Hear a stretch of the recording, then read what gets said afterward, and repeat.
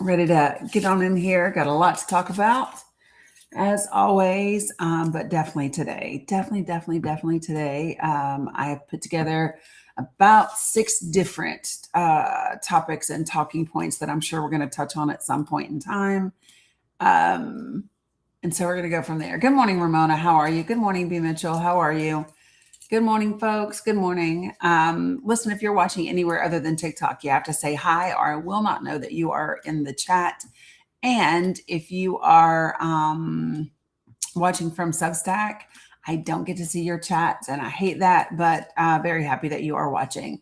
Good morning, Alice. Good morning, Amy. Salam Mohammed. Good morning, Conchita. Big Daddy Thee. What's up, everybody? No donuts. I do not want to go live with you. That was literally their name. It was literally donuts. Good morning, Lanny. Good morning, Nisi. I see you over there on the tube of you. Good morning, Candy Red. Why do I feel like I haven't seen you in a long time? Good morning, Skyrider, Jeff. Mel Gray, Farah, David Jenkins, Candy Kiss. It's starting to go fast now. Bernadette. Hello. Good morning. Hey, Jeff Kennedy. Good morning. Good to see you as well. Hope everybody is doing well. What's up, Veronica? Hey, David. Hey, Gen X. What's up, Parody? Pin 1010. Good to see you as well. Good morning, Chris. Good morning, Cam. What's up, Amy? Win Dixie. Good to see you guys. I think I said hi to Farah, maybe not. Mel Gray, you are very welcome. Good morning, Heather. What's up, Audra, Sage? Hope everybody is doing okay. As you guys can see, let me just go ahead and apologize to my mods in advance because with these 6 topics, I'm sure we're going to get some stuff today. Good morning, Roland. And that's okay. Right? And that's okay because we got a lot to do. And it's going to be okay. It's going to be all right. We got a lot to talk about. So, you may have seen me repost it over. You've been scrolling in this. Yeah, girl, you go ahead. So the Supreme Court just now rejected President Trump's push to toss a $5 million verdict. I don't know what that is. Let me just look real quick. It just came across. So let me just take a look and see what this is. So the Supreme Court will not toss aside the $5 million verdict in E. Jean Carroll's case. Thanks, David. Yep, I did forget it. I did forget it. Shit. Yeah, I love that. I love that for him. To be frank, I absolutely love that for him. All right, so let's let me kind of keep things going over here. Ever heard about Black Jesus? He went to jail for your sins. Yeah, no, no, I'm not familiar with that Jesus. Good morning, Michael. Right, 100%, 100%. Yeah, I mean, now listen, American, if you would like to join the panel and come have a conversation with me, let me know. I will absolutely give you the link to join the panel, and we can talk about the Jesus that you are making reference to. We can do that. Am I going to talk about birthright citizenship? What do you want me to talk about it? Say about it, Heidi. You're a third party voter, Daisy? I mean, like I said, the prompt is pretty clear. My position is that third party voting hurts the country right now. Especially when it comes to the general elections. Primaries, I think in the primaries, you vote for whoever makes your heart sing. In the general election, you vote for the candidate. You're at work, it's lunchtime. Okay, cool. No worries. Good morning, Sue. I don't know what you mean. Was it debunked? I don't understand how you debunk birthright citizenship.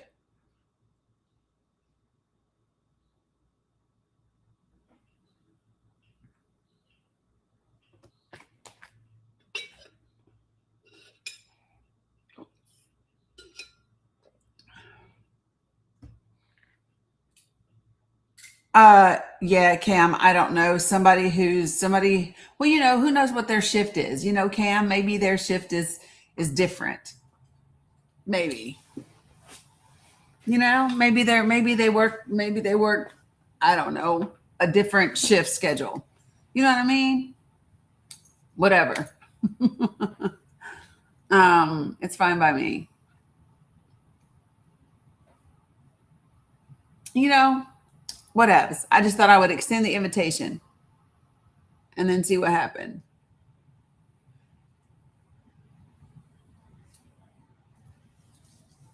Yeah. So, so there are a couple of things that I want to touch on today. Um, I had four of these up here the other day, and I've added two today. What is the difference between a patriarchy and a matriarchy? One is run by men, the other is one run by women. Good morning, Christine. Appreciate it, Azalart. Yeah, that's the difference. So I've added two to this to talk about when I say Israel is the greatest foreign interference in U.S. elections. I also want to add to that the United States of America is complicit in Israel's war crimes. 100%. That's my position. That's the position of the UN, which we are going to talk about today. We're going to talk about the UN's most recent finding. Not that I think that it matters, right?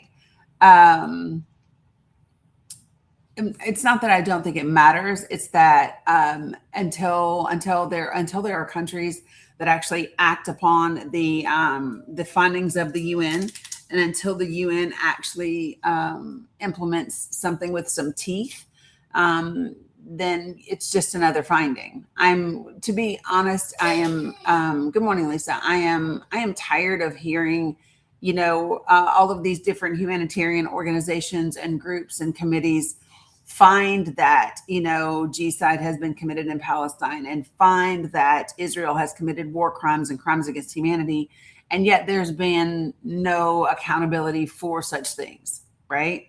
Now, the one thing that I did hear one of the members of the UN committee, good morning, Jamie, say that I hope to see other countries act on is, for example, there were 700 Australian citizens that actually were fighting alongside the IOF in Palestine, right? Buenos dias, Mr. Barrios.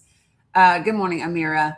And so I just want you to think about that. And so what he is saying to countries whose citizens went to Israel and went to fight alongside the IDF, the IOF, right?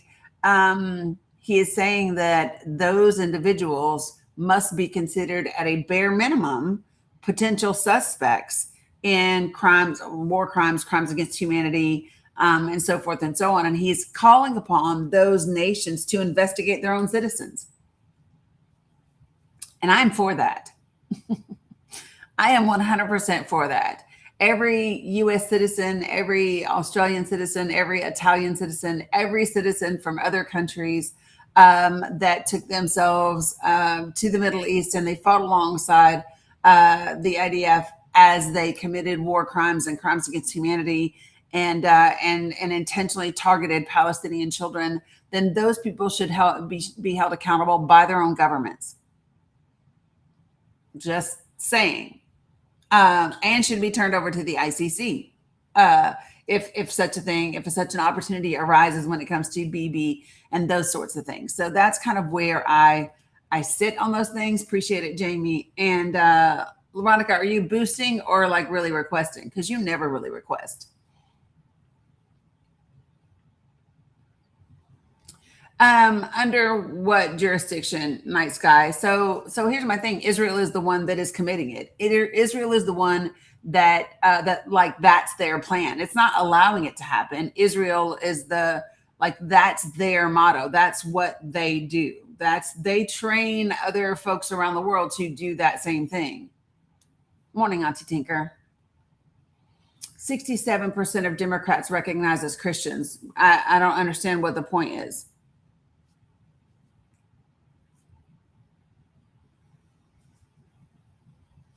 What's your point? Well, I'm saying Israel should be held accountable for what Israel does. But if that was the case, then Bibi would already be in prison, right? Bibi would already be in prison.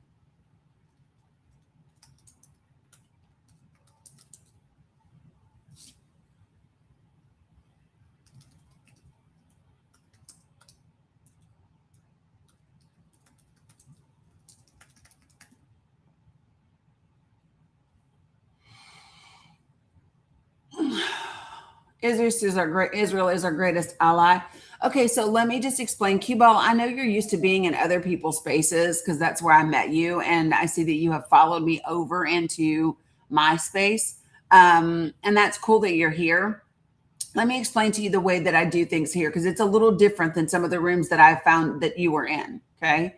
So in this room, I ask for four things. I ask for people to be respectful, to not use slurs of any kind, to not spam my comments, and to not type in all caps.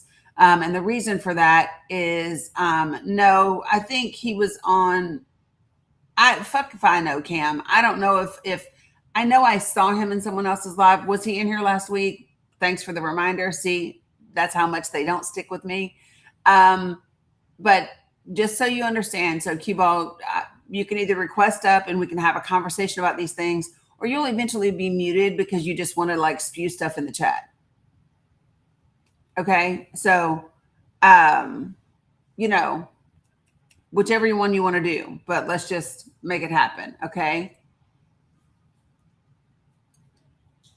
You have the right to have an opinion. It doesn't mean that your opinion can just be spewed relentlessly in my chat, nor does it mean that it's an opinion that I must respect. I respect your right to have an opinion. Doesn't mean I have to respect your opinion. And I say that very clearly all the time. Good morning, Sandra. All right. So listen, folks, it's really important. And by the way, your numbers are not accurate. Just throw that out there. Your numbers aren't accurate. I'm not sure where you got the 67% number at, but that's not accurate. It might have been accurate at one point in time, but it's not accurate today.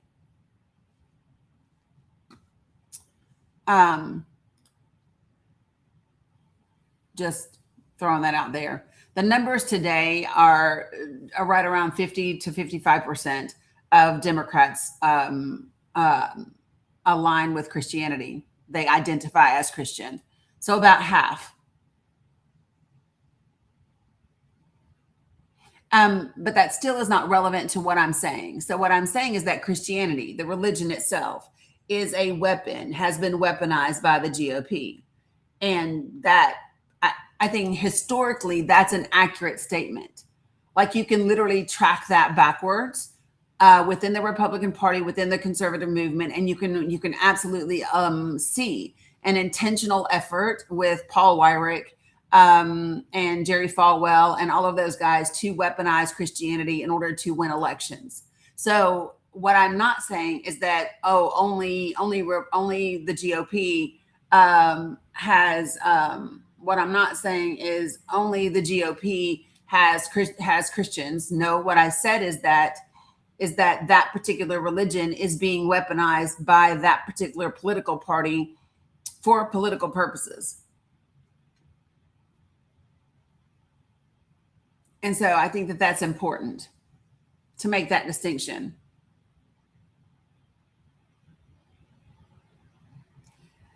The Last John Wick, does it say that? Like, I just wonder, like, where do you all get that? Yeah, it's the funniest thing ever. Oh, yeah, babe. It's a clarifying question. That's why I asked. It's not a clarifying question. Give me 1 second. What, baby? Was holding me and my teammate died. Yeah. And it was only one of us. Yeah. And one of us. And then I won by myself. Go, girl. We love that you won by yourself. Because the question that you asked had nothing to do with the prompt. The prompt literally says Christianity is a weapon of the GOP party. Right? So, right. So So hold on a second. So there's nothing about that talks about Christianity as a religion or about Christians as individuals being good or bad. There's nothing in that statement that says that. So when you say that, it's not a clarifying question. You are literally adding something to the sentiment that has not been expressed. It was a direct question. Now, it could be a direct question. Hold on a second. Don't talk. Listen, maybe you're new here. Don't talk over me, please. Don't talk over me. I like to have respectful conversations. Please don't talk over me. If I'm fine having a conversation with you, but you won't talk over me. It can be a direct question, but it's not a clarifying question. Clarifying questions actually bring clarity to the statement that's already being said. What it doesn't do is introduce things that are not related to the statement that has been said. And your question wasn't relevant. It was very much so relevant. To you. Is there something else that you would like to ask? You want to have a respectful conversation, right? That's what I just said. So what would you like to say? You stop, please. Thank you. Now. You can try it again. No, sir. That's not the way it works here. That's not the way it works here.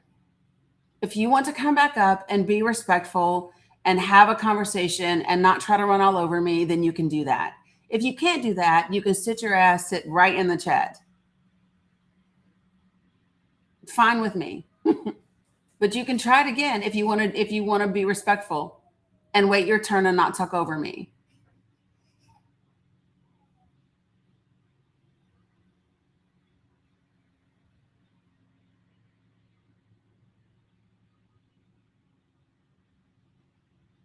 Folks, I'm very clear when you come into this space how to engage with me.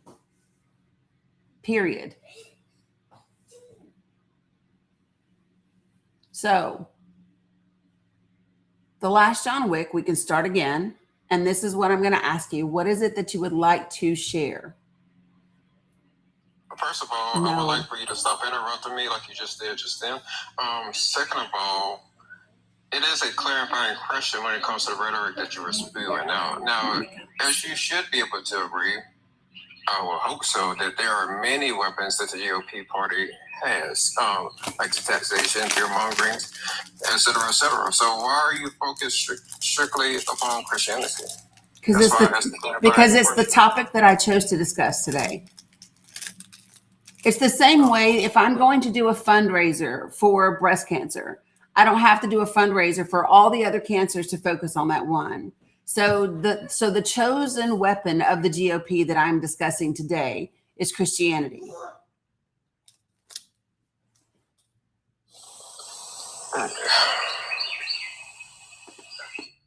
So you're just going to point out one problem, but you're not going to point them out all today. This is the problem that I'm talking about today.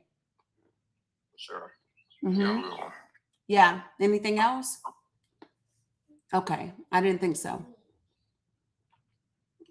All right. So listen, just to be clear, I can talk about whatever subject matter I choose to talk about on any given day. And so today, one of the prompts on my screen, which obviously this isn't the only thing I'm talking about because it's actually one of 6 things, right? I'm not just talking about one thing. I've got 6 different things up here, right? And the reason why you can't say shit about this right here is because it's true. Got it? It's true. The GOP weaponizes Christianity as a religion and has, specifically for the last 50, 60 years. Now, has Christianity been weaponized at any other point in time? Of course. For decades upon decades upon decades, right?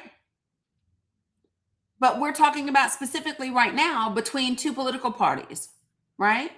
No, because history says so. So let me share. So he says, because you say so. No, not because I say so.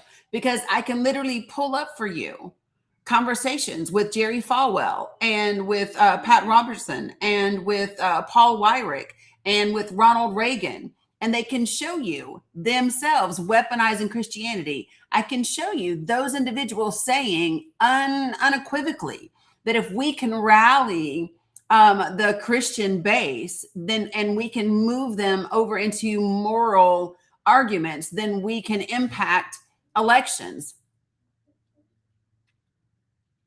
Like, that's not me saying that. That's a fact.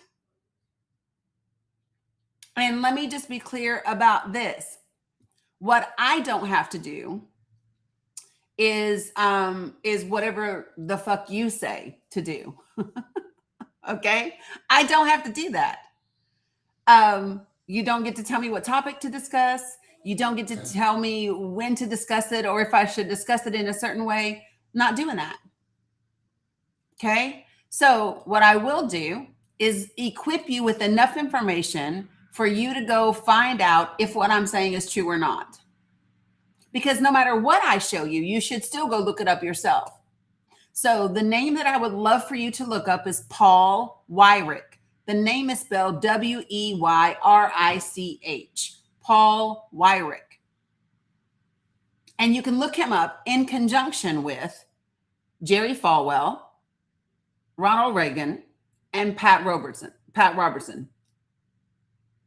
That's what you can do. Those things alone will give you a good starting place to see exactly how this began in the middle to late 70s, why it began. Okay. Good morning, Tootie. Good morning, Michelle. Appreciate you.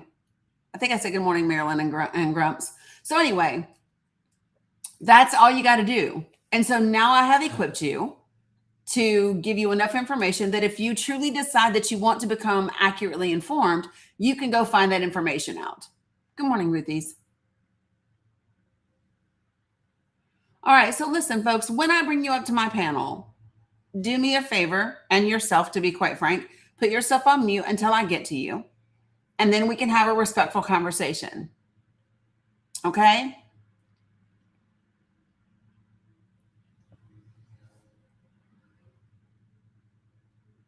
Magical Crow, I accepted your invite, but you disappeared.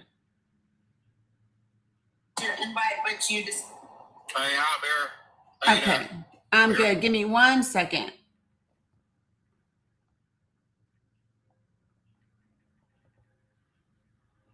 All right.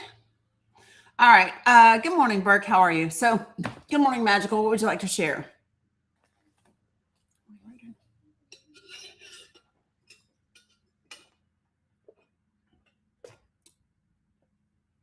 Crow?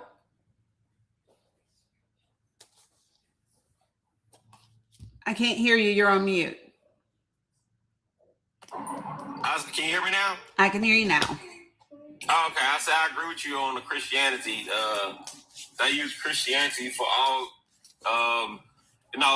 to deceive people, not just politics, but like pastors too. And I know it's a common ground in both of them. You know, a politician, a pastor, they both give you false hopes and dreams. There are a lot of people that manipulate people to get their money, and they make promises of a savior, mainly a white savior.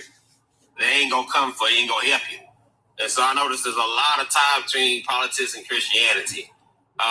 They all do the same thing. They all misuse the money, and they always give you false promises and false hopes. And then you don't know what they're doing behind the scenes.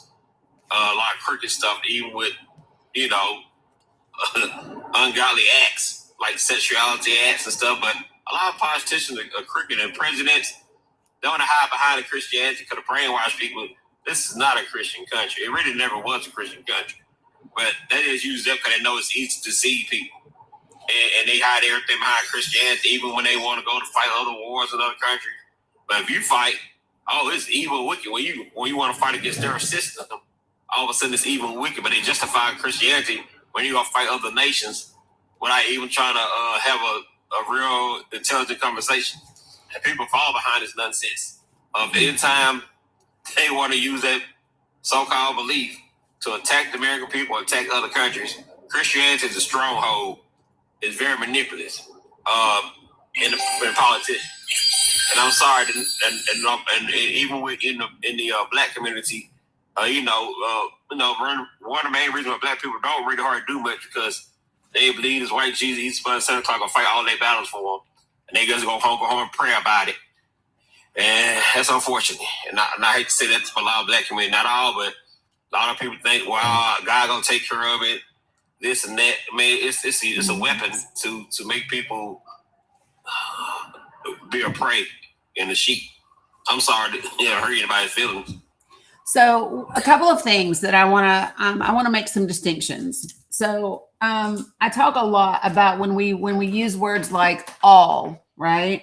When we make all-encompassing statements about all pastors do this or all politicians do that, it can't be true because all is an absolute, right? So not all.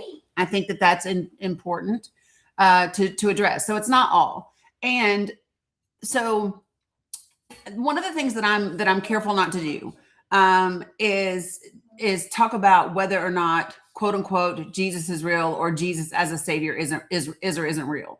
And the reason why is that is somebody else's faith. And I don't have to attack the faith to attack the way that faith is being used.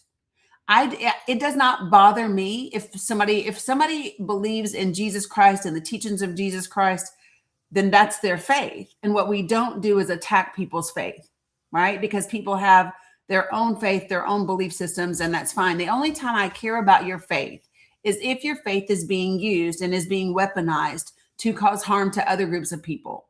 That's what makes the difference, right? So was Jesus white? No, right? And we know that to be sure. We know that Jesus was a Palestinian Jew. We know that Jesus was black, right? So we can just accept that, right? So that's, the white Jesus is not a thing. But I think most people know that by now, right? The other parts of it, right, that I think is important is because it's just the way I get down in this space is I respect everybody's right to believe what they believe. If you want to believe in Jesus, Buddha, Thor, Puff the Magic Dragon. The whole thing is dry. I know your whole thing is dry. It turned out so pretty. Yes, I can. Okay, so listen, for those of y'all who are new to me, my grandbabies think that y'all are their aunties and uncles because y'all ask about them so much. So we were all painting yesterday. So Mila has finished her painting and she wanted me to show it to you all. That is Mila's painting. This is the 5-year-old, by the way. So yes, you can bring yours. And then Bella heard me and Bella said, can you show them mine? Because Big Sissy, Bella did hers first, and then Mila did hers right after. So this is the 8-year-olds. and then this one is mine, which then somebody actually asked to buy Bella's. So she sold hers yesterday. But anyway, okay, put it up here. Can you want to put them back for me, y'all, please? There you go. Right? Didn't they do a good job? We were playing with new textures and new techniques yesterday. So they all said they are so beautiful, guys. They're all like going crazy all over. They're saying they're amazing. Smiles. Okay. So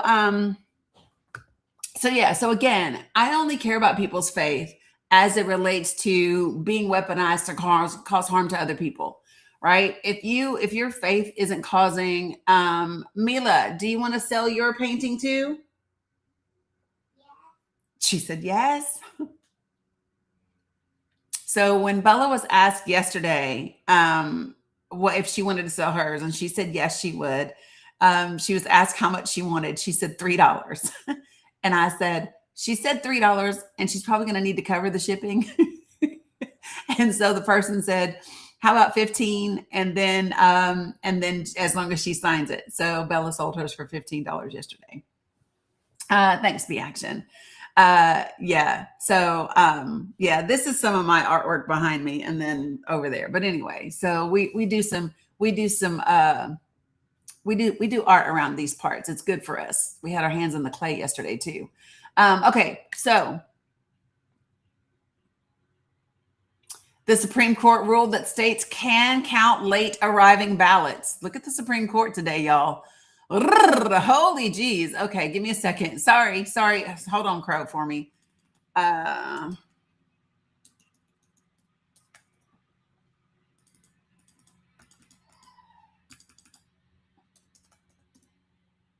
Yeah, so let me read it.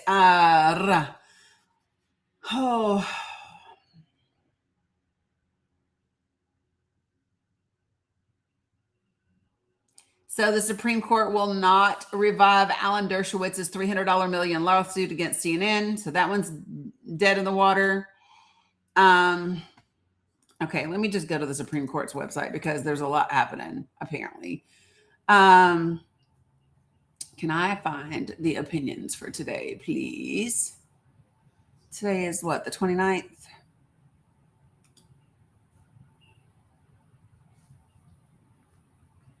All right, so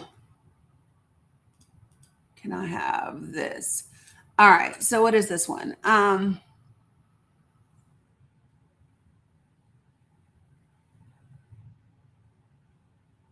So yes, that was so. This is the Watson versus the Republican National Committee,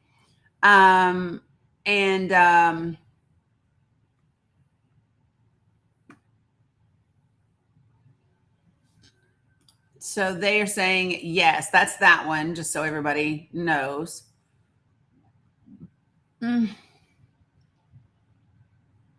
Sorry, I'm trying to get to it for you guys. And then here's the opinion.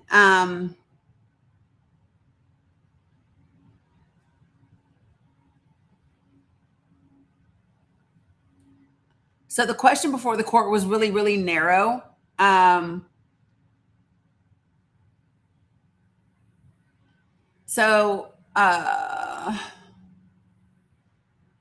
Federal election day statutes do not prevent Mississippi from counting absentee ballots that are postmarked by election day, but received up to 5 days thereafter. So yes, Mississippi and any other state can count their ballots, even if they arrive late. And there's nothing in the federal government laws that said that that can't happen. So that was the ruling there. And this one is...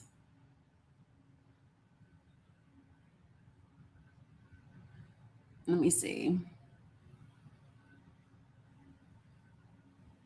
Okay, so this one is a big deal, and I'm not gonna do a whole lot. I want to just get to the final opinion. So this one is about the Fourth Amendment, right to search and seizure, which is important. We'll get to this one later. Yeah, they are gums. Okay, sorry guys, I'm multitasking, so thanks for being patient with me. So those are the two big ones so far, right? And we may or we may not get birthright today. Okay, all right, here we go.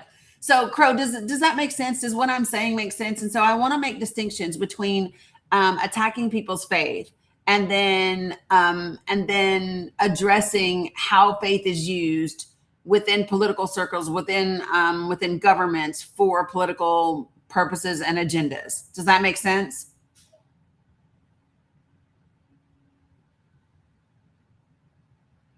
You're on mute.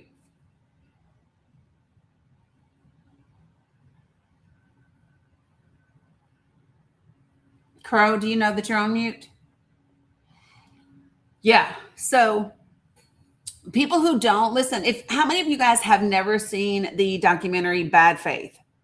Put a 1 in the chat if you've never seen the documentary Bad Faith, because I highly recommend that you watch it.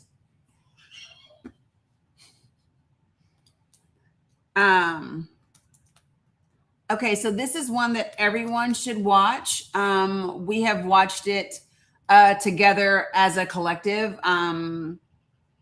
Guys, when did we watch Bad? It's been probably over a year since we watched it. And so Bad Faith is absolutely something that it's a documentary that I think everybody should watch.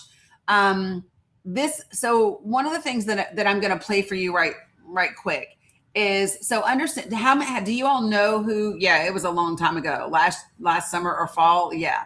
So listen, Paul Weyrich was the co-founder of both the Heritage Foundation and ALEC. You can watch it for free, I believe, on Tubi, I think. Bad Faith is, yep, you can watch it on Tubi for free, Amazon Prime for free, and then like 99 cents on YouTube or Google Play. But yeah, yep, you can watch it on Prime and Tubi. But so Paul Weyrich, how many of you all know? I know that most people have heard of the Heritage Foundation at this point. How many of you all have heard, how many of you all have heard of ALEC, ALEC? What's up, Wicked Chris? By the way, Wicked Chris, I'm just making sure that I know who I'm talking to. Wicked Chris, you're my Chris from back home. Yes? Yes. Okay, so Wicked Chris, let me introduce you to Witch in the comments. I need to connect you guys and Barb offline so that the three of you guys can get connected together, because Witch is also back home. And I need to get you guys, how crazy it is that you popped in here today. Love that. Because I just told her Saturday that I need to connect you guys. Yes, the American Legislative Executive Committee. Executive Committee? Education. Hold on. Is it executive? Probably is. My brain right now. It's Exchange. It's Exchange Council. It's the American Legislative Exchange Council. That's what it's called. And if you really, really want to be enlightened, go to Alec's website and see if your elected representatives belong to ALEC. Yes, Spider Alexis. I do have a list of documentaries that I recommend. They are in my link tree, and they are also in my Google Drive, and which means they are also in the Discord. Yep, they are also in there. Good morning, Carl. So listen. So Paul Weyrich is a member of both. He's the co-founder of both the Heritage Foundation and ALEC, and then you also have to figure in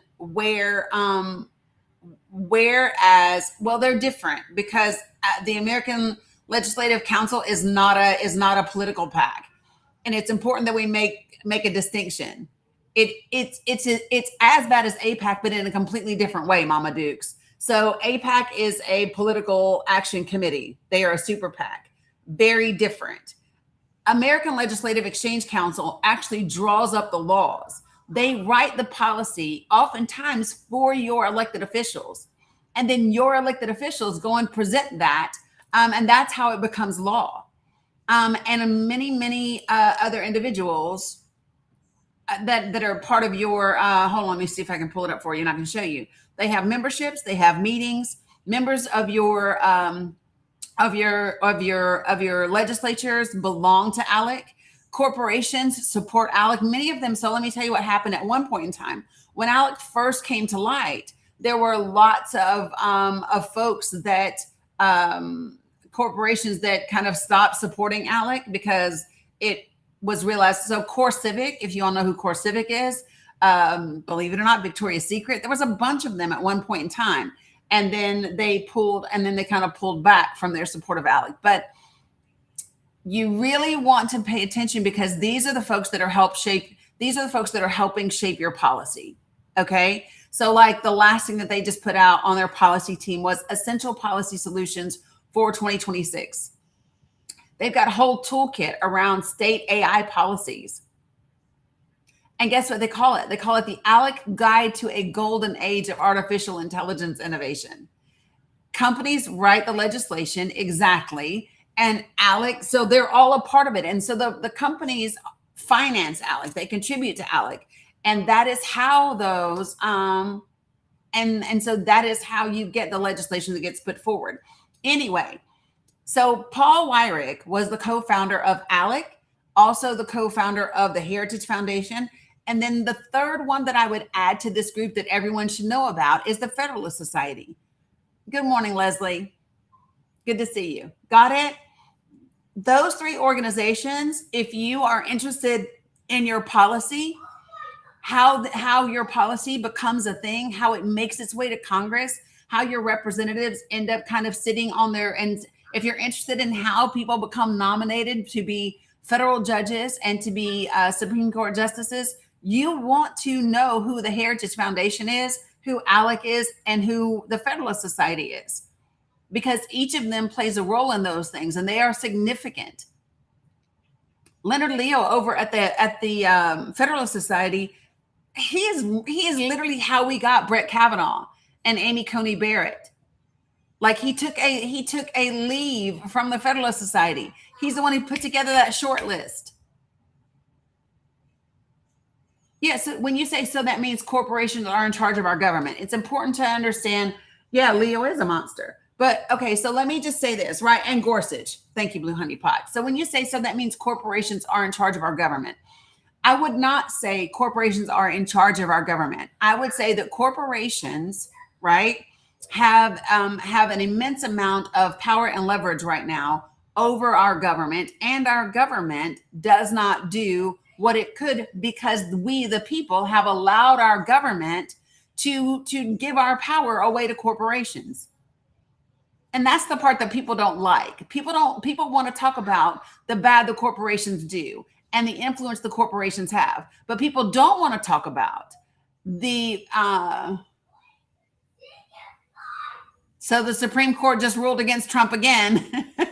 His firing of Lisa, well, my gosh, was unconstitutional.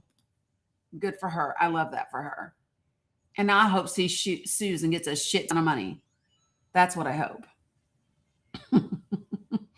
Okay, Doug. But listen, folks, the power that has been given to corporations, right, is a direct result, or not. I won't say a direct result, but it is partially able to happen because of us, the people. The people just sat back and I always say this: you put democracy in a crock pot and thought that it was going to cook well, right? And it's not cooking well. All right. What's up, Mr. DJ? So these are the 6 topics that I'm discussing today. Folks, when I bring you up to the panel, do me a favor and put yourself on mute until I get to you. That would be helpful. And so let me just share with you how it goes, how this works. Okay, folks. So in my space, I ask that everyone be respectful. I ask that you don't spam my comments, don't use slurs of any kind, and don't type in all caps. I know I did that, Audra, because he was teacupping and not paying attention. So, yeah. So if you desire to talk about any of these 6 things, feel free to join me on this panel and we'll do so. Okay. One of the reasons why I want you to hear Paul Weyrich, and what he specifically has to say about, appreciate you, Chris, about voting is because it's important. This is part of the agenda when it comes to our elections. Okay, you ready? I'm going to play this for you. Whoop. Bless you, sis. All right. TikTok, I'm going to play the audio. What I'm not going to do is show you the video, because you know TikTok does what TikTok does. So you're anti-Semitic. No, I think people who speak the Semitic languages are awesome.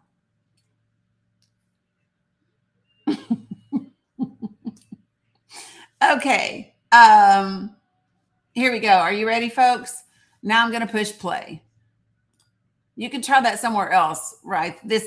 You probably are not aware, but that doesn't work here in this space. Okay, here we go. They want everybody to vote. I don't want everybody to vote. Elections are not won by a majority of people. They never have been from the beginning of our country, and they are not now. As a matter of fact, our leverage in the elections, quite candidly, goes up as the voting populace goes down. So that is the voice of Paul Weyrich. Okay. He co-founded the Heritage Foundation, the Moral Majority, ALEC, and the Free Congress Foundation. This was their strategy sessions. This is them talking in front of churches. Yeah. So when I tell you that it is one particular group of one particular political party that does not want you to vote, it is in fact the GOP, 100%, and they've been saying it for 50 straight years. Oh my gosh, DJ, that was back in the 70s. Hold on a second. If you've never seen it, you've got to see the documentary Bad Faith. It outlines all of this. Hello, Raja. It outlines all of this. Yeah, so Lisa Cook at the Federal Reserve can keep her job. We love that for her.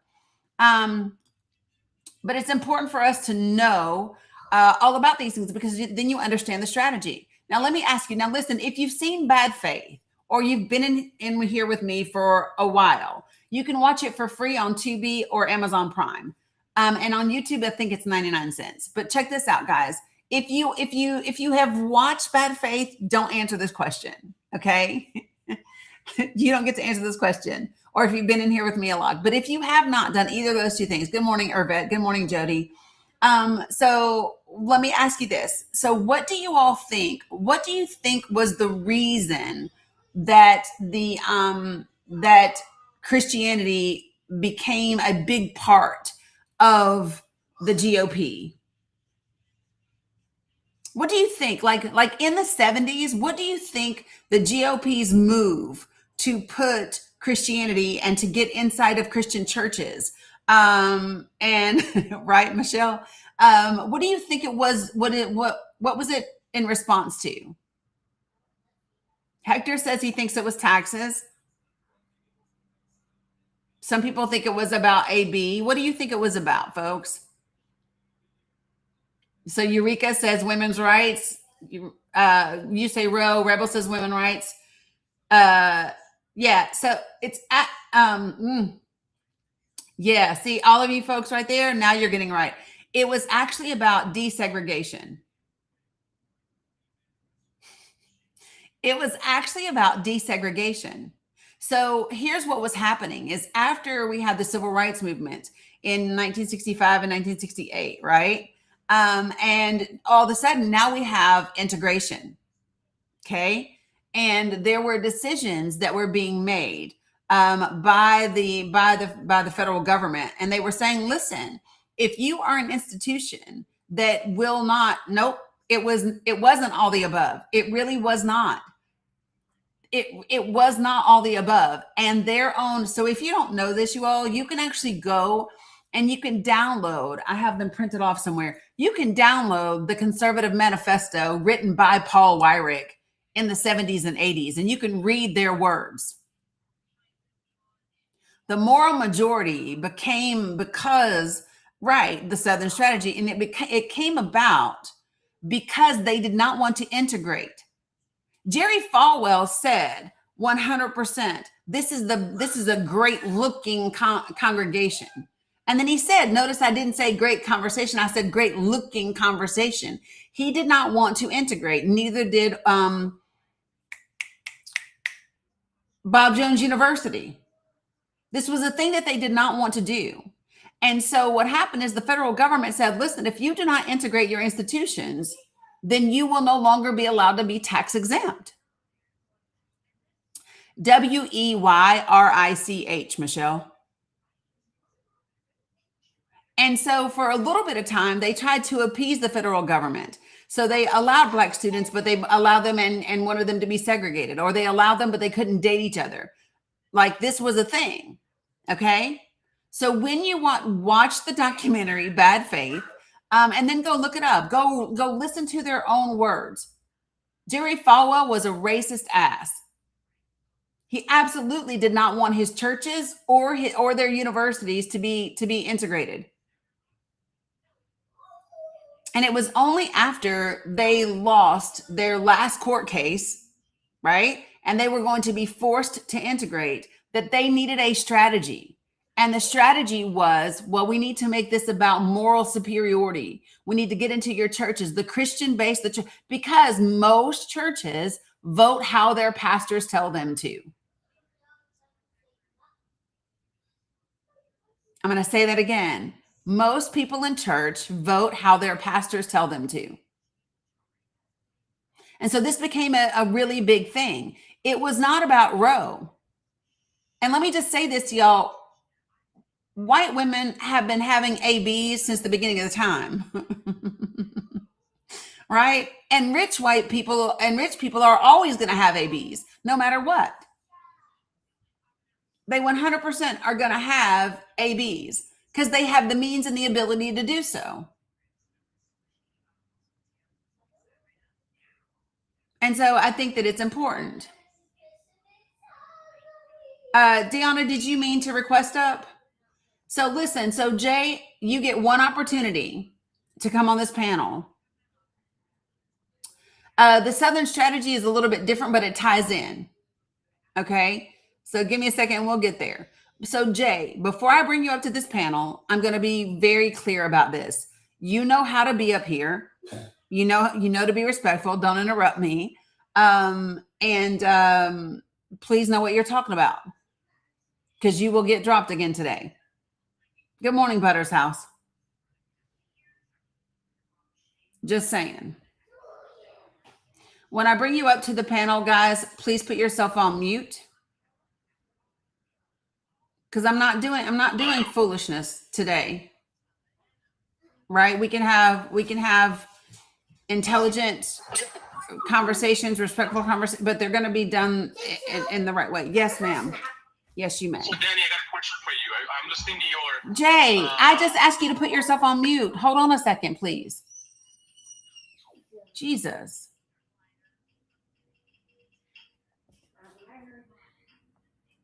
Deanna Davis, did you mean to come up, sis, or were you just tapping?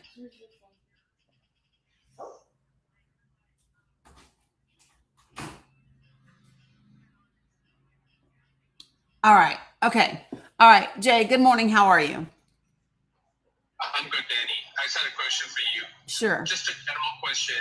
This is the system we have, right? The Supreme Court, the legislative branch, the executive branch, and the judiciary, right? The three branches of government, right? That's how our country is founded.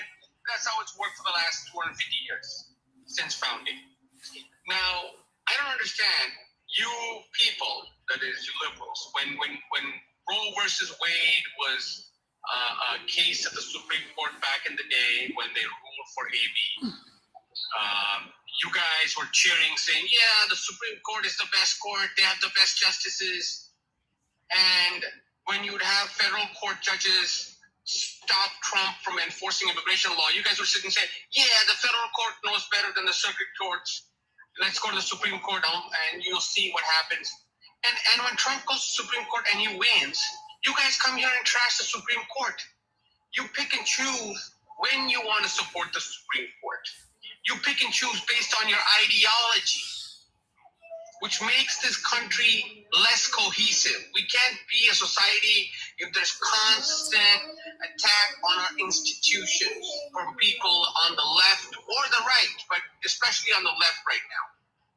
The left hates the Supreme Court for some unknown reason, because I guess their policies are not being, and their whatever ideology is not being enforced 100%, because Trump has gotten some bad rulings from the Supreme Court. But you have to accept it and look at the law, because these people are experts at the law. These people have served 30, 40 years in federal circuit courts, appeals courts. They're from Ivy League schools. They have clerked for Supreme Court justices, giants like Clarence Thomas, Anthony Scalia, just brilliant justices that they have clerked for.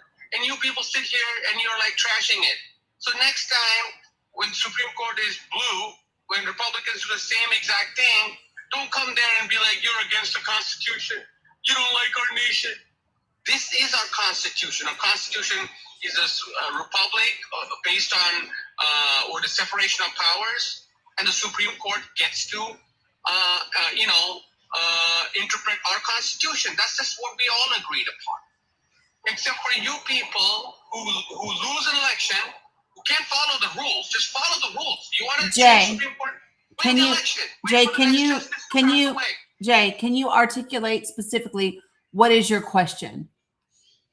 My question is this constant attack on the Supreme Court. They do know better than us when it comes to the law. They do. Okay. They are actual lawyers who spent years being judges. Okay. You don't So, understand that concept? okay. So let me address. So first of all, everybody in the chat, I need you to listen with all of your ears. Listen with all of your ears, because the very first time he said you people, he specifically said you people referred to liberals. So I want you all to listen and stop just fucking reacting emotionally. Stop that. Okay, that's number one. Number two, when we talk about the Supreme Court is not above questioning. The Supreme Court is not above the law. The Supreme Court is not above corruption. At the end of the day, the Supreme Court is, they are just individuals who practice the law, who have their thoughts, their own whatever. That's what they have. And so the thing that's important to understand is that being on the Supreme Court doesn't mean that you're any better, quote unquote, than a lot of our appellate judges, right? And so our appellate judges have also made decisions that are, that I would argue are aligned with the law and all of that. The challenge with the Supreme Court today, Jay, is because the Supreme Court today is going against decades upon decades of established precedent in law, meaning these same judges, in some cases, along with others on the court and prior justices, right, that have established the law for decades upon decades upon decades, this Supreme Court has at times gone against that established precedent, which when you are in law, you understand is not something that we do. Okay, so once we establish law and that law is upheld repeatedly and it is on the books for 50, 60, 70 years, and it has withstood all of the different examinations and So Dani, wait a minute, I'm in the middle of speaking, Jay.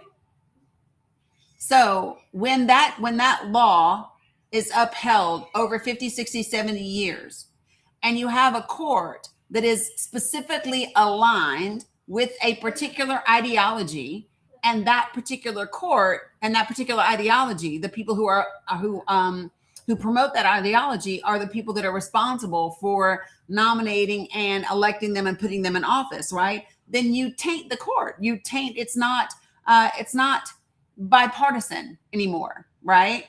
It's not judges who put away their personal belief system anymore. It's not judges who put away their personal ideology anymore, and they are ruling in based on what they personally wish things would be. And then that's a problem. Okay. And so that is what people are criticizing today, is a very blatant, very openly orchestrated tainting of and corruption of the Supreme Court to lean with a particular ideology. And Jay, I'm just going to ask you one question. If you could answer that question, then I'm going to continue saying something. But have you ever read the Powell memo, Jay? Are you familiar with it? No. Okay. I just want to respond to you real quick. I want to respond to you. Well, hold on, because I'm not finished. This is part of my response to you. Okay. What I would recommend that you do is go read the Powell memo and then come back, Jay, and continue to ask me about my position when it comes to the Supreme Court and my criticism of their actions. I celebrate the Supreme Court when they settle, when they rule according to law and not a particular ideology, and according to the rights of every human being and not a particular group of people. That's when I celebrate the Supreme Court and their decisions. I think Jay is teacupping because he probably went to look it up. conservatives would say that the Roe v. Wade that happened 50 years ago was against precedent. Because before that, Except they didn't. Except they yes, didn't. Yes, they did. No, they didn't, Jay. Jay. Segregation laws had to be overturned. You can't Jay. sit here and say precedent. Jay. Slavery was a precedent. It wasn't. Do we keep slavery? Jay, are you? So first, you're going to stop screaming. That's number one. Number two, what you're stating is not accurate. At the time that Roe v. Wade happened, there was very little pushback against Roe v. Wade. Matter of fact, the majority of Christians and conservative states absolutely agreed with the Roe v. Wade decision. And that's just factually that's just fact-based. Go look it up. That's literally, Jay, no one cared. There was very little pushback. Roe v. Wade did not become activist judges. Am I gonna, Jay? Are you gonna keep interrupting me? Because I'm gonna teach you a lesson again today. Don't do that. Jay, did I say don't do it? I did. So Roe did not become an issue until the Republican Party needed something to get morally behind. And they only did that in response to being forced to segregate. Period. That is where it came from. So and I guess we're going to end up going here today. I hadn't intended to, but we will.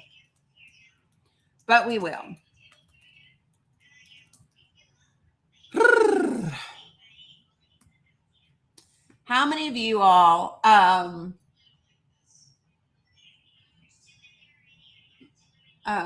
on for a second. Yes, 1978 was absolutely the first time that that Jerry Falwell did a sermon and spoke out about it. 100%.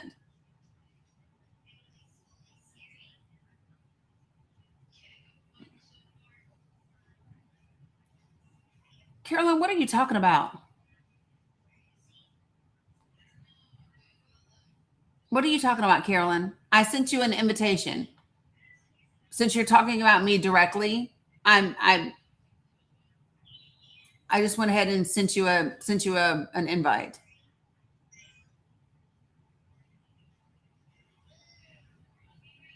Okay. So, Jay, do you know who Lewis F. Powell was? Yeah, I saw the whole memo. This guy is a private lawyer who sent a memo to the American Chamber of Commerce. He was. Hold on a second. Private guy doing a private thing. Joel.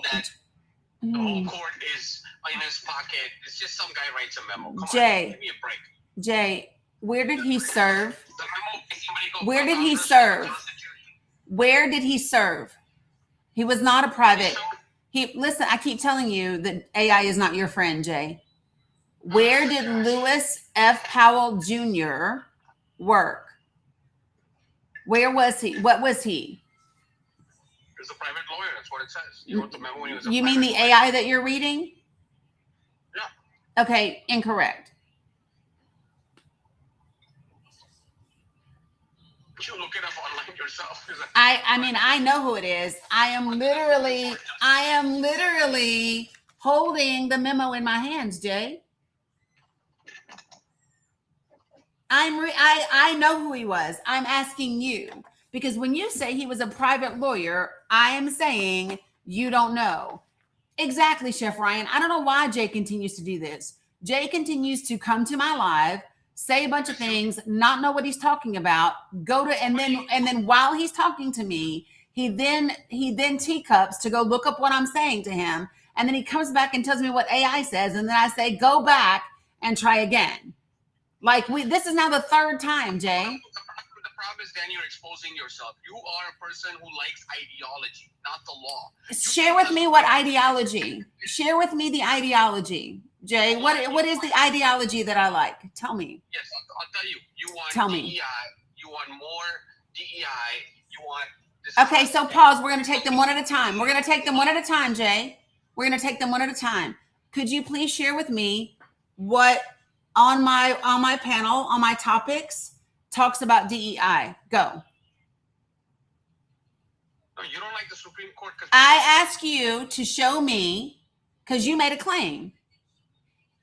I want more DEI. And I'm going to ask you, Jay, please share with me where on here I am advocating for more DEI. And it is DEIA, but you know. again, what is all this DEI? Jay, where does it say, Jay, if you're going to make a claim, be able to back it up. So please share with me, Jay. Because you said my ideology is I want more DEIA. DEI is what you said. But share with me where I've said that as my ideology. Share it with me, Jay. Where is it? Find a single video that I've posted that says that. Find it on my backdrop. Where is it, Jay?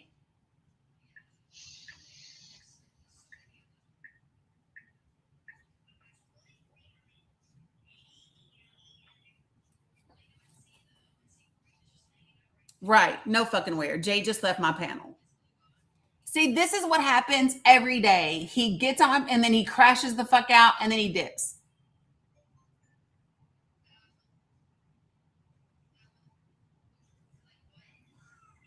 So folks, listen, I am open for any conversation. And when someone says, why did I let him up? Well, because here's the thing. Other people learn when Jay comes up here. They learn, number one, that Jay don't know shit. And number two, they learn what Jay doesn't know because I then tell him what he doesn't know. That's why. Jay, for me, is a tool. I use Jay on my panel to show other people how not to show up and where to get information and not to rely on AI.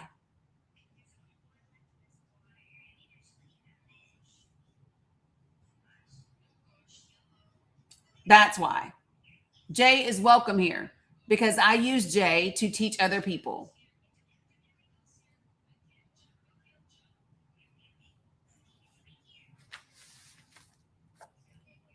Thank you, Devil Dog. And for those of you all who do not know, Lewis F. Powell was in the Supreme Court. He was an associate justice on the Supreme Court. Just in case people did not know.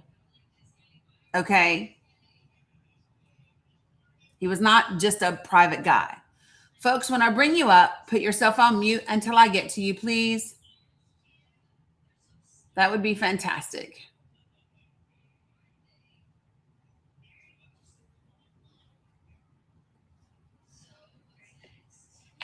Oh no, I'm not supposed to be up. I got you. That's probably the cutest one I've had. Oh no, I'm not supposed to be up here. No worries. Okay. That was cute. Oh no. In my head, I heard, oh no, oh no, oh no, no, no, no, no. That's what I heard in my head. Oh my gosh. Okay. Hold on. Let me just see what else we got today. So today so far we've had 4 decisions come down. We've talked about all of them, and we're gonna keep going. Okay. All right. So the things that the 6 things that are up here today. FBI is dangerous to Black American progress. I believe that 100%. And I'm willing to have a conversation about why I believe that to be so. Christianity is a weapon of the GOP party. I believe that as well. Thanks, Pet. And I believe that history shows us that that is accurate. And I think it's important to talk about the weaponization of a religion, not whether or not you believe that religion is viable and worthy of being practiced. That's not the question. The question is never, do you agree with somebody else's religion? The question is that religion being weaponized against you or against anybody else? And the minute that it becomes weaponized, that's where the problem lies. Okay. Number 3, racism is the problem, not immigrants. Believe that 100%. Oh, well. Third party voting hurts the country, especially right now. I believe that 100%. Israel is the greatest foreign interference in U.S. elections. I do think that. And the patriarchy is the problem. The matriarchy is the solution. Those are my opinions. If you do not believe that, then let me know. Russell Green, do me a favor. Please don't type in all caps. I've got some folks that are vision impaired. And so we reserve all caps for my moderators and my folks that are vision impaired. Okay. So if you want to have a question or a conversation about those things, then we can do that. All right. When I bring you up to the panel, please put yourself on mute until I get to you. Well, the doctor, feel free to come on up here and tell me what you think about them. I'm happy to talk about that with you as well. Good morning, Dani. How are you? You're driving, so you can't stay. Trying, folks.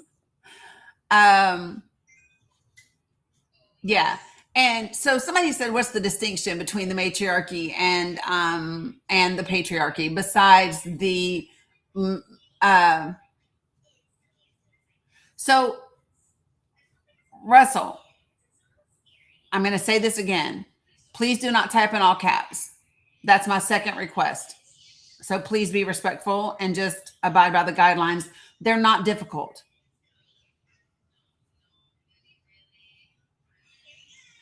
All caps are reserved for my moderators and for my folks that are vision impaired. So in addition to the genders, right? Marky, be nice. It's also a different style of leadership. Okay. It is a very, very different style of leadership. Okay.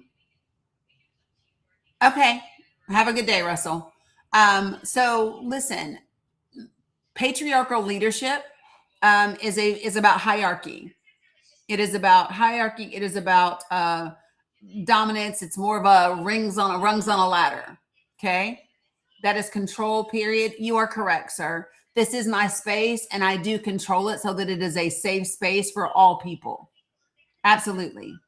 You're on TikTok. You're being controlled already because in order to participate on TikTok, you had to agree to their terms. In order to participate in my room, you agree to follow these guidelines. And I don't think they're difficult.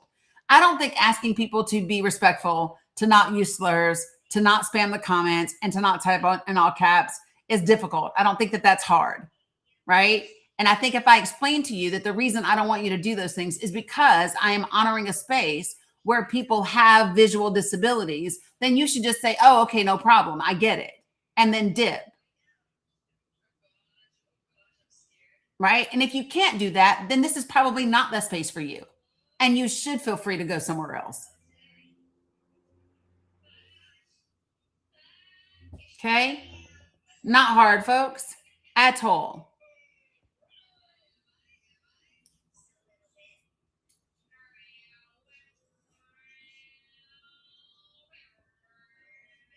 Folks, when I bring you up to the panel, put yourself on mute until I get to you.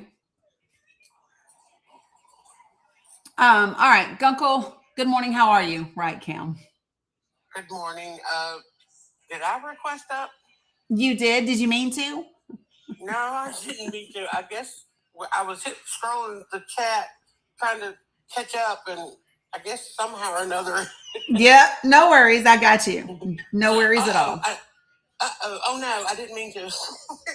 No worries. I got you. Have a good one, hon. Bye-bye. Yes, it does happen, folks. People tap, tap, tap away and they end up right on in that request box. And that's okay. No worries. Yeah, I don't know, Leslie. I don't know. But I think that now might be a good time to read the Powell memo. How do y'all feel about that? Y'all want to do that?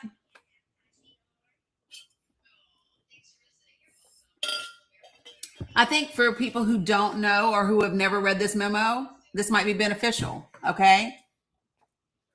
So this was actually written August 23rd, 1971. Okay. It was a confidential memorandum.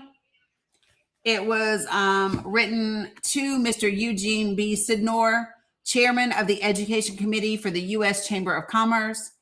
It was written from Lewis F. Powell Jr., who was an associate justice at the Supreme Court.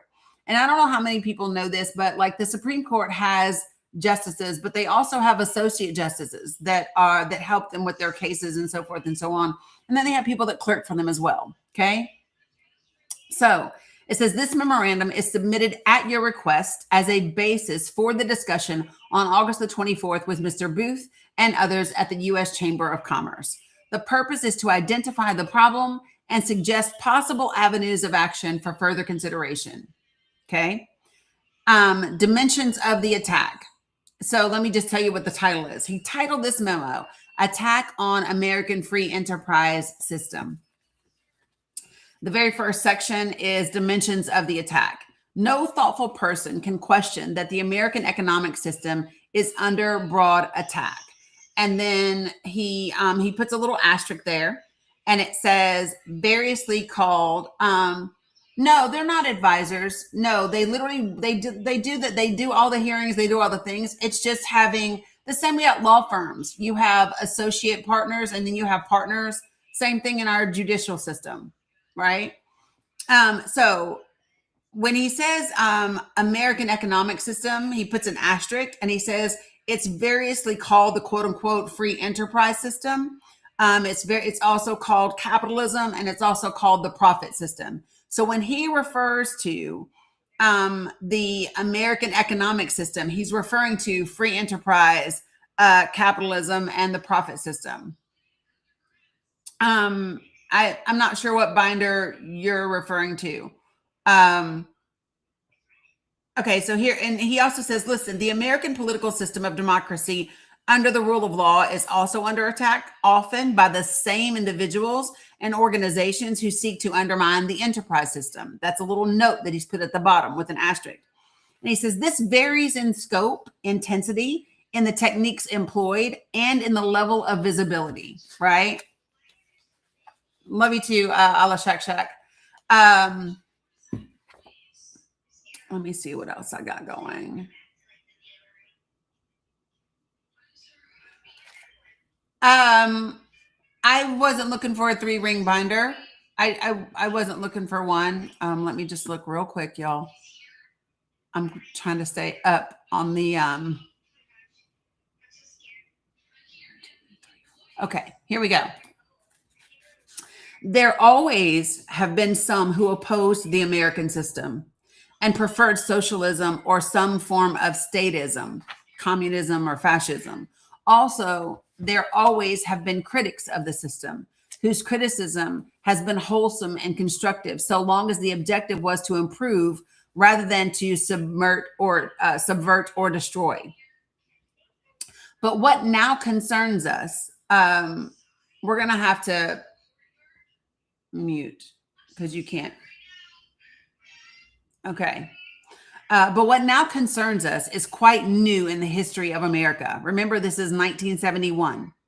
We are not dealing with episodic or isolated attacks from a relatively few extremists or even from the minority socialist cadre.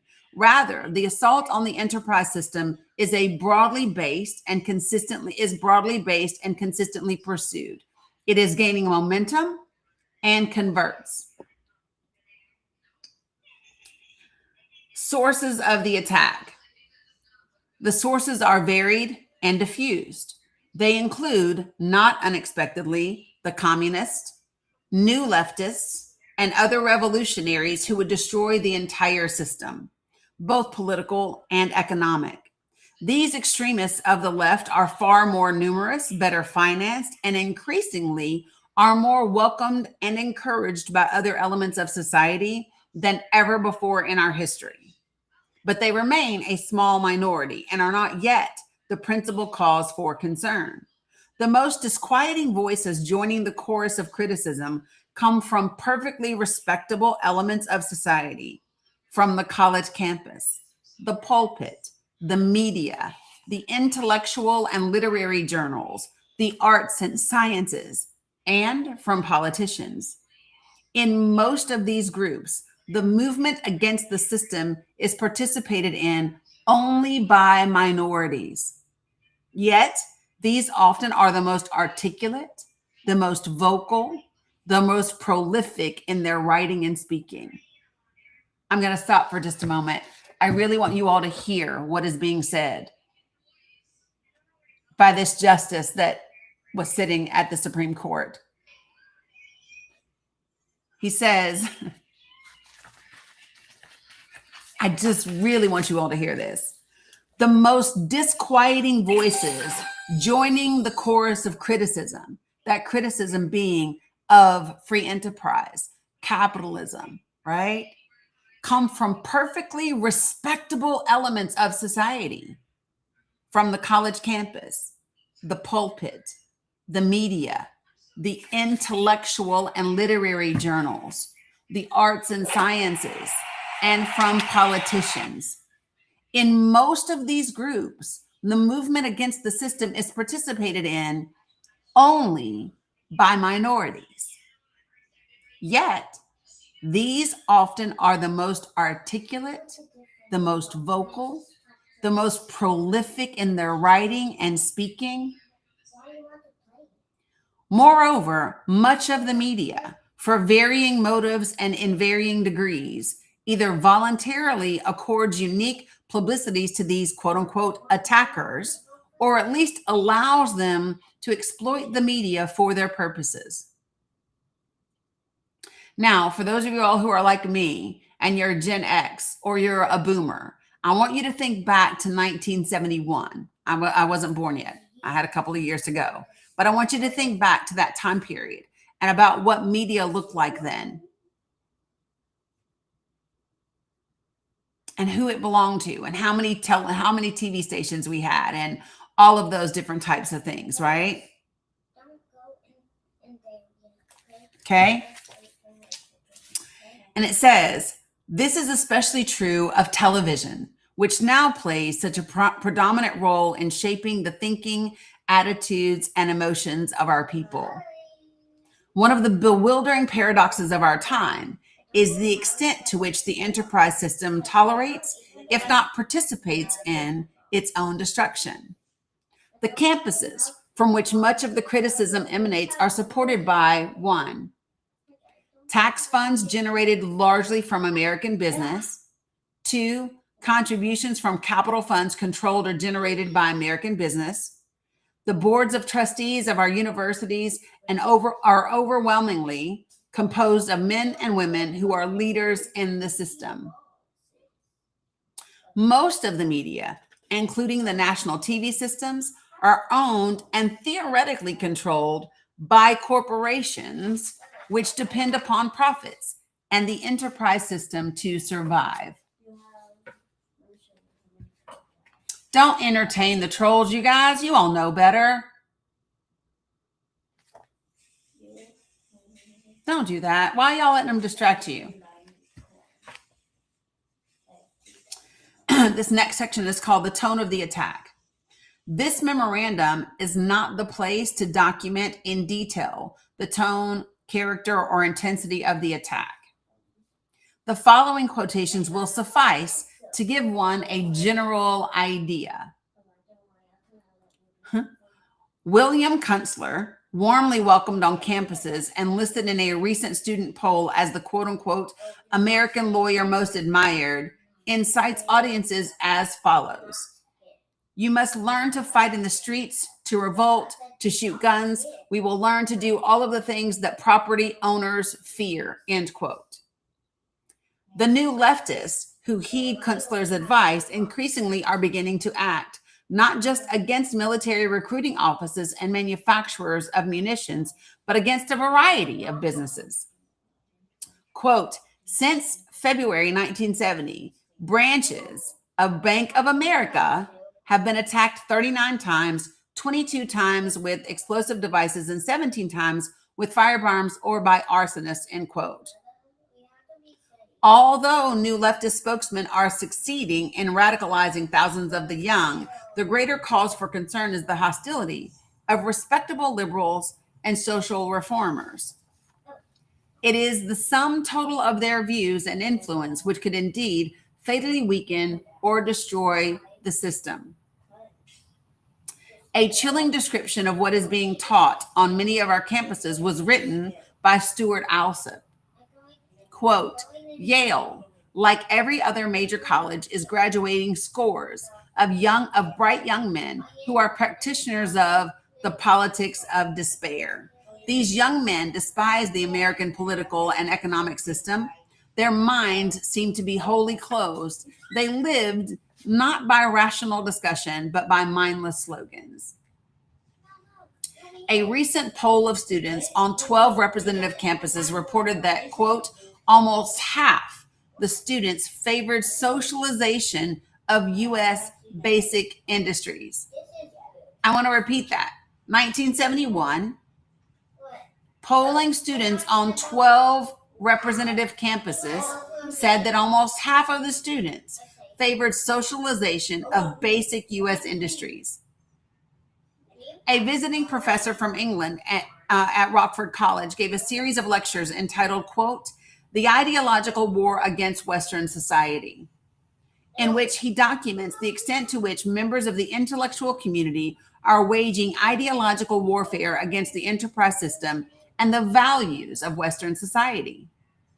In a foreword to these lectures, famed Dr. Milton Friedman of Chicago warned, quote, It is crystal clear that the foundations of our free society are under wide-ranging and powerful attack, not by communists or any other conspiracy, but by misguided individuals parroting one another and unwittingly serving ends they would never intentionally promote.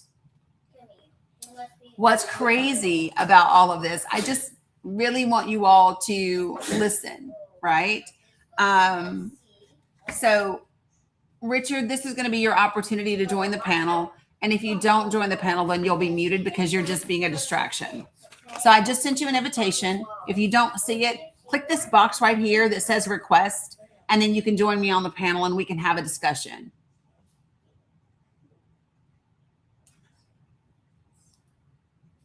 Oh, no, that didn't work for you. Got you. So just for the AI that is monitoring this live, Richard has been muted because he's using profanity toward the host. So Richard has been muted for bullying. All right, here we go. Wes, FBA is known as Foundational Black Americans. All right, here we go. Perhaps the single most effective antagonist of American business is Ralph Nader, who, thanks largely to the media, has become a legend in his own time and an idol of millions of Americans. A recent article in Fortune magazine, speaks of Nader as follows, quote, the passion that rules in him, and he is a passionate man, is aimed at smashing utterly the target of his hatred, which is corporate power. He thinks and says quite bluntly that a great many corporate executives belong in prison. I agree, by the way, for defrauding the consumer with shoddy merchandise, poisoning the food supply with chemical additives, and willfully manufacturing unsafe products that will maim or kill the buyer. He emphasizes that he is not talking just about quote unquote fly by night hucksters, but the top management of blue chip corporations, end quote. I'm on page 6.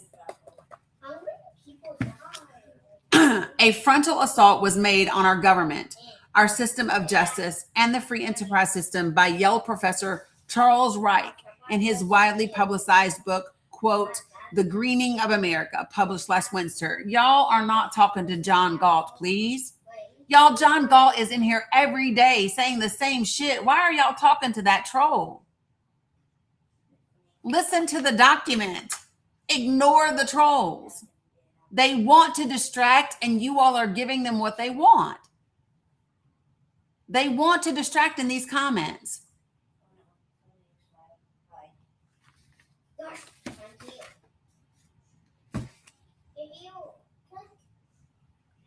And Titus, you don't have to mute him because listen, if I mute 1,000 people, it's bad for the live. If you engage with the trolls, the algorithm loves it, but it detracts from the live. Just let they ass sit there.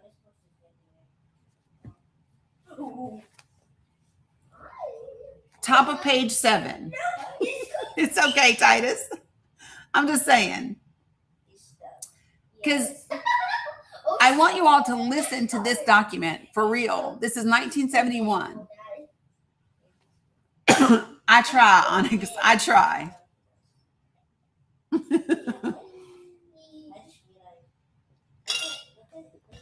All right. The foregoing references illustrate the broad shotgun attack on the system itself. Not so loud, babies. There are countless examples of rifle shots which undermine confidence and confuse the public. Favorite current targets are proposals for tax incentives through changes in depreciation rates and investment credits. These are usually described in the media as quote-unquote tax breaks, loopholes, or tax benefits for the benefit of the business. And he literally underlines for the benefits of the business. As viewed by economists in the Post, such tax measures would benefit, quote, only the rich, the owners of big companies.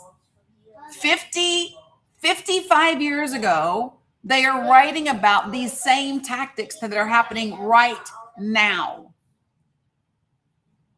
This memo is 55 years ago. And I want you to remember that this memo is laying the groundwork for a meeting that they are getting ready to have at the U.S. Chamber of Commerce. Okay? It is dismaying that many politicians make the same argument that tax measures of this kind benefit only quote unquote business without benefit to quote unquote the poor.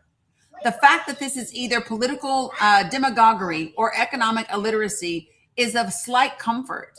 This setting of the quote unquote rich against the poor is business against the people. Of business against the people is the cheapest and most dangerous kind of politics, except it is what it is. The apathy and default of business. This is the next section. I'm at the bottom of page 7. What has been the response of business to this massive assault upon its fundamental economics, upon its philosophy? I don't know what the fuck I was just saying. Thanks, Don Juan. Probably a good idea to hydrate, right?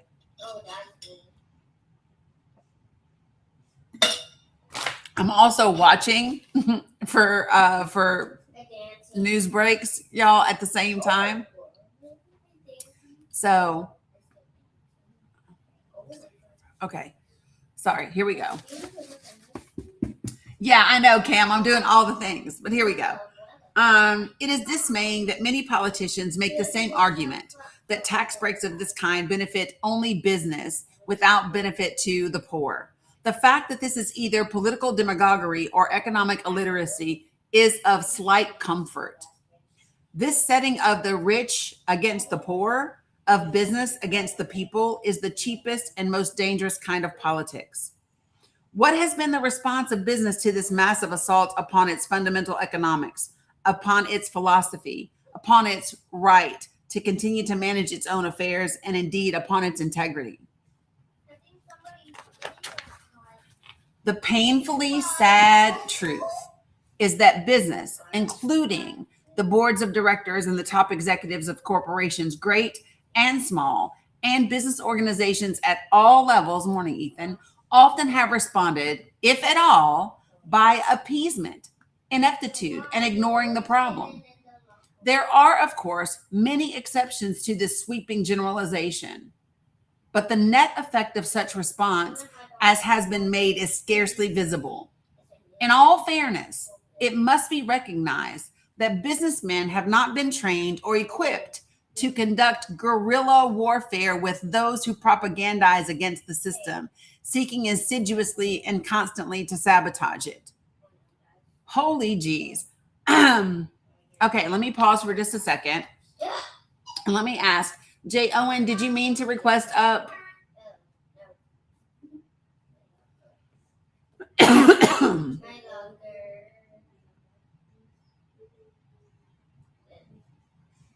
No, this is a memo from an associate justice in the Supreme Court. Okay, gotcha. No worries. That's who this is from.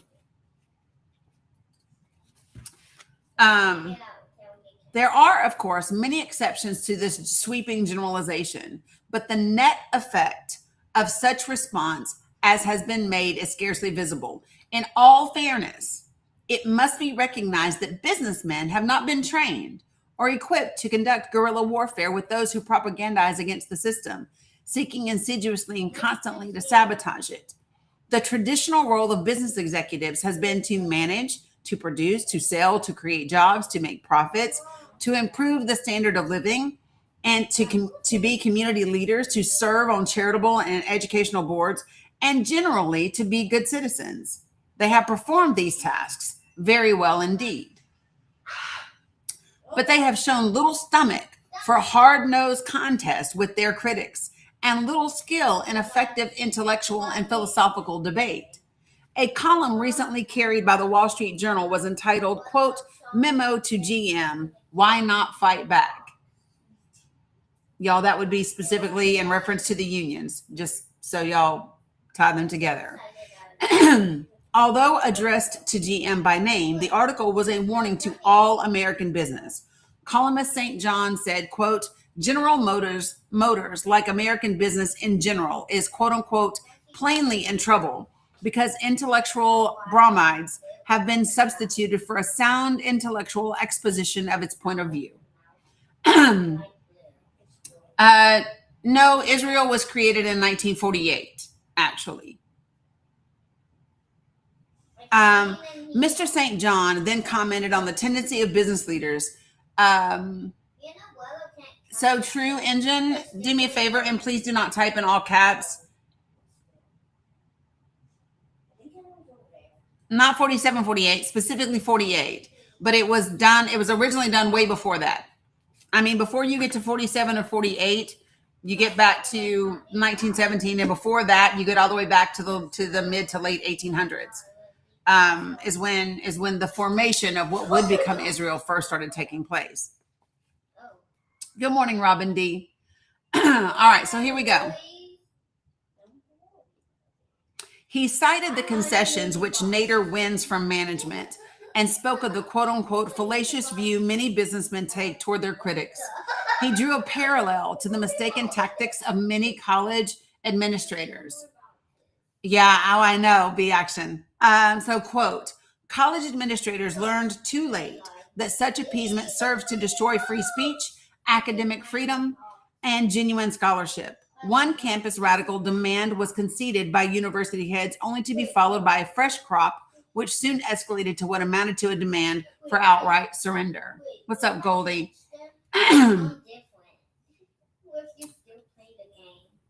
Like, we're aware about social constructs.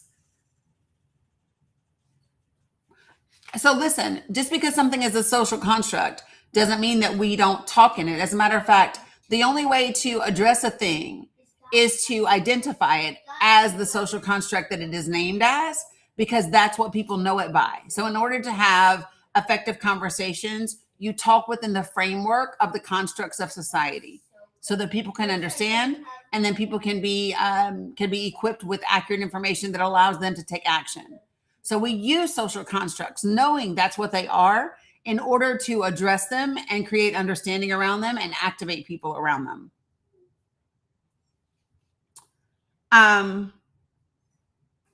Mr. St. John then commented on the tendency. Sorry. Okay, here we go. I'm at the bottom of 9. One need not entirely agree with Mr. St. John's analysis, but most observers of the American scene will agree that the essence of his message is sound. American business, quote unquote, plainly is in trouble. The response to the wide range of critics has been ineffective, right? So, True Engine, can you just come to the panel, please? I would appreciate it. If you could do that, that would be helpful.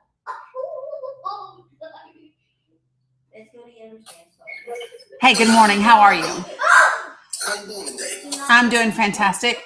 So, can you share with me, because I'm not sure if you're just like chatting in response to the topics, or if you're interested in engaging in like the conversation that's happening right now. Well, that's what I was doing. I was just listening to you, and I was just looking at the prompt and just going for what's in my mind and my studies. I've been studying ethnology and anthropology and certain things of that nature for a very long time. And I found certain people that's attached to something called eugenic science. Mm-hmm. So when we regurgitate these things that's in modern day academia, we have to also know who was opposed to those thought processes and the science behind it all. And I think sometimes we see things on social media, we see things on uploads of Wikipedia and Google, and really don't know how to ask the algorithm certain questions to get the results we need, because DNA will tell you certain things, but yet there's still markers in DNA that can also debunk what they're telling you. So it's all a big hypocrisy, and you have to look at all the body of work, because what you're doing is somewhere somebody is getting erased. Paper genocide applied to the melanated aboriginals that was here, because you would not be able to Google or research full-blooded American Indians being reclassified to Negro. The land would not be attached. The land is attached to us personally, and this is why they have to displace us in order to do the things that they want to do now. Okay, so let me ask you. So would you classify yourself as FBA? No, FBA is a new brand of people who came from a thought process that I was originally a part of. Right. And I was indigeneity of Americans. Right. I'm aware. I'm just asking. So the reason why I asked that question. I'm not FBA because they're split in half. But some of them believe that they are descendants, in which they are.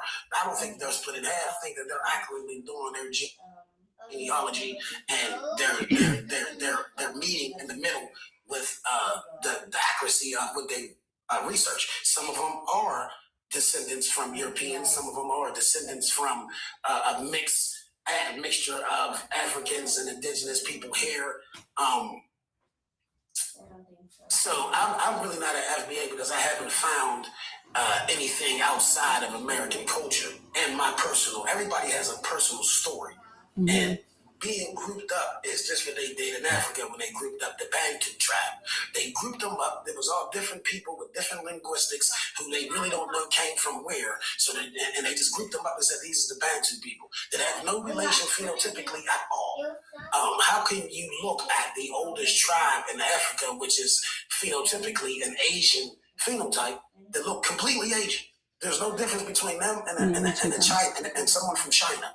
Or so, like for me, I'm not as interested in what FBA what they do or don't agree with about themselves and their lineage and all of that.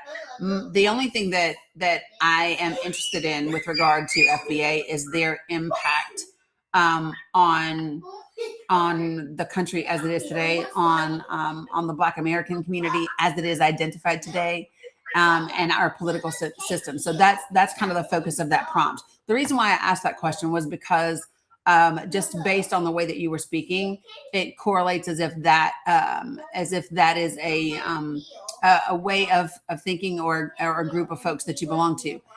Right now, at the moment, what we were doing was we were reading the Powell memo. Are you familiar with the Powell memo? Okay. So, yeah, baby. 1 second, guys. And Blue was in Papa's Rails and I was crouching and I went up to the wall and Blue almost got me.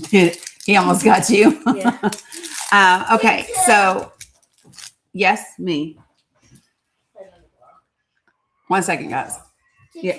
Blue just came by and it looked like Blue and Popo was hanging out together. And then if I was in on the right level with purple on the floor. Really? And blue come here if I wasn't in the box, and then I didn't die. With blue was near my character. He was near your character? And I didn't die. Good job staying alive, girl. Yeah, they're playing a game together, which I love. Okay, so the Powell memo is a memo that specifically was written by an associate Supreme Court justice back in 1971. And the memo that we're reading is important just because it's relevant to the time that we are currently in. It outlines the concerns of a particular group of folks in the country, specifically the corporations, the elite, the politicians. Hey, laundry guy, and what they were concerned about. And what they were concerned about was the loss of power for capitalism, right, Jay Bird, in the country, and how different sects of the country and society were now coming out against it. And so what we were reading is, so I think a lot of people aren't familiar with this memo, so they don't have a full understanding of all of the places that that brought together the corporations and the government and the church in certain ideological endeavors, and how that attack came upon particular groups of people, especially different segments of minorities. And so that's why it's important. Give me 1 second. Copper, if you would like to join the panel, you can feel free to do so. Yes, laundry guy, it does. Yes. Mother didn't see us in the box. Y'all are wild right now. They didn't even see us in the box. Oh, sure. Don't worry. Okay, guys, I'm going to put a pin. I like that fact that you go into those laws and you go into those specific laws and things like that, because then if you're adamant about doing things like that, you can reach down into some of these other laws and some of these other treaties, and then you can look and find some things that will maybe sprout your interest into something, maybe. So I think for me, here's the thing. There's a lot of things that pique my interest, and there are a lot of things that are interesting. And then for me, I make a distinction between things that are interesting, between things that get my attention, and things that are relevant and necessary to the moment that we're in. And I think that's the part that's really important. We are in a unique time period. And there are certain pieces in history and in the past that can be very, very beneficial to us. And then there are some that just simply are, it's not that they're not relevant, and it's not that they don't provide additional context. It's that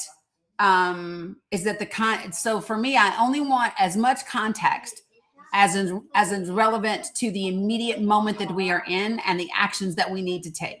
And I think that's the thing that's really important for people to know, is where we are versus where we've been and what we need to do to get there. So we have 127 days right now until the midterms in the United States of America. Okay.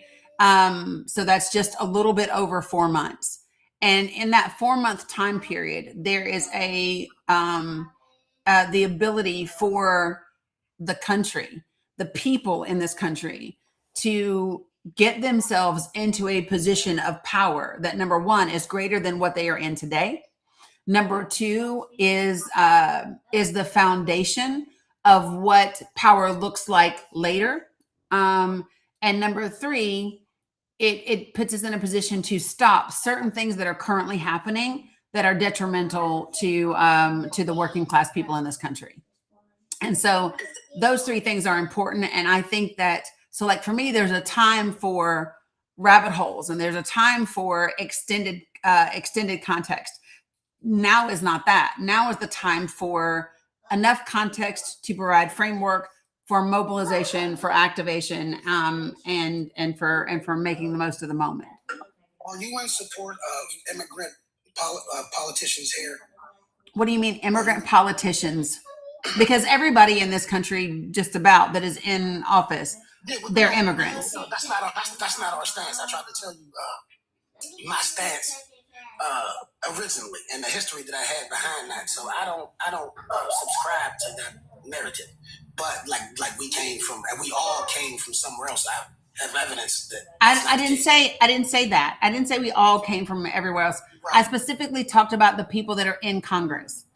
So the majority of people that are so the majority of people that are you in support of people from other lands coming here and governing over people that are so-called Americans? So here's what I am in support of. I am in support of people that live in this country that are citizens of the United States of America, because you have to be a citizen to be in government, right? And so people who are citizens of this country running for office and governing have the right to do so. Okay, yeah. So this is where we gotta agree to disagree, because I really don't feel. Well, we can, because you asked me my opinion, so it doesn't matter if you agree with my opinion or not. Yeah, right. But yeah, you gotta know where someone's coming from. Like I try to tell you where I'm coming from. You can't just be disagreeing with everybody because they said one thing. I have to be informed on exactly what you mean and exactly what's your take on immigration laws and immigrants over here governing a different group of people. Can you share with me what you know about immigration law? Well, I know that Native Americans are denizens by birth, according to U.S. versus Kim Wall. But so a court case. So let me just say this.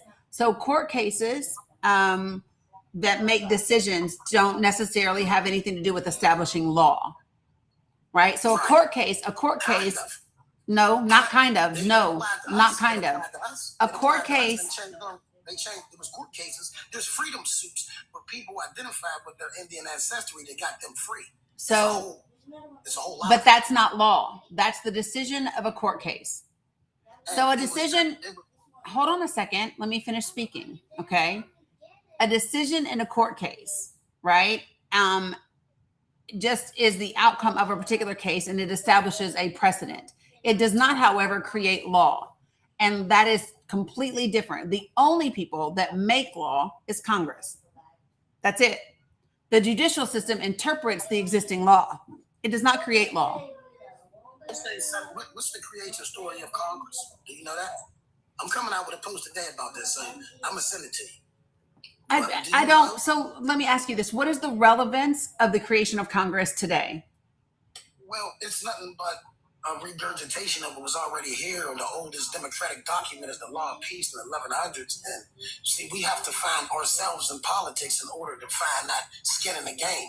A lot of people think, a lot of melanated people in America think that, no matter their vote doesn't count, because every time, they go out and do something, nothing happens. We voted for Barack Obama, who's a Kenyan and a Caucasian mixed person, and he did absolutely nothing.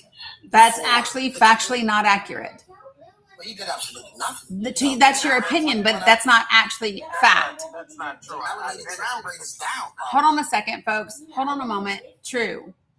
You can have the opinion that he did absolutely nothing, and that would not be factually accurate. Well, what did he do? He expanded Medicaid.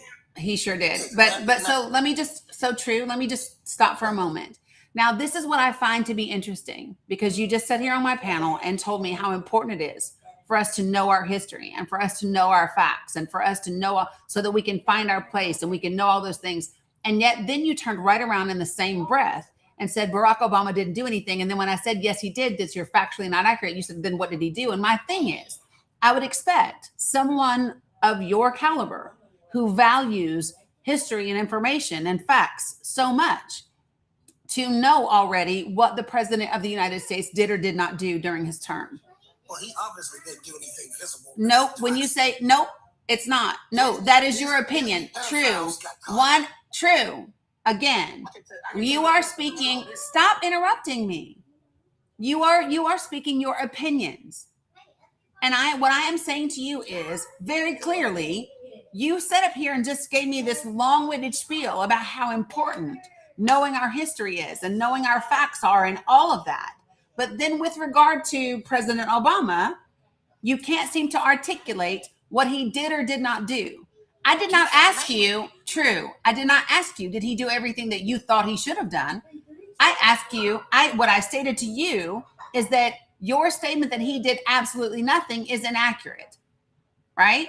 And so I think that there are many people, myself included, and a lot of other people that I know, who believe that when he established the Affordable Care Act, what he was able to get through, because it was so much more robust than what it ended up being, right? But what even getting it through, right? John Kane was the deciding vote on that, enabled millions upon millions upon millions of people in this country to have access to health insurance and health care that they could have not had before. So when you say he did nothing, I would argue that you are not correct, because in that one thing alone, he saved millions of lives. Millions. You know what? I'll take that back. If you feel as though he did something. No, I don't feel as though. That's a fact. I don't feel as though. Pedophiles. Did you hear what I said, True? Hey, that's not my feeling. That's not my feeling. That's a fact. So before the Affordable Care Act, people that had pre-existing conditions could not get health insurance, period, at all, which means they could not get access to health care that they needed. It's still like that. Having those, no, it is not the same. And I'm going to, and True. Why do you keep interrupting? Because now that's just rude. Yes, baby. Yeah, you got to give me 1 minute. So listen, you can have your feelings all day long, but what is fact, and you can literally look these up, and I'm telling you what to look up. Go look up.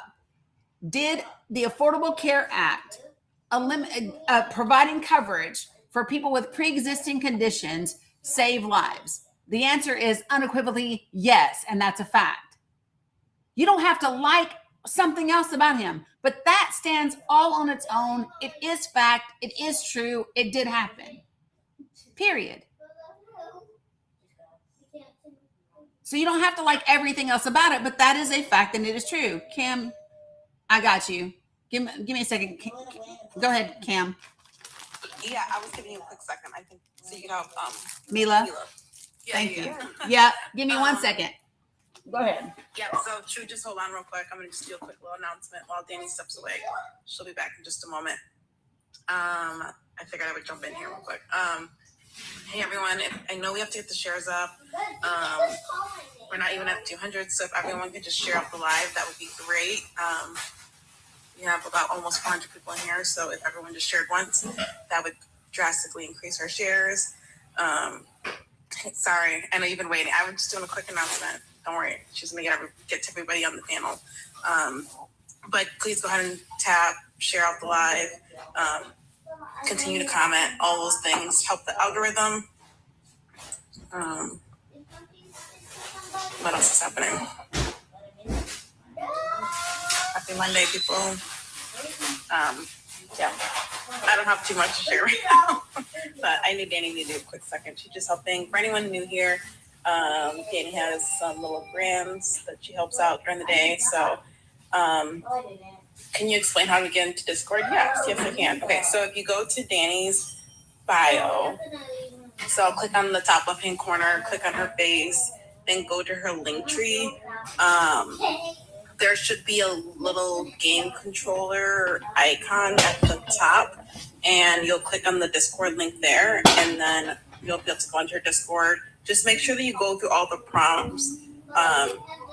You'll first enter, and then you'll have to agree to the terms. And yeah, pretty much you just go through all the steps. And yep, you're right. He did just leave, but it is what it is.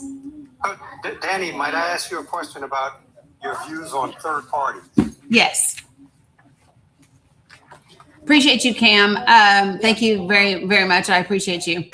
Thanks, sis. Yeah, he did leave, but yeah, go ahead, laundry guy. Okay, so why do you feel as though third-party voters are detrimental to the country? So what I said is I believe that third-party voting currently, that it hurts the country right now. And I feel that way because this is not the time for us to split votes.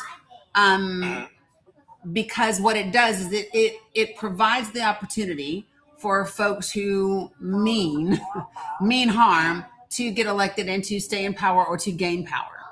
And so the best time so I'll tell you, Sarah, so let me just be clear. When people talk about third party, it's important to understand the very first time we had a third party in this country. Do you know when it was, laundry guy? I do not know. It was 1828. Okay. We've had third parties in this country for 198 years. If third parties were going to do anything, right, and be able to build that momentum, the greatest opportunity would have been in 1992, building off the momentum of Ross Perot. Okay, but it didn't even happen then. Okay, and so for me, it's not about creating a third party. If my honest opinion about how to move forward, Sasha can't do shit else because Sasha's, whoever that is blocked. I just went ahead and blocked. So listen, sorry, I had to handle the chat. But so here's the thing. So I think that what people want is people want something quote unquote different. And they think that that means, oh, build something brand new and do something completely new. And in my opinion, I believe that progressives need to take over the Democratic Party the same way the Tea Party took over the Republican Party. So there's no need to create something new when the infrastructure already exists. Like, so if I need a new house, but the house that I have has, let's say, for example, I don't like the paint on the walls, I don't like the curtains, I don't like the size of the bedrooms, I don't like the appliances, right? I don't come and burn down the whole damn house. Not when it's got good bones, right? The structure of the machine exists. So all I need to do is change it. Change the things about it that I don't like. Because building it from scratch, number one, we don't have time for that. We don't. So this is what I keep saying. I'm not in love with the Democratic Party. I don't belong to the Democratic Party. I have voted Republican and Democrat in my lifetime. Okay. Because I've changed and evolved as a person. And when you know different, you do different, right? But the thing about it is that, oh, it's ridiculously costly, Rhonda. But the reality is we don't have time. So I want people to vote for whoever makes your heart sing in the primaries. If the person that you want is third party or is a Democratic Socialist or whatever, vote for that person in the primaries. We have 127 days until midterms. So I guess my other question to you, because as a third party voter that believes in a third party, but I feel as though right now the Democratic Socialists have won me over. So I would be with them. What is your idea of a progressive? Because I don't know. So here's the way that I consider myself to be a progressive populist. Okay. And so for me, a progressive is someone who wants progress first and foremost, like in its most like basic form. But I do believe in human rights. I believe in inclusivity. I believe in DEIA. I believe in a fully funded education, like those types of things. Like those are the things that I identify with as a progressive. I don't believe that there's things in history that serve us that we should go backwards to, right? The populist part of it is because I want a government and I want a country that works for working class people. That's what I want. How do you feel about the DSA? How do I feel? So, and in what way? What do you mean? I mean, when you say progressive, are those representatives your idea of progressives, or did you have something else in mind? So for me, I don't look at it. So this is the one thing about me is I look more at individual candidates. I've always been this way. So listen, even when I don't watch anymore, but when I used to really love pro sports, right? I was more of a player person than a team person. I always have been, right? You know it takes the team to win, right? I do. And here's what I also understand, right? Is that but here's what I'm doing. I am choosing the players that belong to the team, and the team is Congress. Right. Right. So I'm not interested. So for example, I am not interested in what I think of the entirety of the Democratic Party or the entirety of the DSA or the entirety of whatever. I'm interested in that particular person that is trying out for the team, and the team is Congress. And so I'm looking at what that person says, what that person does, what that person believes, because what I understand is they may not agree with everything that the DSA says. I know plenty of people that don't agree with everything that their party basically stands for, but that is where they most align, right? And so for me, so I will tell you the things that I personally love about Zohran Mamdani. Okay. Yeah, I mean, I'm just saying, it's the way my brain works. But so I personally like Zohran Mamdani. Why? Because number one, first and foremost, he walks his talk. The fact that in 2021 he walked his ass outside, sat down with a taxi driver, and went on a hunger strike for 21 days or some shit like that, to help win them their rights and their medallions, right? That for me, give me someone who is willing to walk their talk. So that's first and foremost for me. Second, when he speaks about working class people. $9.3 million isn't a small sum to win from big corporations and corrupt landlords and all of that to give back to small businesses. That's a huge deal. And I don't think enough people are talking about it. When we talk about, universal pre-K for 2-year-olds, 2K. When we talk about freezing rent, people are like, oh, it's just for 2 years. Shit, freeze my rent for 2 years, please. I don't know anybody that would not benefit from having their rent frozen for 2 years. Because Cuomo sat up there on the news stage, on the debate stage, and said, oh, that's never going to happen. He's just saying all that. He can't do that. And Mamdani said, and I will never forget this, Mamdani said, if you want a mayor who is going to sit up here and tell you what he cannot do, that's your guy. But if you want a guy who will tell you what he can do, especially with a board, because he said the board that are all appointed by the mayor, then you might want to talk to me. Right? And so for me, I'm not interested in going, yay, the DSA. Yeah, like, okay, great. If the candidate that's coming from the DSA is great, I'm here for that. And if they're not. Right now, he is the DSA. No, he's not. Right now, they've made him the face of it, but he's not. Yeah. But he also ran as on the working families ticket? I wasn't aware of that. Mm-hmm. In New York, you can run under more than one party. Yeah, he was also on working families. And so for me, I'm not interested in the name as much as I am interested in the policies and the authenticity and just the integrity of the individual. I'm not going to do is start talking to people about like, oh, well, what about these daggone democratic socialists? What about them? And what I'm not going to do is say, oh, just because somebody is part of the DSA, they're amazing. You might not be. Listen, I'm a veteran. Not every veteran is a good person. Some of us are shitty.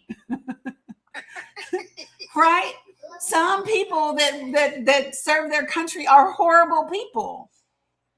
I mean, great, they serve, but they are not good. Like, I think that we want these blanket labels to make us feel certain about some things, and it just does not exist.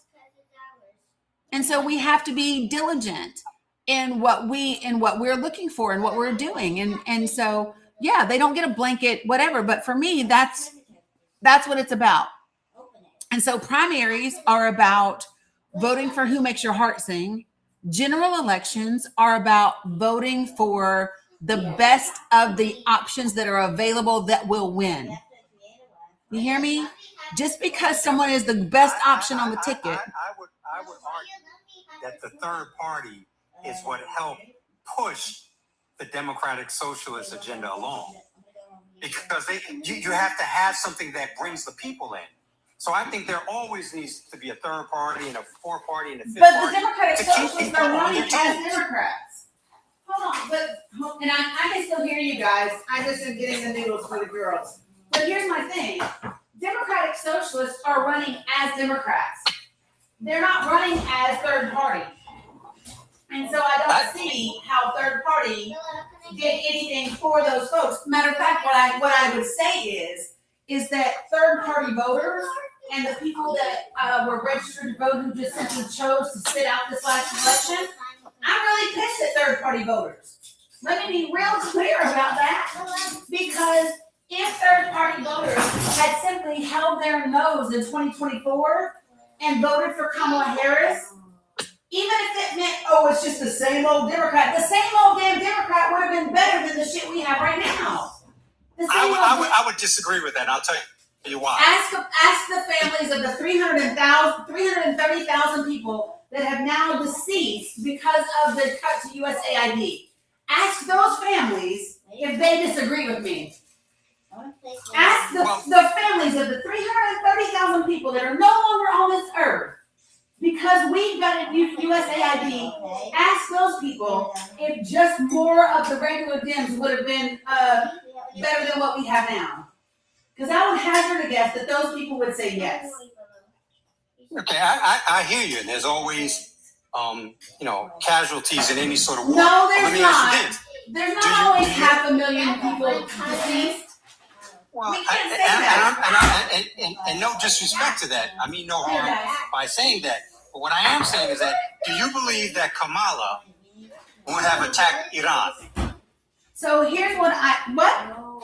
Do you believe that Kamala would have given the order to attack Iran? No.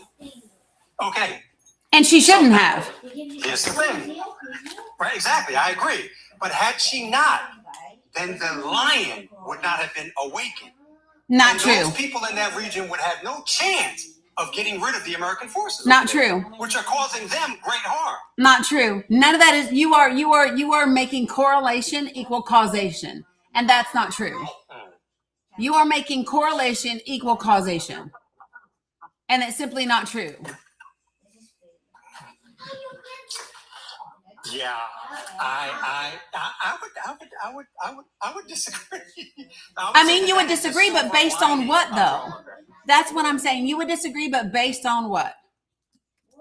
Okay. No, I would disagree because who has caused most of the turmoil in many parts of the world, but especially in West Asia, what we call the Middle East? There's nobody that's been more harmful than America. Oh, we bear that blame. So let me be clear. It would be the Brits and America and U.S. And so it would be those three together. It would be the Brits, U.S., and Israel. Those three together. Exactly. And right. Now for once, because the lion has been awakened. No, it is not because the lion has been awakened. No, that is not it. So let me just be clear. The lion was awakened. The lion was awakened because the G-side against Palestinians was broadcast in 4K all around the world. And that happened when Joe Biden was in office. That has nothing to do with Donald Trump being in office right now. As a matter of fact, had Donald Trump not been put in office this go around, what has happened to Gaza in the last 18 months most likely would not have happened, and especially not to the degree that it has happened, because here's the difference. One candidate for office in 2024 said, yes, Israel has a right to defend itself, which I fucking hate that statement. But she also said, but what Israel's doing right now is wrong and should not happen. And there needs to be a two-state solution and whatever. So, and then the other person that was running for office said unequivocally what? Oh, I'll let him finish the job.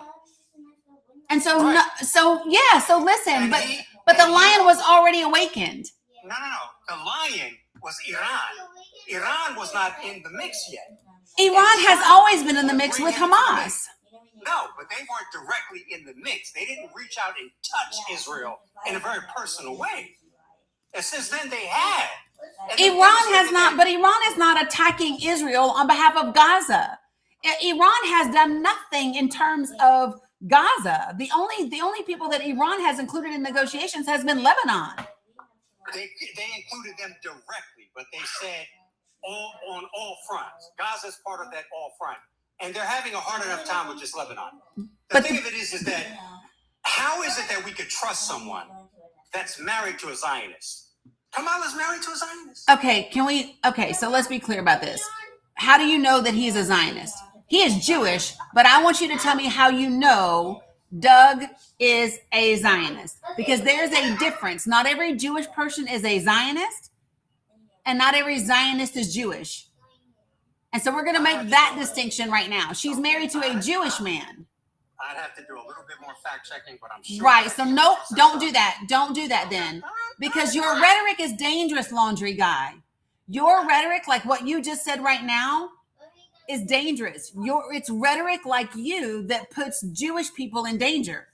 Because not all Jewish people are Zionists. Matter of fact, there's more Christian Zionists than there are Jewish Zionists.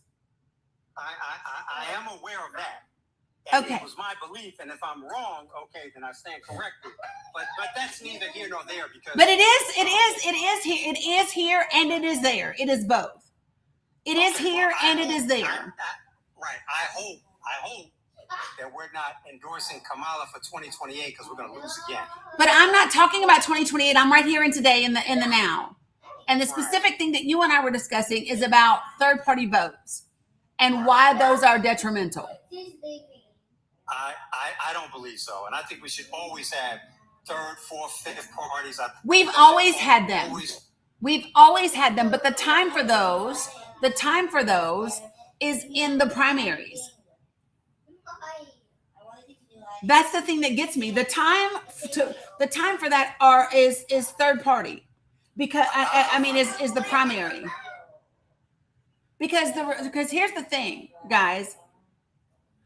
When you talk about the general election, the responsibility that you have and that I have and that everyone has when it comes times to the general election is to look at the candidates that are available to be voted for, to look and see of those candidates, which two have the greatest chances of winning. If your candidate has zero hope in hell of winning in that moment, in that time, you don't fucking vote for them. I don't care how much you love them.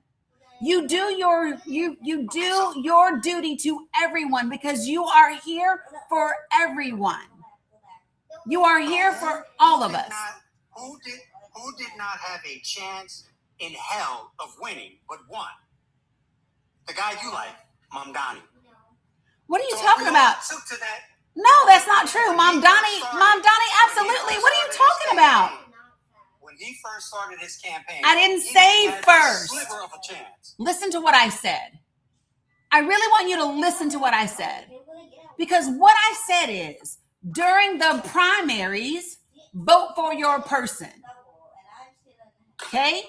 And if your person does not win, then in the general election, you look at the candidates who have the greatest chance of winning and you vote for the person that is most aligned. And here's the thing. By the time Dani got to the general election, he stood the chance of winning because he won the Democratic nominee. He beat Andrew Cuomo. He became the nominee. And so he did exactly what I'm saying to do. He did the work. He won the primary. Therefore, he had the chance to defeat the Republican for the general. It's exactly what I said. I hear what you're saying. And my concern with that would always be that for the rich, for the powerful, who have a way of lobbying with a lot of money, I don't think it should ever be that easy for them. It's not Because as voters, easy. we don't have- when I say that, it's this. If a person can make it on the ballot, then that means we all can vote for them if they're on the ballot. And I just said, vote for them in the primaries. I hear Just what you're because saying, you but- can do something doesn't mean you should do something. And what you have to start asking yourself is your feelings and your ego more important than the consequences to the entire country? Okay, but when you do that, Dani, When you what say, you're okay, doing- but tell me, wait, can we pause for a second before you reply? Can you explain to me why there's a but? Because here's what I'm saying. Here's what I'm saying is when you get to the general election, your responsibility is to vote for what is in the best interest of the majority of people in this country at that time, even if it's a candidate that you don't want to vote for. And I want to know why there's a but after that.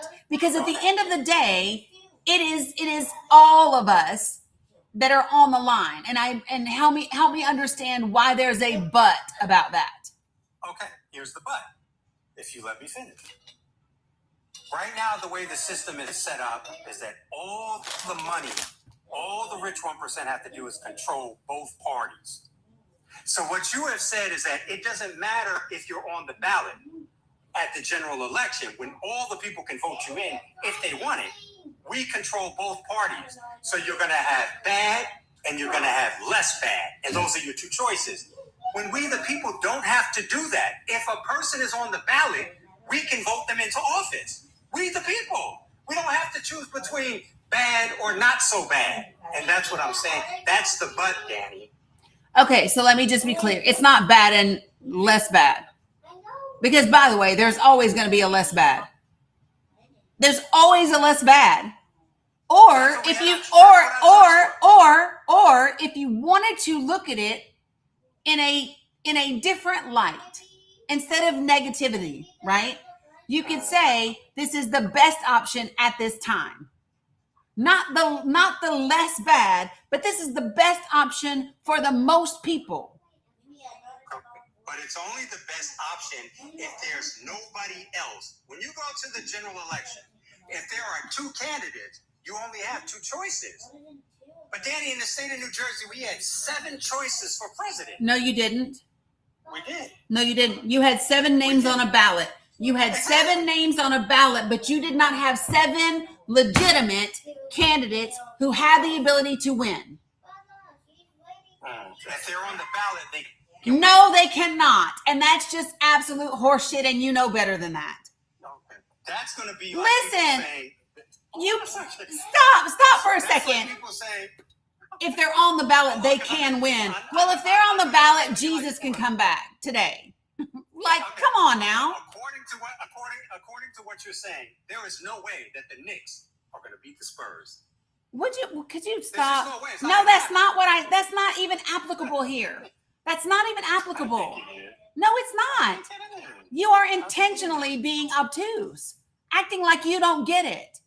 You act like you don't know that when you look at a ballot and there's 7 names, that 5 of them most people have never heard of because they haven't done the work. Here's the difference. Mom Dani had done the work to make his name known. Mom Dani had they had knocked the doors. They had met with the people. They had been on social media. They had done town halls. Mom Dani had done the work to have the chance to win. And because he did, he won the nomination. And because he won the nomination, he's now the mayor of New York, and the people in New York are benefiting.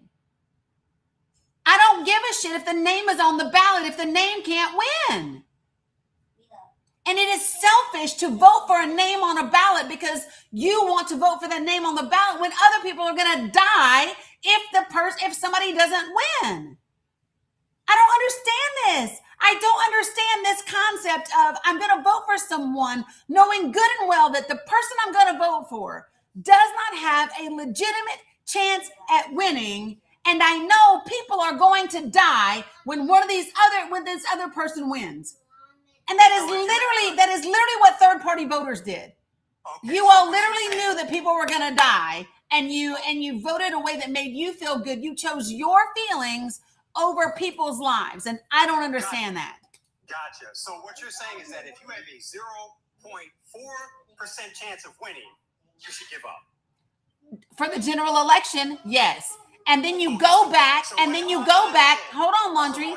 And then you go back and you do exactly what Mom Dani did, and you work your ass off, and you become a viable candidate, and then you get your ass back on the ballot for the primaries, and you do that work, and you wash, you rinse, and you repeat until enough people know your name, until enough people are behind you, until you have a legitimate plan to be able to an ability to change it. Yes.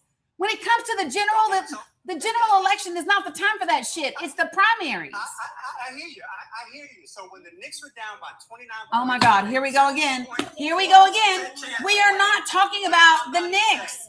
We are not talking about basketball. Politics is not basketball. Nobody is dying if the Knicks fucking lose.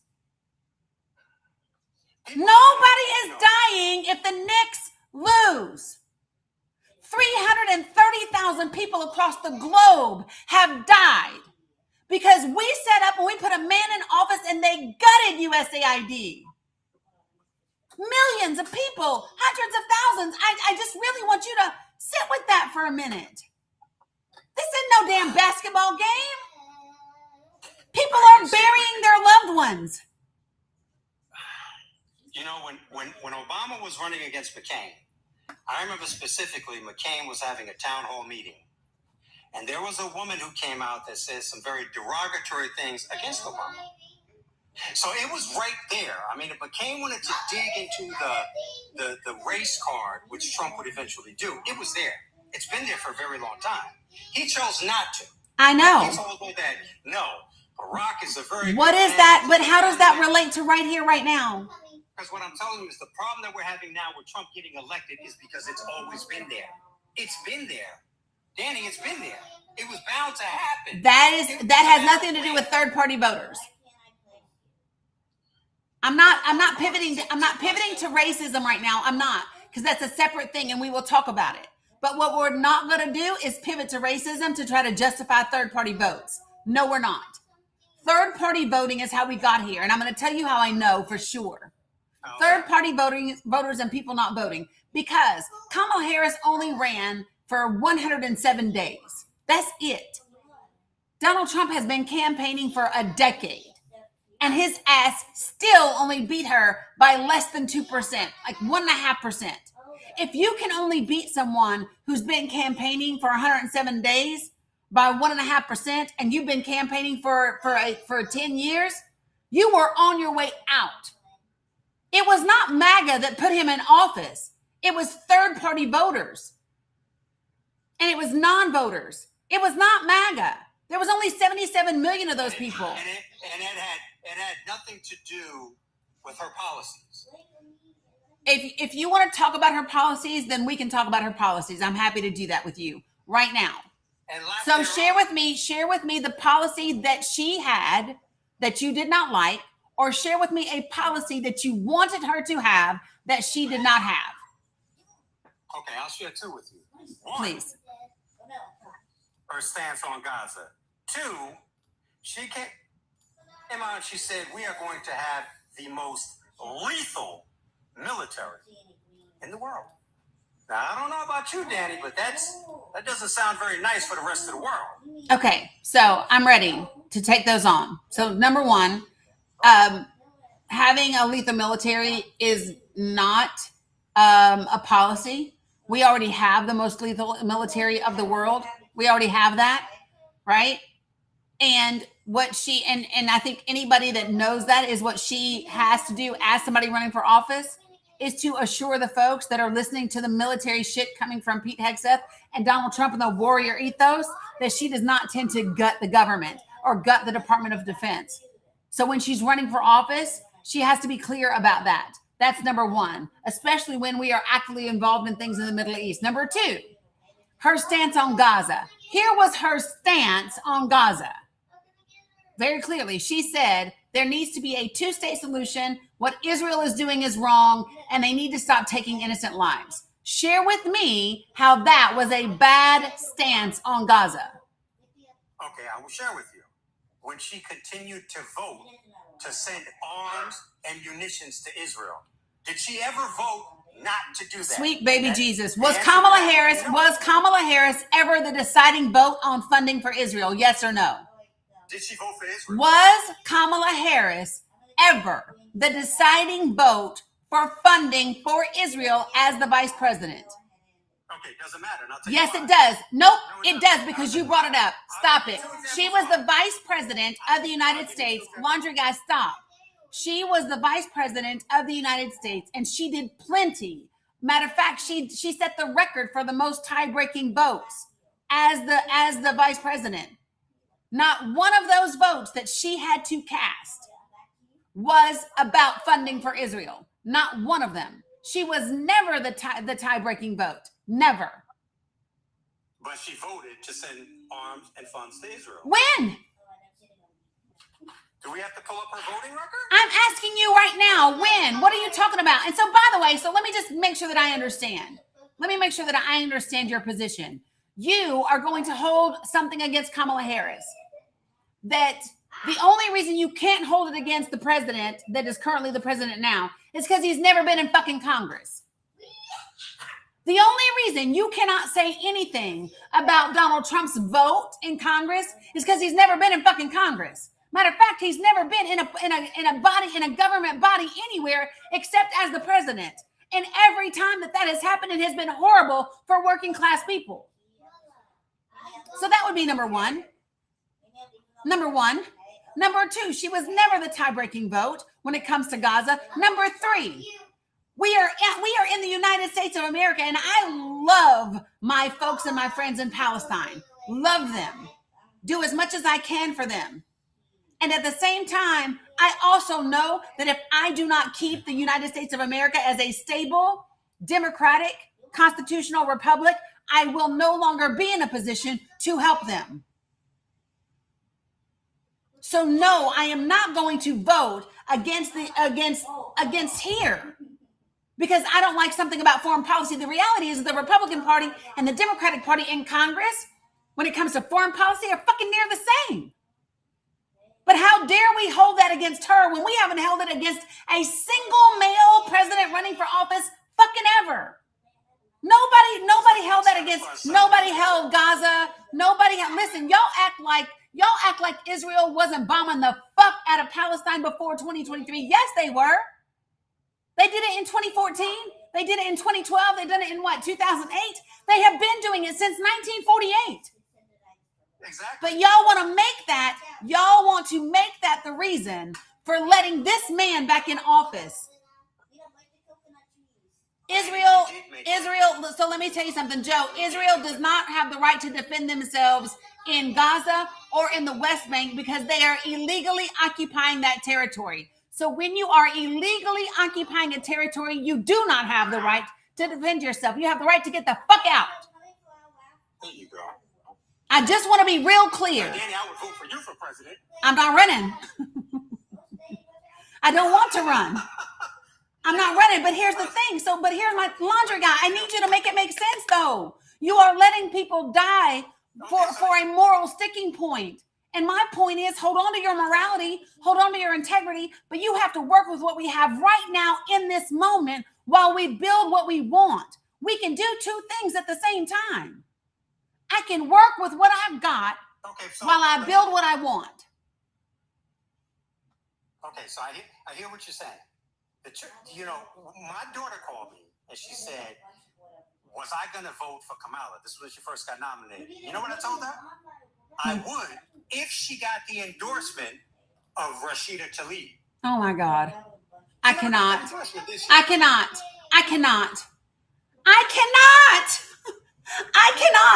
I give a fuck who endorses her. At least 500,000 people are dead today. I don't give a good damn if Tlaib or she endorses her or not. I give zero fucks. People are literally dead. And now, this damn body is taking money away from children, away from pregnant people. People can't afford their health insurance. People are being evicted.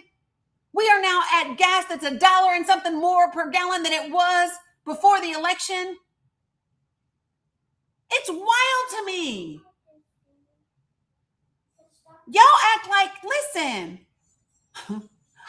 voting is a fucking responsibility. And I'm acting like people's lives aren't tending about how you, people's lives depend on how you vote. What you do is directly impacting the lives of people right now in this moment. And for many, many people, it's not funny. Ask the children in Tennessee right now. Do y'all know what Tennessee is trying to do? Tennessee wants to turn over. There are 400 immigrant children who are getting life-saving care right now. Some of them have cancer. Some of them are in the middle of chemo. They require all different types of specialized care. And Tennessee has passed a bill. They want to turn over the immigration status of those children's families to ICE in order for those children to keep receiving their care. What the fuck kind of place are we living in right now? That we will let children die if their parents aren't willing to be deported. And who started that? No, we're not doing a who started that. I'm talking about what's happening right now. Okay. And the reason that Tennessee is kowtowing, is to this administration. If Kamala Harris was in office, guess what? Tennessee would have never passed that damn ICE legislation because it wouldn't have happened. ICE would not have been deployed onto the streets of the United States of America if Kamala Harris had been elected in office. Renee Good, she would still be here. Alex Preddy, he would still be here. We would not have warehouses being bought up across this country and having people put in them. We would not have children down in Dilley. We would not have new Department of Justice memos. Do y'all know that there's a new Department of Justice memo that says the federal government has the freedom to transfer prisoners to whatever facilities the DOJ deems appropriate? So in other words, if I'm a January 6er and I've gone back to jail like many of them have, right? And it's on federal crimes, they can put me in a damn federal clubhouse. But if I'm somebody that they consider to be against ICE or against this administration, they can put my ass in a maximum security along with the worst of the worst. Those things would not be happening if Kamala Harris had been elected. Okay. She wasn't elected. She couldn't win us over. What are we going to do right now? No, don't say she couldn't win us over. Just say you couldn't. No, just say you couldn't get over. She didn't win me over. But because what? Because what did you want? You didn't want anything from her. You had all you could tell me. All you could say to me was Gaza, and what? That was all it needed to be. Well, and so just say that you were. So then just say you were a one issue voter. Just say that, right? And that you voted for someone. And that you voted for someone who on your issue was entirely against you. Just say that you voted in a way so that the person who wanted the worst for your issue was elected. Just say that. But they ended up giving the best. They ended up giving the best. Who? Because they awakened the lion. No. The lion is involved That's now. so much horseshit. Okay, so listen, you know what I want you to do? I want you. Hold on one moment. I need somebody to please go get Abu Sarraj. Please, someone go get Abu Sarraj.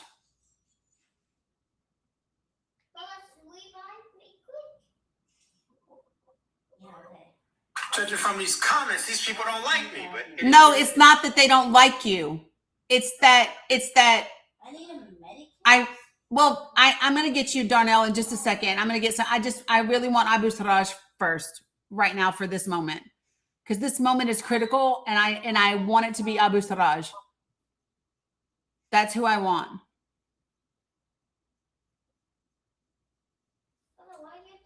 Guys, be nice in the comments and be respectful.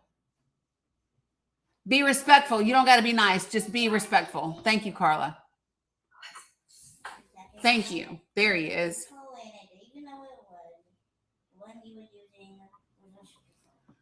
So, laundry guy, this is my friend Salam Abu Siraj. So, As just a fellow bring it to me. Muslim, I'll you stir may it. understand where Hold I'm on a coming second. Hold on a second. As a Palestinian living in Gaza, I promise you, he's got a better understanding of Gaza than you. As a Gazan man living in Gaza right now in this moment, I promise you, he has a better understanding than you.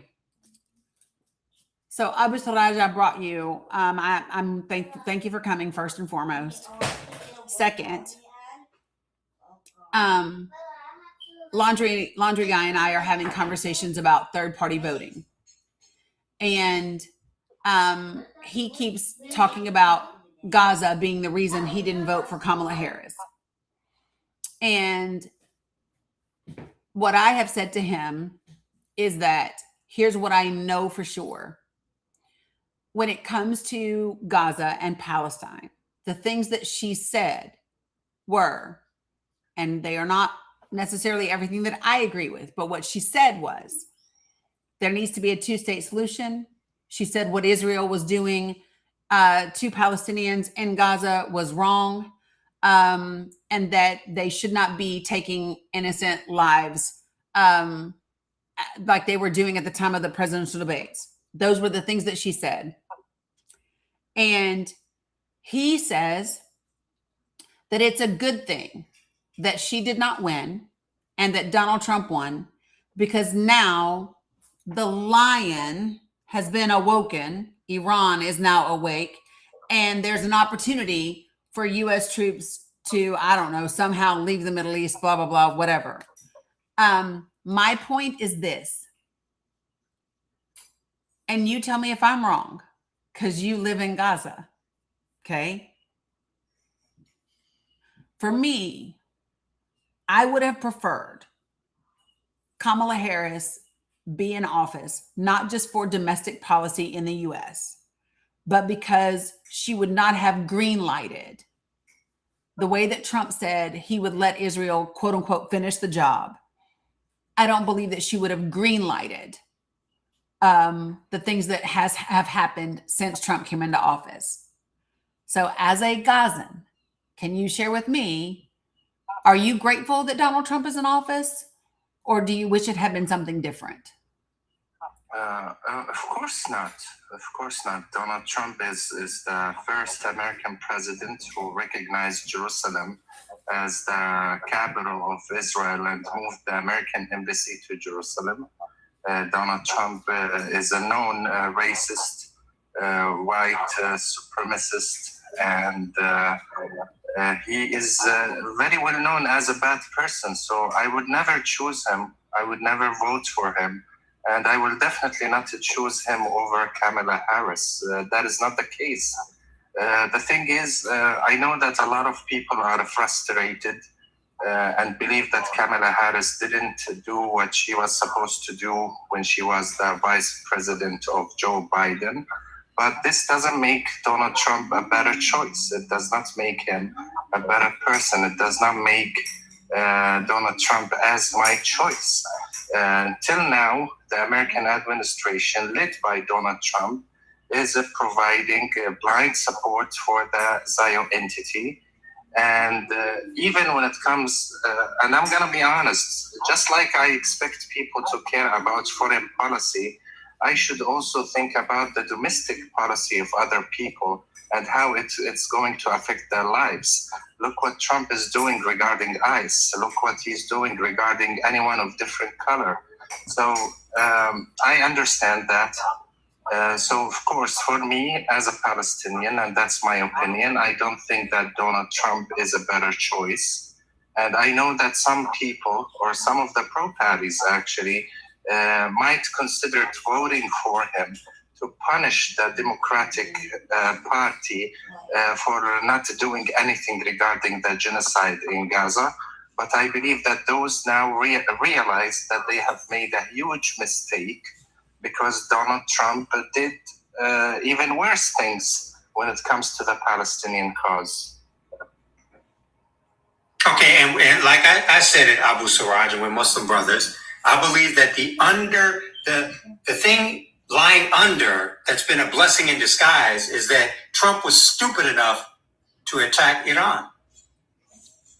But that has, and correct me if I'm wrong, but that doesn't change. That, so listen, Yeah. you want to make. Can I explain his point? Just, do you know that how we Muslims, when you ask us how are you doing, we say Alhamdulillah for everything, whether it's good or bad. Yes. And we believe that everything is destined and everything is written to happen in a certain way. I think this is what the laundry guy means.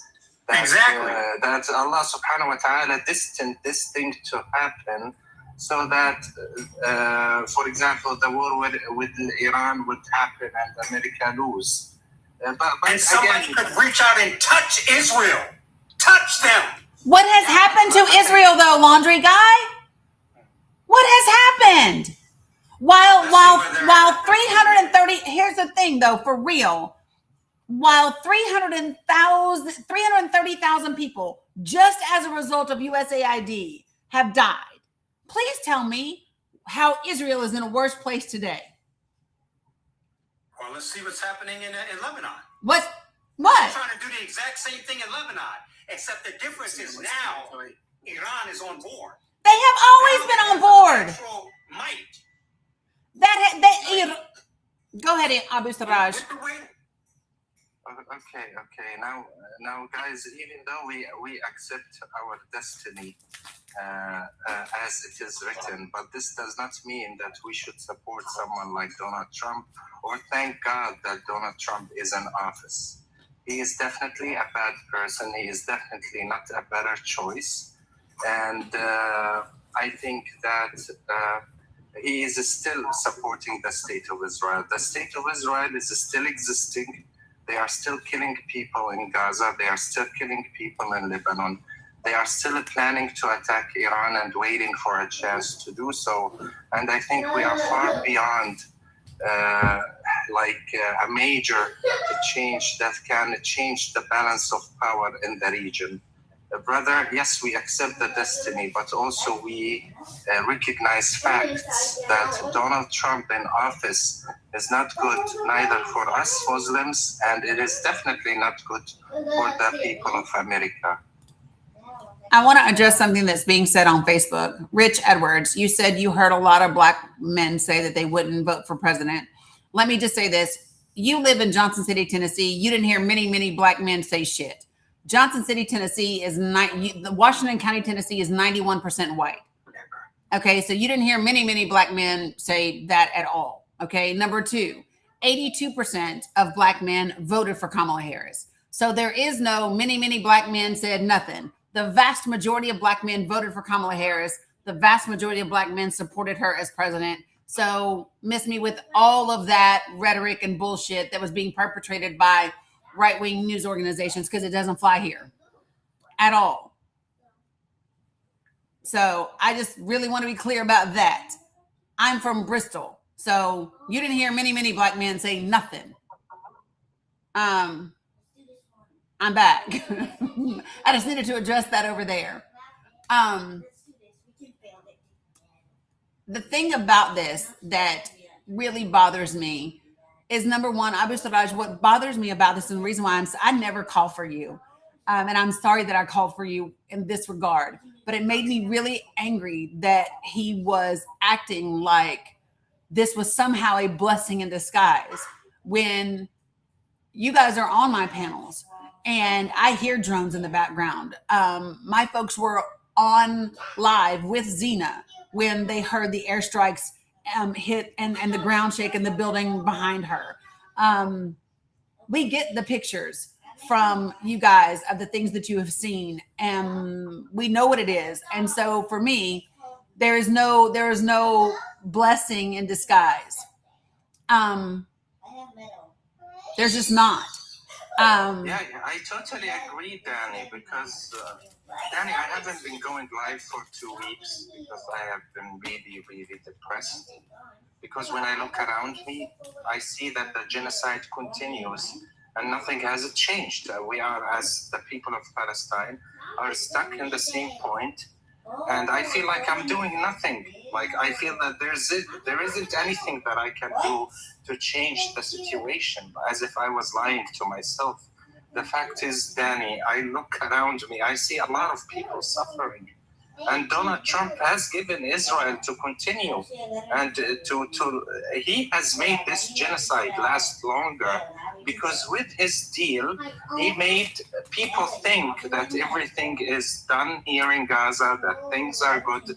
But in fact, we are still starving, we are still struggling, we are still besieged, we are still unable to rebuild, we are still unable to get married, we're still unable to feel safety. And they have been carrying out airstrikes, and the U.S. as a mediator, they are completely ignoring the Israeli violations in Gaza. They have given Israel the green light to assassinate whoever they want to destroy whatever buildings they want.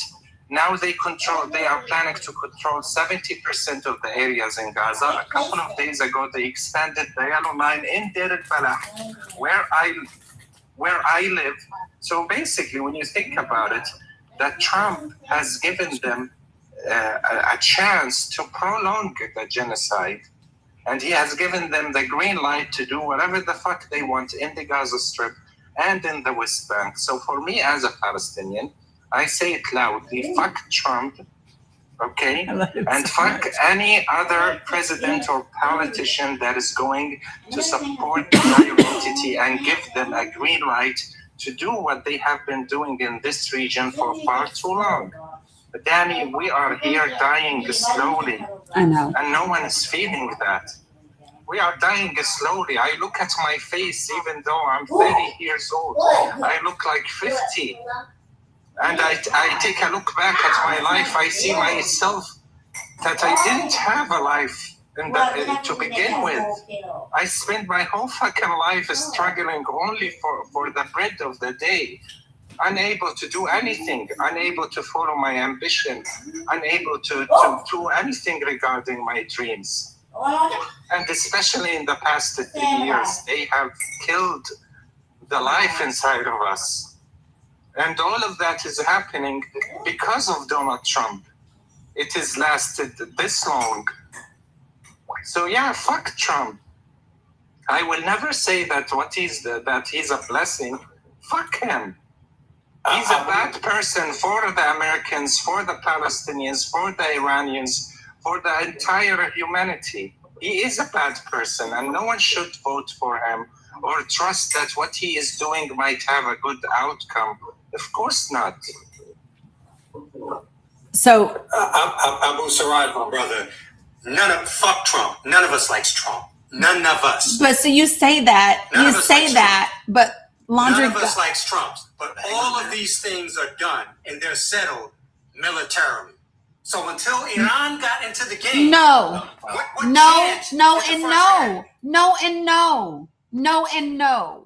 And the reason when things get settled militarily, they are never settled.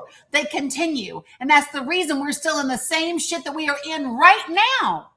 It's because you still think that we can settle things militarily. We cannot. Violence begets more violence, begets more violence, begets more violence.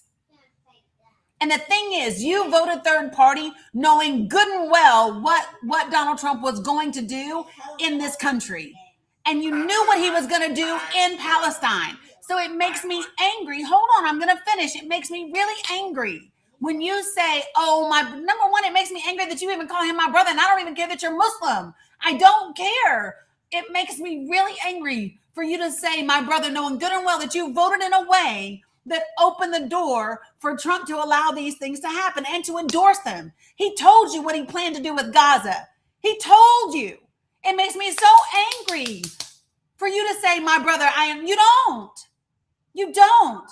You are still trying to justify it because of Iran when this man just told you he's 30 years old. Abu Starajas lost 23 members of his family. He's 30. It's wild to me that the way the literal hoops that you are jumping through to justify and support your position. I am Muslim. I put my faith and trust in Allah subhanahu wa ta'ala. There is no way I was going to cast a And he also gives you a brain. any candidate that was going to support this G And he also gives you a brain, right? So Allah gave you a brain. Yes?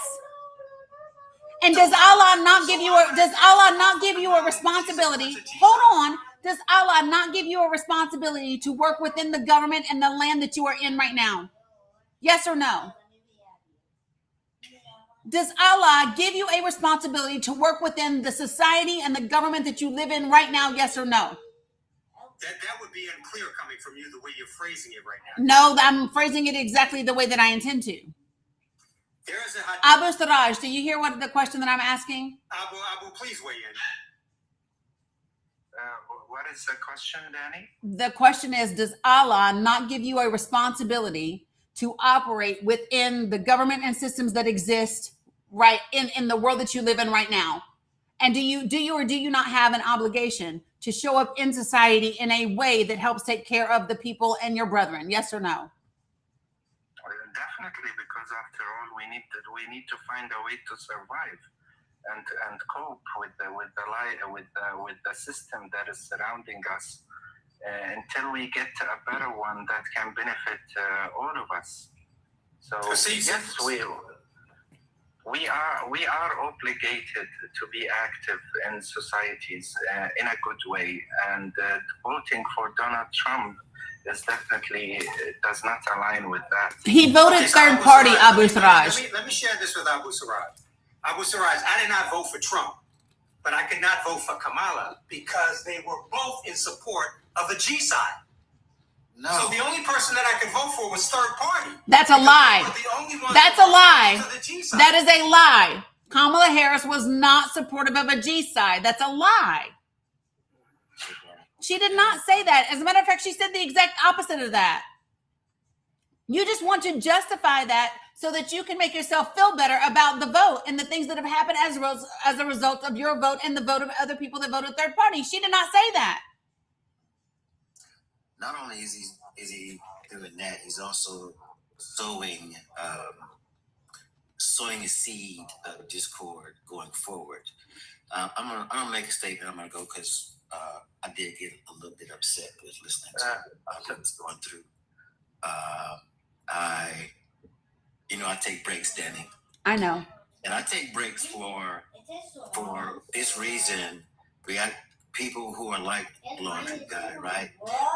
It didn't escape me that he came up when we were getting into the meaty part of the power memo, where it would have start tying in what was said back then with what we could see our objective reality was going on right now.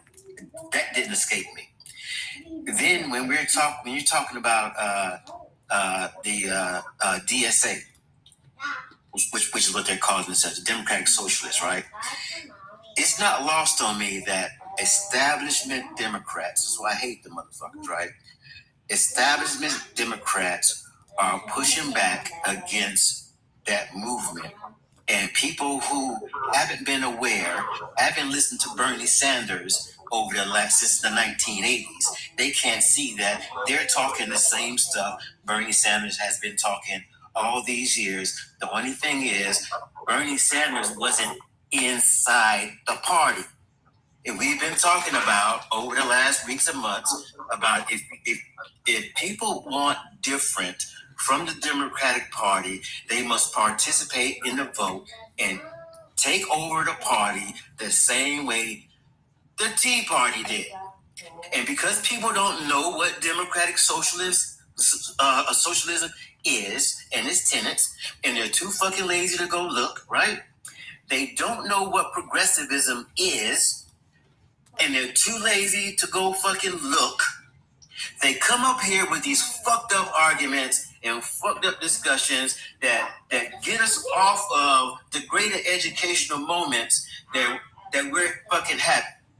I love when I came in today and you was like, you were going to talk about the power memo. I was like, God damn it, Daddy's going to fucking watch this shit, right? And everybody's going to get a chance to see. And then we get some fuckery that comes up here, right? There are people fucking dying. Yep. There are trillions of dollars been fucking wasted, right? For what? I'm gonna vote third party. Not thinking that, if a third party candidate actually won, which is impossible, right? If they actually won, they would have to caucus with one side or the other. So what side do you hope that they might caucus on? Motherfuckers don't know how the goddamn system works, right? Our system is not set up for a fucking third party. It's a two-party system. Read the fucking Constitution. Stop this third-party bullshit. The third party only come up every three and a half years, right? To divide the vote. Divide and make fucking money and get people off message. I can't vote for Kamala Harris because she support the G side. Where the fuck did that come from? That's some fucking bullshit and every fucking body knows it, right?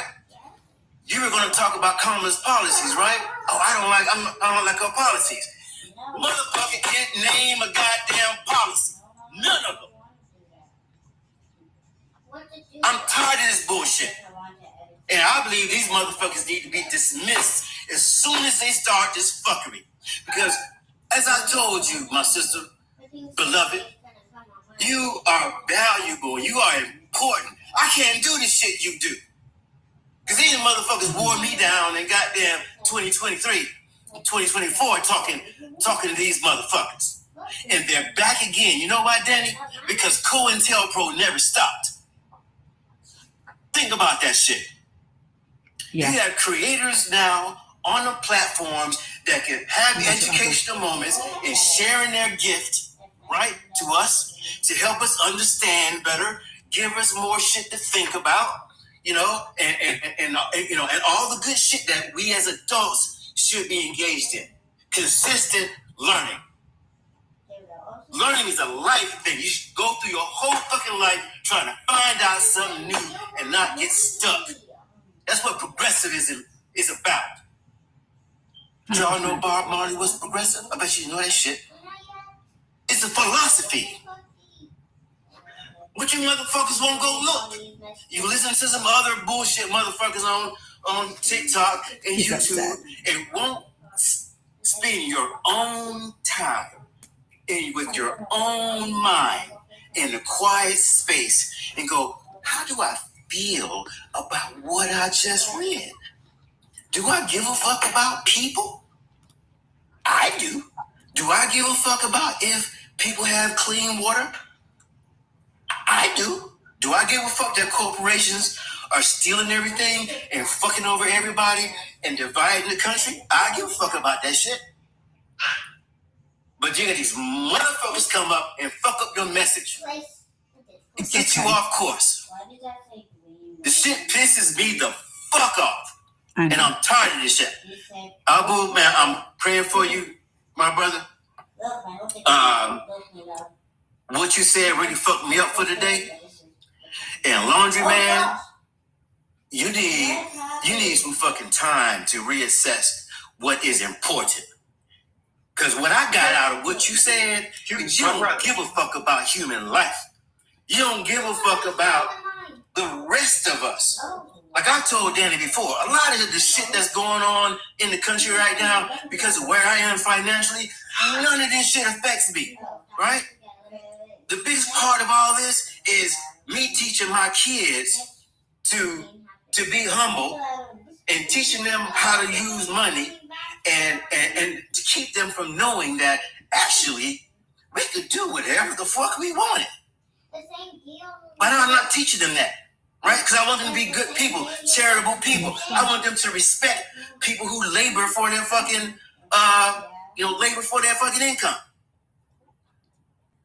But there are people like Laundry Man. They won't look at the whole thing, Dani. We talk about intersections all the time, right? All of this shit is a fucking web. And people need to sit the fuck down, get off this politics of personality shit. Laundry Man needs to go look up what Kamala's policies were and talk about the policy, not some fairyland bullshit.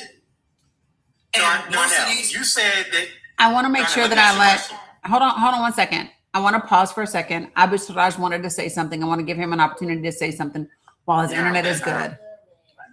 Thank you, guys. Thank you, Brother Darnell. And thank everyone. I'm really happy to see all of you. And thank you, Dani, for giving me the chance to speak on this. I want to share with you the story of the Achi group as an Islamic resistance faction. They have never believed in election, okay? For us Muslims, we believe in the Islamic Khilafah. We believe that we should have one Khalifa that rules all Muslims. That's what we believe according to our religion, okay?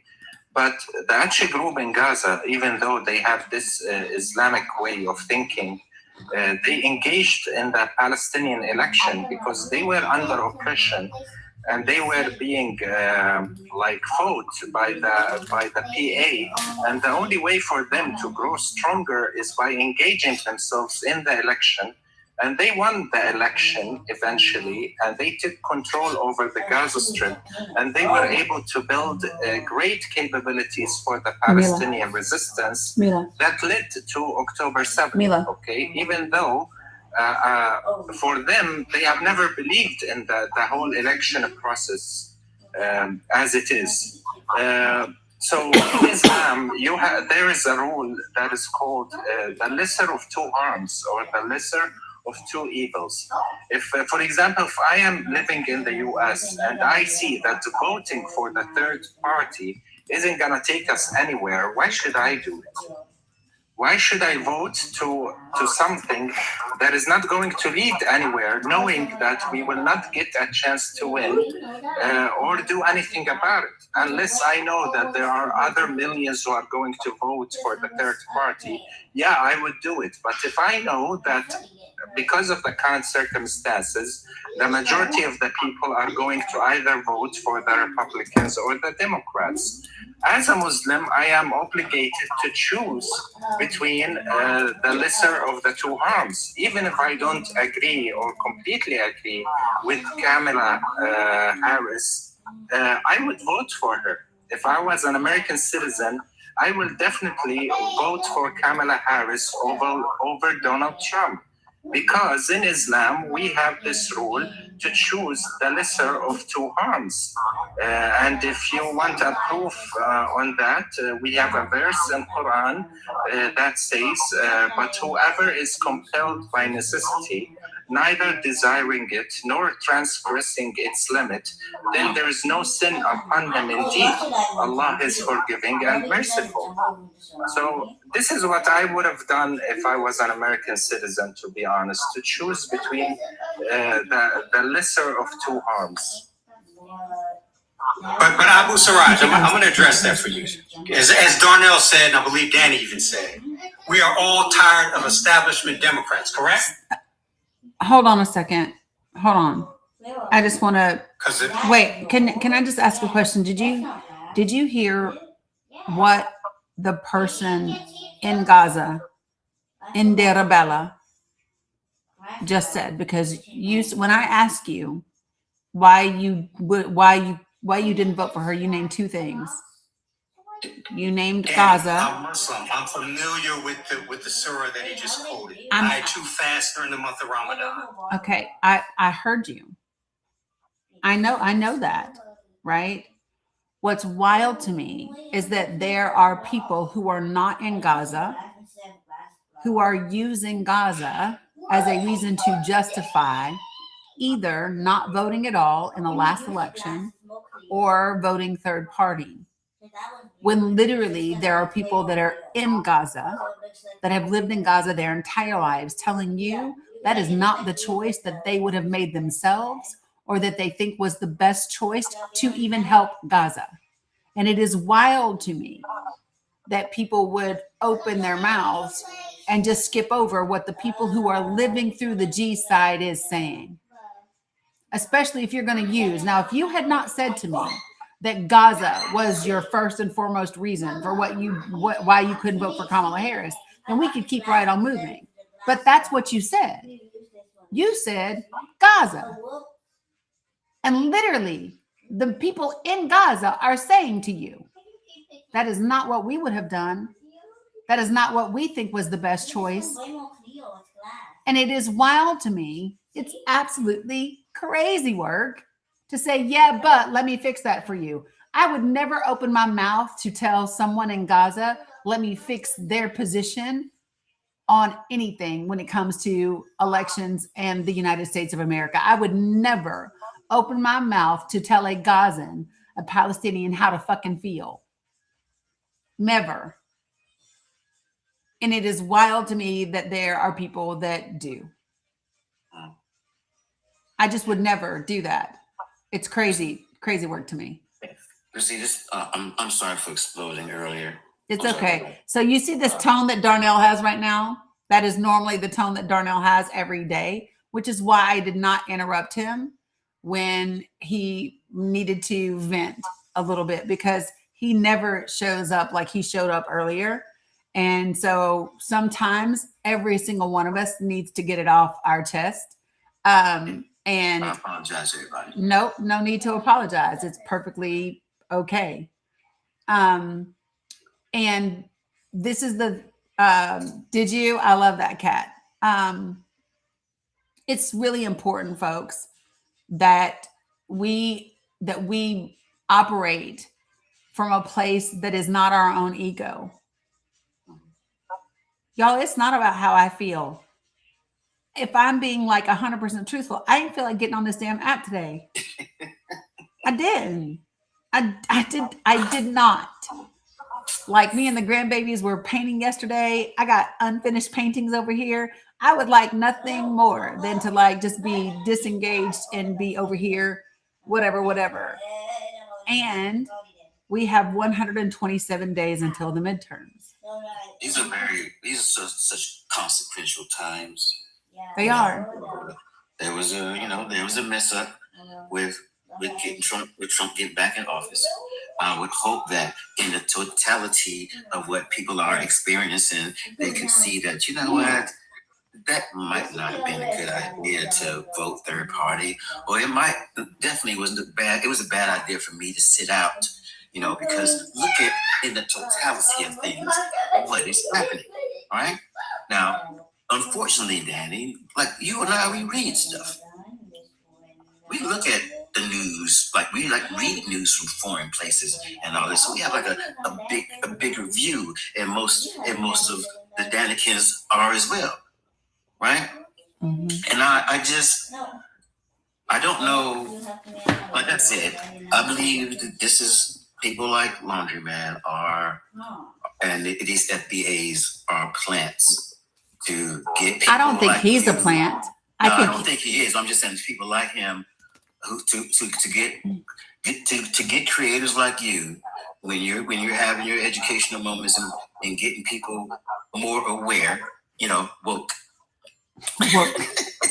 To get you off message. All right. And we get tied up in this nonsense or the fuckery as I called it earlier, because I don't believe any sane or not sane, but any rational person can look at and say, well, I voted third party and now Gaza's been bowled over and Lebanon is being occupied and all the American bases in the Middle East have been destroyed. We lost service members and children at daycare center. We got affordability crisis and not think back and go, you know what? I probably should have voted for Kamala. And because of ego, maybe it's a sunk cost fallacy, whatever it is, they can't even say, you know what? Shit's pretty bad right now, really, in the totality of things. Ain't nothing good's come from this administration.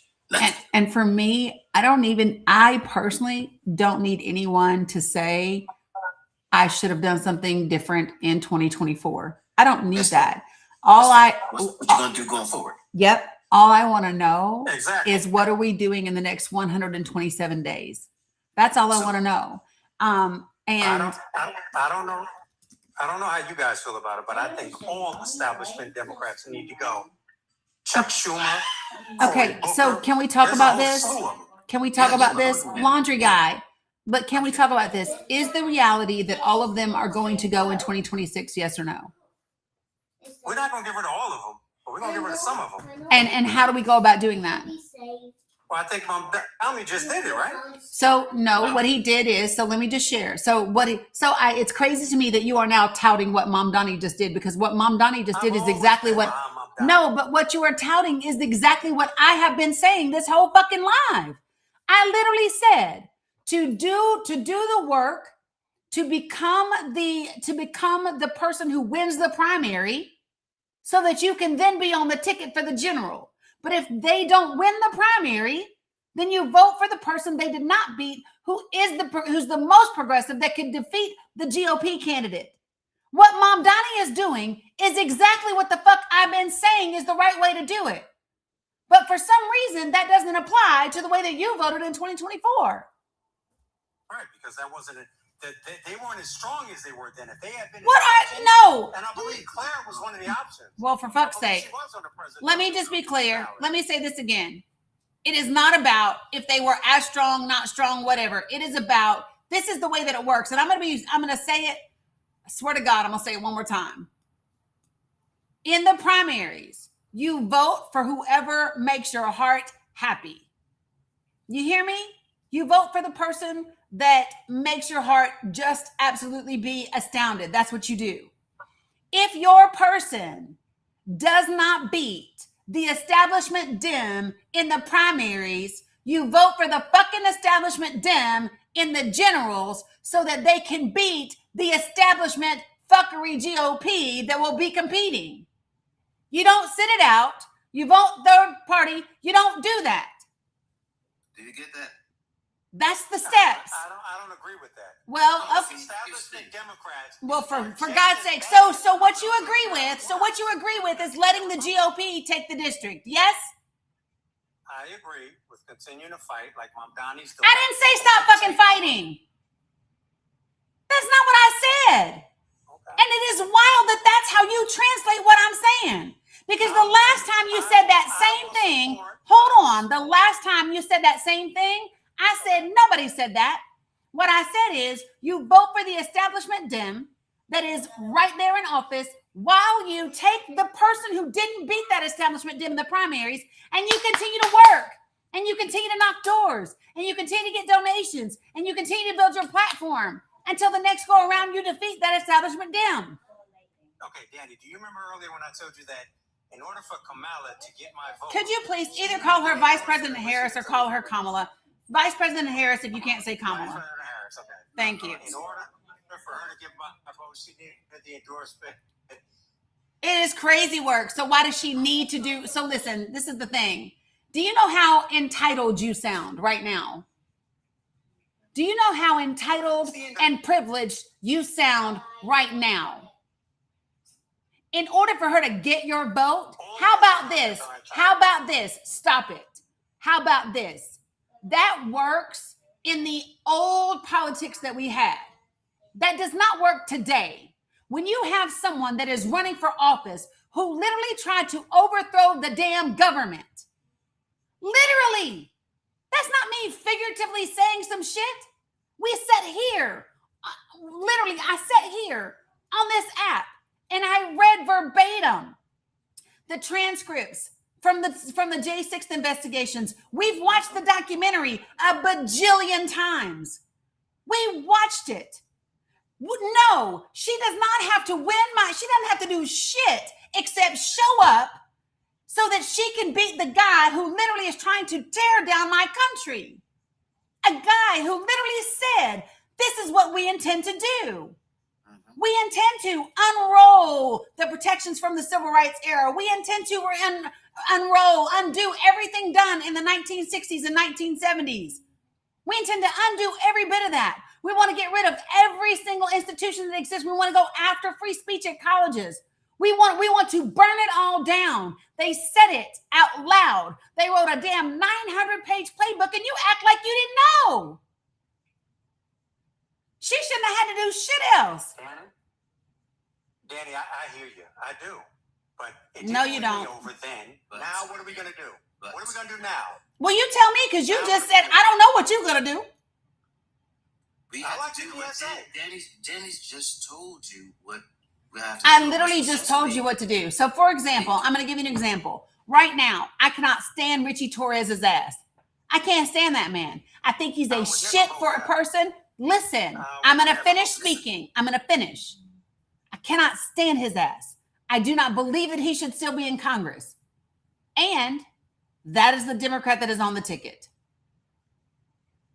That is the Democrat that is on the ticket. He was primaried. He did not lose. Yes, ma'am.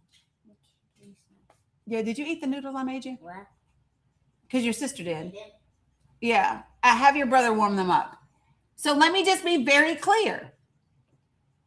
Before I let the GOP take that Democratic seat, if I was in his district, I would hold my nose.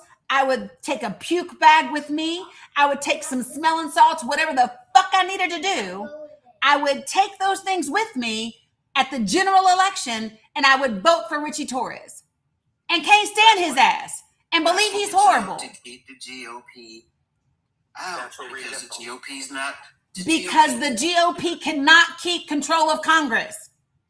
If the GOP keeps control of Congress, we are all fucked. He doesn't get the strategy, Dan. He doesn't want to see the strategy. What part of that do you not understand? Danny, what did they do when Zoran Mamdani won the primary? What did they do? They ran an I don't care. I don't care. I don't care. Do you hear me? I don't care. I don't care. I don't care. I don't care. I'm going to say it one more time. I will vote for whatever establishment Democrat there is in order to keep the GOP from keeping the House. I want them all out. I want them all out too, but damn it, I know good and well this ain't an episode of, this is not Burger King. I do not get to have it my way. Jesus Christ. And it is people like you, Laundry. Independent can run against them. Hold on, Laundry guy. Listen. Hold on. Let me just say this. Laundry guy, you are the reason progressives lose so damn always. Yep. You are the reason we lose always. Okay. Because you refuse to get, and so this is the problem. Do you know what happens? Hold on, let me just say this. He's playing checkers and we talking chess. Yes. I'm telling you, yes. The reason, and this is why the GOP knows how to get the fuck on board with the plan. Do you think that the GOP got all of the moderate Republicans out all at the same time? No. Did they get all the left-leaning Republicans out all at the same time? No. They worked the plan until they finally got to the place where every single one of those people in Congress would capitulate. That's what they did. They made a plan, and then they worked that plan. And bit by bit until finally they got the McCains out the way, and they got the Romneys out the way, and they got all of the establishment Dems, they got all of the establishment Republicans, they got them out the way, so that the extremists, like what we have right now, that's what they did. Okay, hey, listen, folks, please make sure that you are following Abu Siraj. He typically does daily updates on Gaza. He may or may not do them right now. He's had a lot going on, as you can imagine. But please make sure that you follow him. He also has a link that's in my link tree as well. Love you, Abu Siraj. So the point is I am saying we need to do, I believe that every establishment Dem needs to go. What you're saying is that we should accept defeat when defeat is there. No, I'm saying I should work my damn plan and make it. Danny, hold on a second. What I'm saying is, why can't we the people choose? We've already done it. We proved it in New York City. When the establishment decided that they were going to take an independent and run him again. He wasn't an independent. Check this out. Cuomo was an independent. He ran as an independent. I'm not talking about Cuomo. Listen. What I'm saying, Danny, hear me out. Please hear me out. What I'm saying is that we, the people, decided that no, Mamdani was going to get elected. We, the people, they decided with the money that who they were going to get in there, since they couldn't be in with the GOP, they were going to pick somebody and run him as an independent. We, the people, can do the same thing. I don't like Richie Torres. We have 127 days to get him out of there. We already had 2 fucking years. He had a primary challenger. We can still get an independent on the ballot and get rid of him. No, see, So you tell me what independent that you are going to have that has the name recognition, that has the position, that has the money, that has to do what they can do to beat him. Because if an independent could have beat Richie Torres, they would have done it in the fucking primaries. They would have done it in the primaries. Okay, that's where we differ in terms of how. Well, that's how Mamdani did it, and that's how he won. And that's how the other 3 candidates did it, and that's why they're winning. But the difference, Danny, is that the money didn't stop. They didn't just say Mamdani won and we're going to sit back and we're not going to do anything. Mamdani won the primaries. I understand that, but what did the GOP do? You're not listening. You're not listening. You're not listening. You're not. No, you're literally not listening. And I don't know why.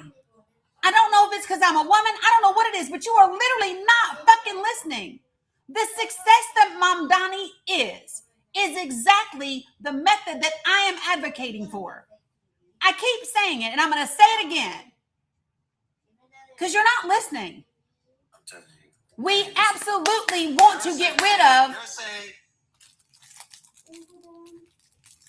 No, if Richie Torres wins the primary. He already did, damn it. So now he wins the primary. He already did. That's my point. So what you're saying is that I hear you, but the part that you're missing is what you're saying. I'm not missing anything. That's how it always works, and that's how we should do it. I'm not missing anything. They're not doing that. They ran Cuomo as an independent against Mamdani. So what? And his ass lost. So we can do the same. And lose. You don't see. And fucking lose. You know why Bernie Sanders never gained traction over the 30 years, 30, 40 years that he like gave the same message over and over and over again within the Democratic Party? Because he ran as an independent. So what gets me is I'm a Democrat and I know more about Democratic politics than people who profess to be Democrat. That blows my mind. It's crazy. If you want to succeed in the Democratic Party, you have to supplant the people who are in there, just like the Tea Party did. And that's exactly what I'm saying. You get progressive candidates to run, build their base, help them do their thing. So if they lose this time, they lose this time, but you keep the momentum going. In the meantime, because we know GOP is not going to help anybody, we keep them out of office until we can get our party together. You see how long it took the Tea Party to take over the Republican Party? They started under Obama, then they changed their name in like 2015 to the Freedom Caucus. Yep. Right? And all the right wingers started getting elected everywhere and pushing out all the moderates and people who were sane within the party. It's not going to, shit ain't going to happen overnight. You got to like Dani said, you got to have a plan. This is what we want. We want more progressive politics. And if people haven't looked up what progressivism is, you need to go just look at it. I have a few things pulled up that I want to share. Economad, welcome. Just give me 1 second, please. So, folks, let me be clear. Nowhere in my language does it say stop challenging the establishment Democrats. Nowhere does my language say that. As a matter of fact, my language says the exact opposite. My language says that we must continue to find. I'm still speaking, laundry guy. I'm telling you exactly what my rhetoric says. And here's the thing that I think is the difference between you and I. Okay?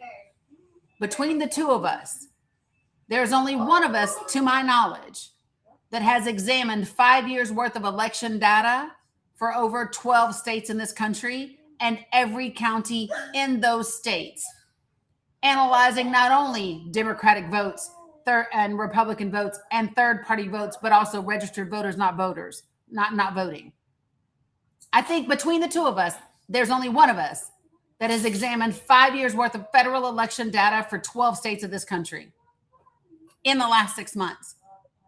I think there's only one of us sitting here in this conversation that has actually mapped out a 2.5-year plan on how to shift, overcome, get rid of establishment Democrats election cycle by election cycle by election cycle, while also maintaining the Democratic majority so that the GOP cannot continue to do harm to people. Of the two of us, there's only one of us that has developed that 2.5-year plan and then developed graphics upon graphics upon graphics to support that, to generate conversations within communities, to help other people understand exactly what the impact of our vote has been and what we can do to put it back. Of the two of us, those are the things that I have done to make sure that the direction that I am saying to go, I'm not just going off my fucking feelings or what I think. I'm actually going off of data. I'm going off of existing policy.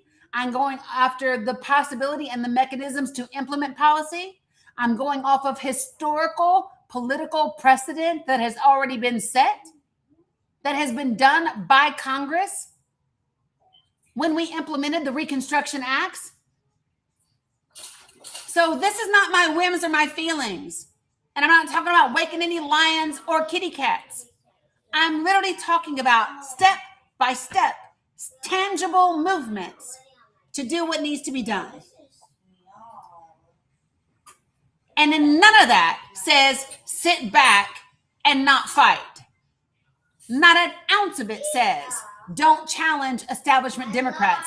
None of that. In fact, it says the exact opposite.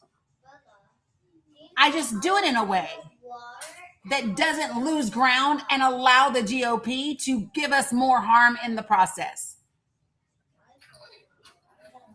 So at what point do we put ourselves in a position to make sure that we can come back from a defeat, as my Knicks did? At what point do we do that? What are you talking about? That's the problem, Danny. Remember a couple weeks back, I had said the GOP some time ago had masterfully changed the language around politics, right? And they turned it into like sports language, us versus them kind of thing. And we're hearing it right here. He's trying to make a basketball analogy out of a strategic plan to take control of the Democratic Party. Yeah, and this ain't sports. It's not the same shit. It's not. It's just not the same shit. And it doesn't get played the same way. It doesn't have the same consequences. And by the way, when you talk about how do we make sure how do we come back from a defeat? I literally have already included that. And I just gave it to you. 4 times. I literally have already said that. And so why you don't hear it, I don't know. I literally do not know why you are not hearing it. I hear it, but it says to me like you're going to give a concession. For example, like Richie Torres. I never said a concession. I know why he can't. There's no concession. It's not a concession. There's no concession. If you vote for him and give him 2 more years in office, that's not a concession. No, the fuck it's not. Not voting for him and allowing the GOP to take that position in Congress, that's the fucking concession. This is That's the concession. The concession is not voting for him and allowing the GOP to take that seat in Congress that currently belongs to a Democrat. And it must stay blue until I get a better option than Richie Torres. His raggedy ass will sit right the fuck there. Because the other person, the other option will damn sure vote along with everything else that's meant to harm us. Hey, Laundry, how long have you been like into politics, Laundry Guy? Like, really, I would say probably not as this intense with it until after October 7th. Because I voted for Obama, but I never really watched. Okay, that's fair. That's fair. So can you see how, for those of us, I just loved Obama. He was one of us.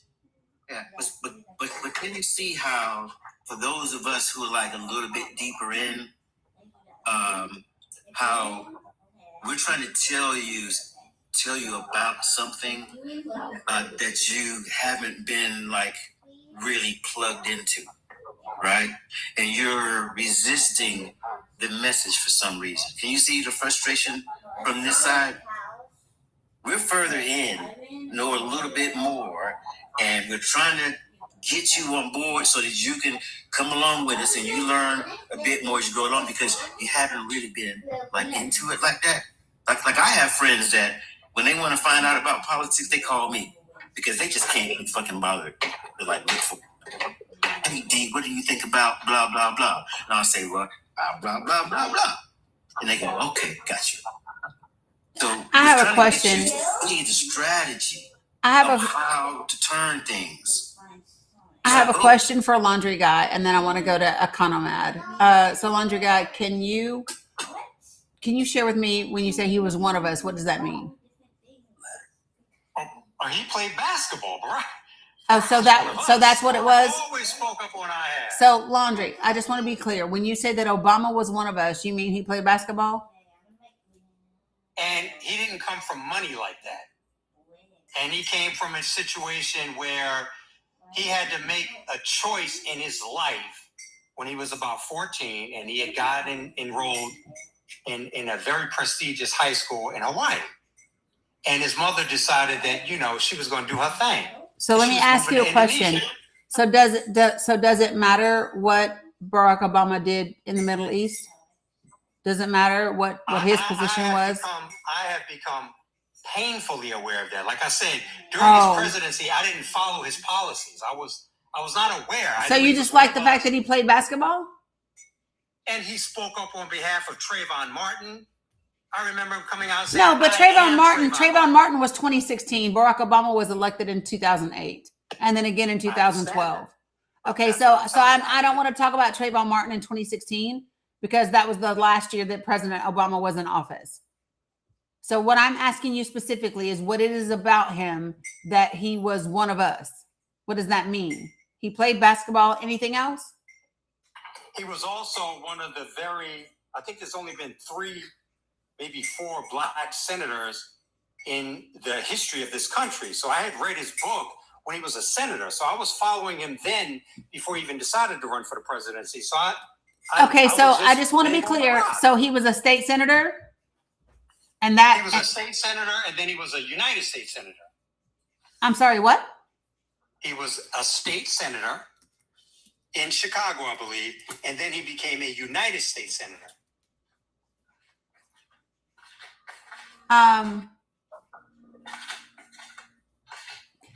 Okay, so I just want to be clear about something.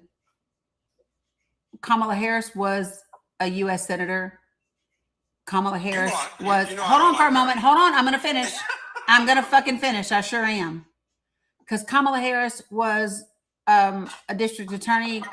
Kamala Harris was the attorney general for the state of California. Kamala Harris was the U.S. senator for the state of California. Kamala Harris was the vice president, and Kamala Harris plays basketball.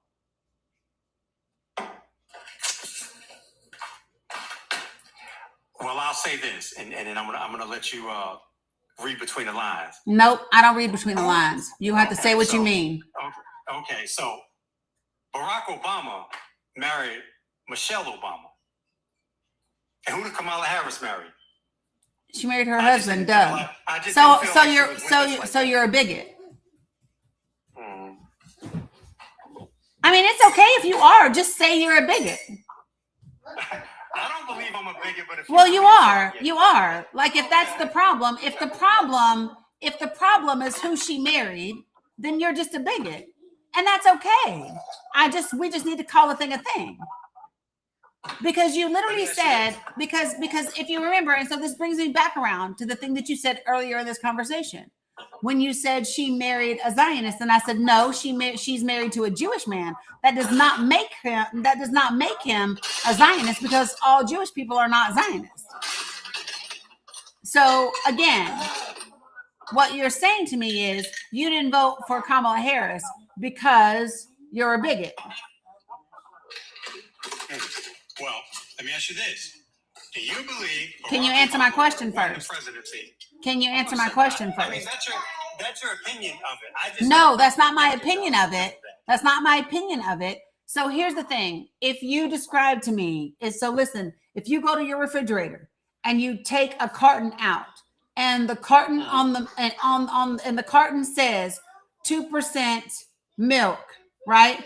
And inside it, but 2% milk is turned towards you, and you pour me a glass of that, right? And I drink it, and it tastes like milk. It comes out of a carton that looks like milk. It's white and it's got, and I say, oh, that's milk. Just because the writing isn't facing me doesn't mean I don't know it's milk. If it looks like milk, tastes like milk, comes out of a container that says that it's milk, then it's milk, right? So when you say to me, Barack Obama married Michelle Obama, who did Kamala Harris marry? And in the same conversation, you say she's married to a Zionist, which is not true. She's married to a Jewish individual. Then that, sir, meets the definition of a Zionist. Because when I ask you specifically about Doug, you said, I'll have to go do some more research on that. So you have prejudged him, right? Based on his religion. And you have judged him in a negative light, with a negative connotation, and in a discriminatory way. That meets the definition of bigotry. And it's okay that you're a bigot. I just think that you ought to be able to sit and own with it that you're a bigot.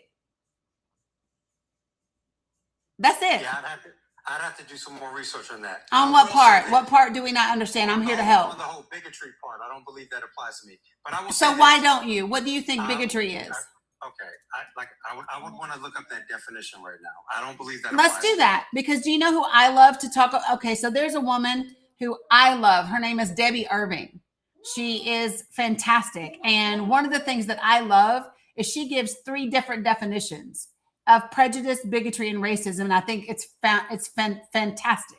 So here's what it is.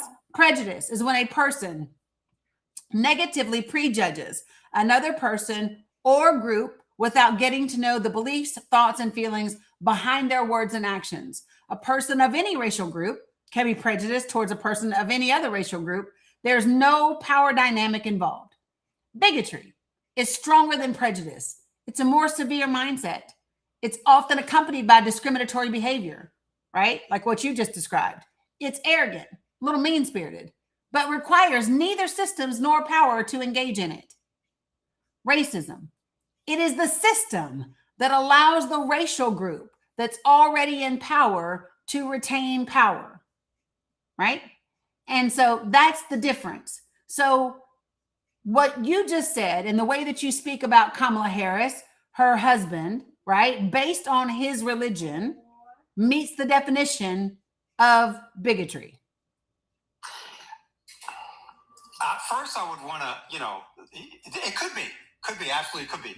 But first, I would want to see whether, and I'd have to do a little research onto whether or not her husband is a Zionist, which I still believe. But it wouldn't matter. You would still be being a bigot because you came to those feelings that you have about him before you knew. If he's a Zionist? No, but you called him one before you knew anything, which makes you a bigot. He is a Zionist. No, to your knowledge, based on what? Other than the fact that he's a Jew, what is it that says he's that? Because you don't have any knowledge other than that. And not all Jewish people are Zionists. And I keep telling you that it is dangerous to equate Jewish people with Zionists because they are not always Zionists. Matter of fact, there are more Christian Zionists than Jewish Zionists. I am quite aware of that. Okay, so again, share with me. This is why she did not resonate with me. You called him a Zionist. I'm asking you for proof. What is it? Besides the fact that the man is Jewish, what else do you have? What else are you basing that off of? Okay. Only by what I've heard. Which is what? That he's a Zionist. From where? Who told you that? This is only what I've heard, probably on social media. Okay, so nobody that you know that knows him. Look it up. So nobody that you know that knows him. Nobody that I know that knows him, no. Right, so bigotry. Okay, let it be bigotry then. Yeah, I mean, it is. It could be bigotry. Yeah, it is. Bigotry. I mean, it took you a while to get there. So just so we can call a thing a thing, it is. It's bigotry. Okay, cool. Okay. And what's wild to me is that it is wild to me in 2026 that we are sitting in spaces and we are allowing bigotry and prejudice to dictate how we do things with no actual, like, it's wild to me that you're going to say to me, damn near 2 years since the 2024 election, I should do some research on that. You should have fucking done that research in 2024 before you determined how you were voting or not voting. And that position that you took at that time. But let me ask you a question, though. I do want to ask you a question because it seems that you have made a decision that independent voters, and I think we got something like less than 0.5% of the vote, that we are responsible not only for the independent votes that we cast, but that we are also solely responsible for all of the people that didn't. What?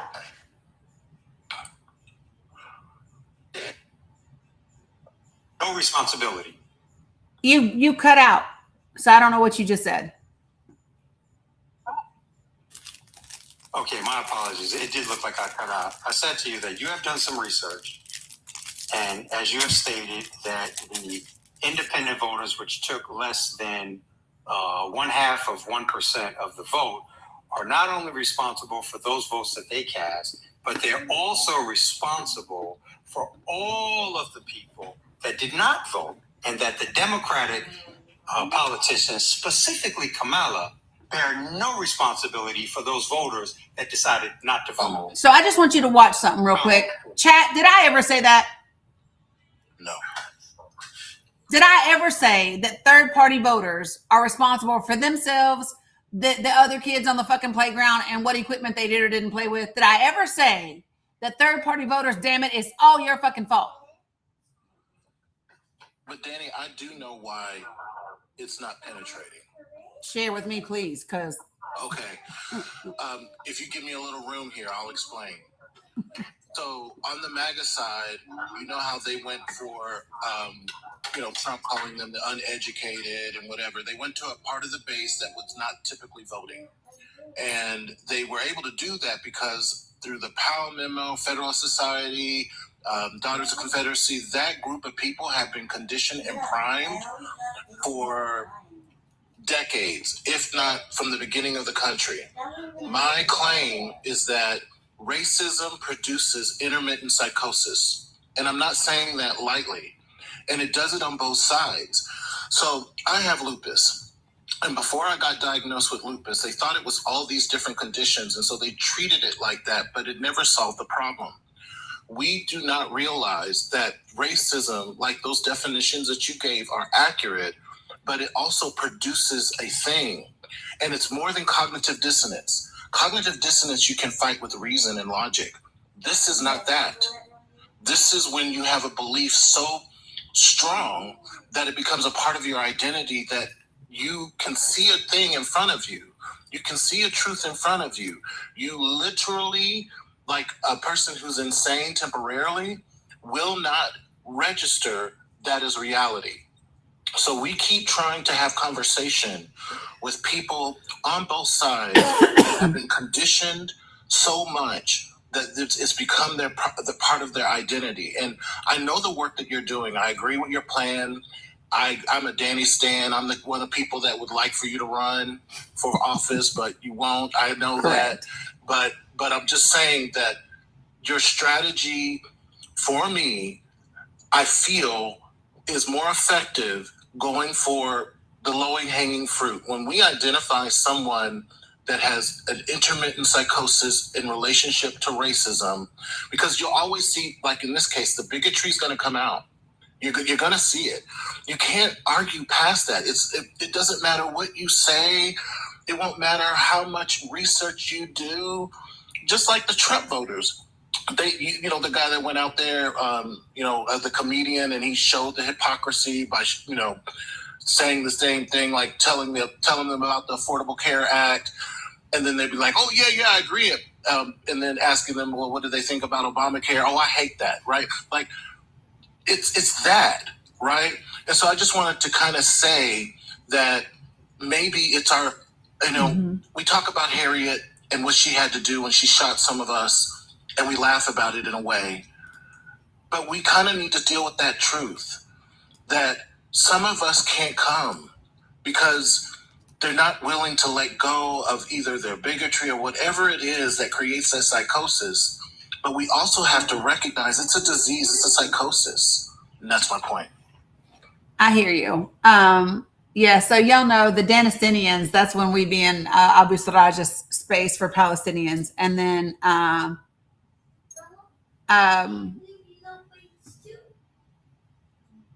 let me just, yeah, I hear that. I don't know where he went, but so let me just say this. I want you all to keep something in mind, and I just had to remind Witch of this in the chat. Listen, when I engage in these conversations, it's not always just for the benefit of the person that's on the panel. Like on TikTok, a minute ago, there was 500 and some people in this room, right? And so there are many, many people that are in this room that are listening, that are not talking, that would never get on a panel. And some of them feel and think the way that he feels and thinks. And so if him being on this panel and me addressing it, and me, especially when I brought Abu Sarraj up, right? That's an opportunity to provide other information and other insight for other people. I am not attached to Laundry Guy changing his position or not in any way, shape, or form. This isn't his first time in here. He's been in here quite a bit. How old is he? I don't know. If you want to tell the people how old you are, you can. You don't have to. It's up to you, Laundry Guy. But I just really want you all to remember, he said he's 60. So I really want you all to keep in mind that sometimes when I'm talking with people, it's not just about the person that's on the panel. It's about the hundreds of other people that are watching, and the people who may be watching the replay later. Salam Abu Malik, that maybe share some of his thoughts or his beliefs, or maybe the information that is being provided as a response to him helps. Okay. So I just wanted to throw it out there. I'm going to need to check this out. So, right, Dominique. So, I just want to be clear, and I'm going to reiterate it succinctly one more time for folks. Okay. So for me, when I think about this process forward, okay. Yeah. So Laundry Guy, was there anything else you wanted to share or no, or ask? Just that 2028 is right around the corner. Like you said, we have midterms to focus on. We have a little different ideology as far as how to deal with and unseat these establishment Dems. But in 2028, Dani, it can't be Kamala. I am not. So here's what I know is that if we do not win in 2026, 2028 won't fucking matter. I don't think that people understand this. If we do not get control of the House and the Senate, if we do not get control of Congress, 2028 won't even fucking matter. People will be so hurt by then. People will be so devastated by then. It will just, period. These next 127, I don't care about not giving up. That shit, listen, that old warrior, well, I'll never give up. Listen, I am not interested in struggling any fucking longer than I have to. Let me say that again. I am not interested in struggling any fucking longer than I have to, which means the shortest route to ending suffering, easing suffering, the shortest route to that is a Democratic majority in the House and in the Senate. It will not give us absolutely everything that we want, but it will be a step in the right direction. It will be a step forward, and it will prevent more harm and more hurt coming to more innocent people. And we got 127 days to get ready for that shit. And that's what I'm focused on. That is the direction that I am going. Because here's what I know, and y'all better really let this sink in. Can you do this for me with ice, please? 127 days. Progressives can have the majority in the House and in the Senate. That means come 2027, we can use budget reconciliation to put back the funding into SNAP, to put back the funding back into Medicaid, to add more premium tax subsidies so that people can afford their health insurance, to take the money that was allocated to ICE back. We can take the money that was taken from the Department of Education and given to the Department of Labor and put it back into the Department of Education for our children. In 127 days, that's what you can make happen. And those things can be done by this time next year. And at the same time, while those things can happen, you will still find amazing progressive candidates to challenge the establishment Democrats come next year and in 2028. And that's how you keep the pressure on the establishment to make them do the things that need to get done. And you continue to have conversations in your communities about all of the things that actually matter. That is what you do. So that when it comes to 2028, more progressives are primarying those establishment Democrats and winning. And then we vote for those people come 2028. And we vote for the most progressive candidate for president in the primaries. And then we choose the most progressive who can win in the actual general election. And then we go into 2029 ready to do what? Shit. Beloveds, in 2028 and 2029, we can expand that court. We can expand the Supreme Court in the first 6 months of 2029. If Alito and Thomas and Roberts are still there, they can be impeached and removed. All of the things that we have receipts on, all of the gifts, all of the luxury, the houses that have been bought and the plane rides and all of those things. When you have a Democratic majority in the Senate and in the House, you can then impeach and remove the people that are on the court. You can expand the court, 13 justices, one for every circuit. And then you can have a progressive who can appoint those people onto those courts. And then you have a progressive Senate to make sure that the confirmations that get through are the ones that need to get through and not some bullshit rubber stamp that's happening right now. This is the path forward. And I'm going to be real honest. I love y'all, but I don't give a fuck about your feelings. I do not care how you feel about it. The way that I think about that is you always got one or two cousins that show the fuck up at Thanksgiving dinner with an attitude. Well, guess what? Take your cousin outside, get them all the way together, and then bring their ass back in the house when they are ready to get on board. Period.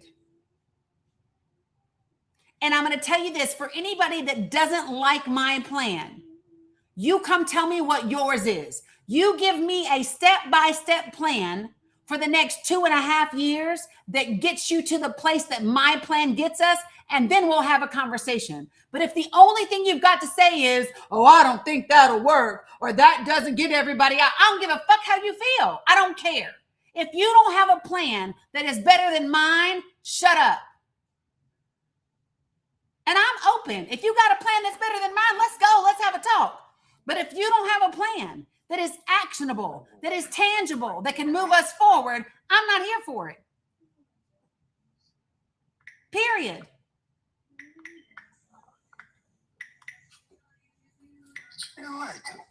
So if all you got is, I don't like it, I don't care. So what? I don't care.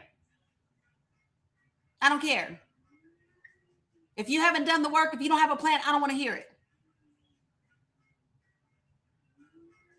No, you didn't give me a plan. You gave me a lot of opinions.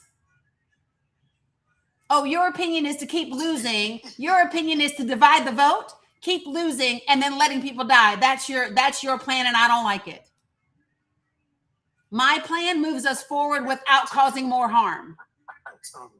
My plan moves us forward without causing more harm. That's the path I choose. I don't choose burn it down and fuck people over. No, thank you.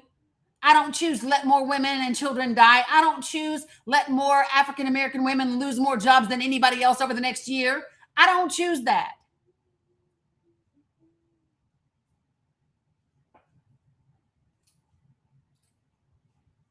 So, anyway, but I appreciate you joining.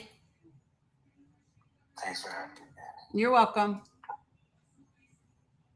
You will never get me with the burn it all down bullshit. I'm not here for it. That's what they want to do. If any of you bothered to read what Kevin Roberts writes about, if any of you all bothered to read what the Heritage Foundation writes about, if any of you bothered to read, they want you to burn it all down.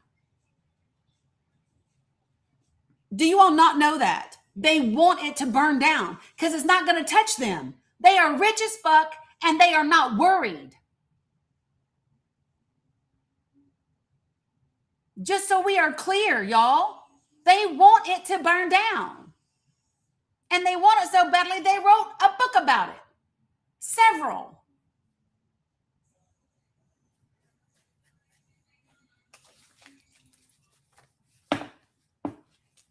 They want to stop white women from not having babies, force them to have babies, import more white people so they can have more babies, take rights away from as many Black folk and minorities as they possibly can, deport as many Black and brown people as they possibly can, and then create a system where our children become the labor for all the fucking rich elites. In case you missed it.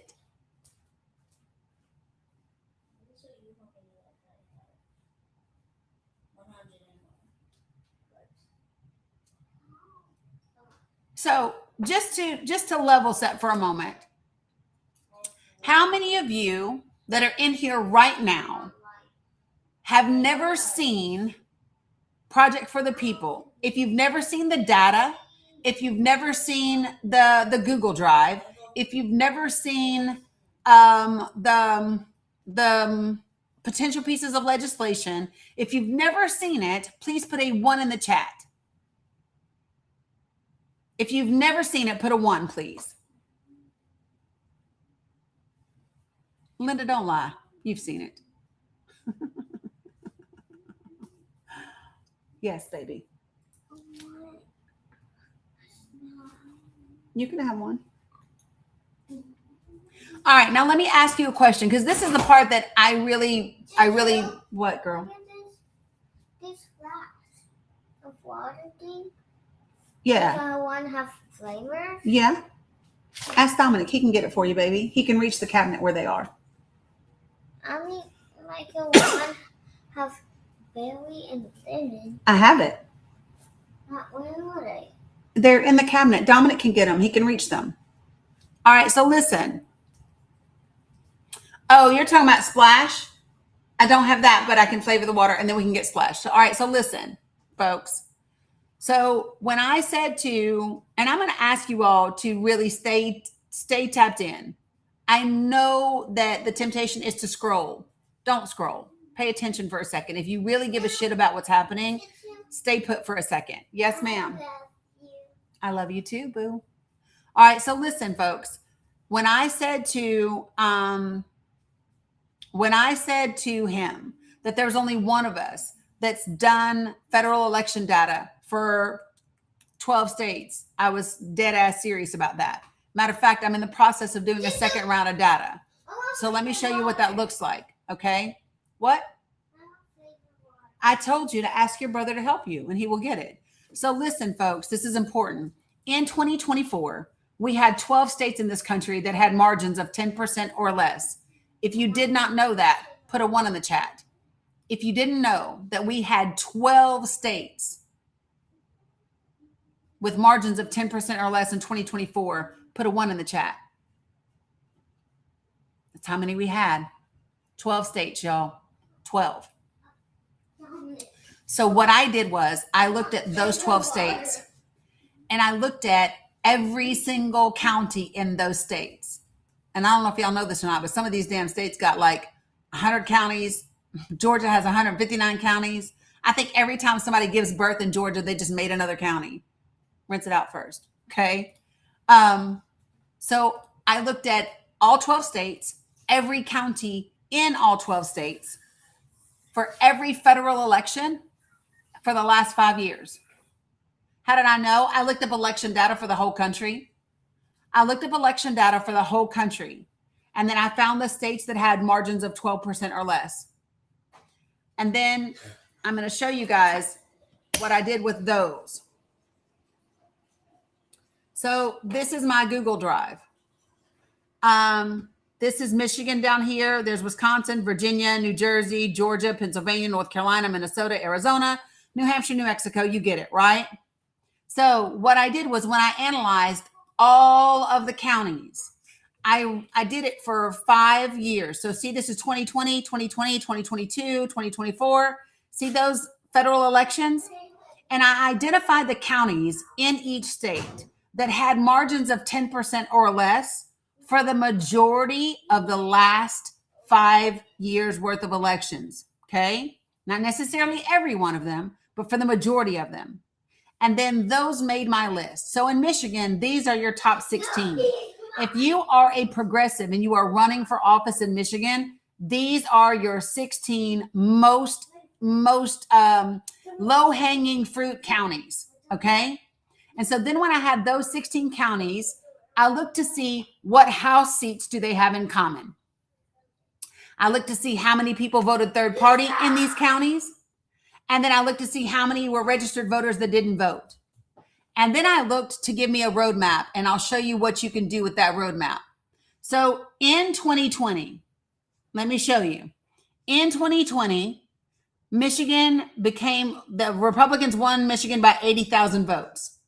In these 16 counties alone, there were 47,000 people, like laundry guy's ass, that voted third party in just these 16 counties. Just those 16 counties, those 47,000 third party voters made up 59% of this deficit. Do you see that? 59%, just third party voters. And then there were 1.1 million registered voters not voting in just these 16 counties. So I would bet that if I looked at the rest of Michigan counties, third party voters would actually be enough to have won Michigan. Now let me show you what this looks like from a House perspective. So Michigan House District 1, it encompasses 15 entire counties and then portions of another 5 counties or so, right? Well, out of these 16 counties, 4 of them are in Michigan's District 1. This is normally a 60-40 vote, okay, which means Republicans are never worried about this district, but they should be. So let me show you. Republicans won House District 1 by 101,000 votes.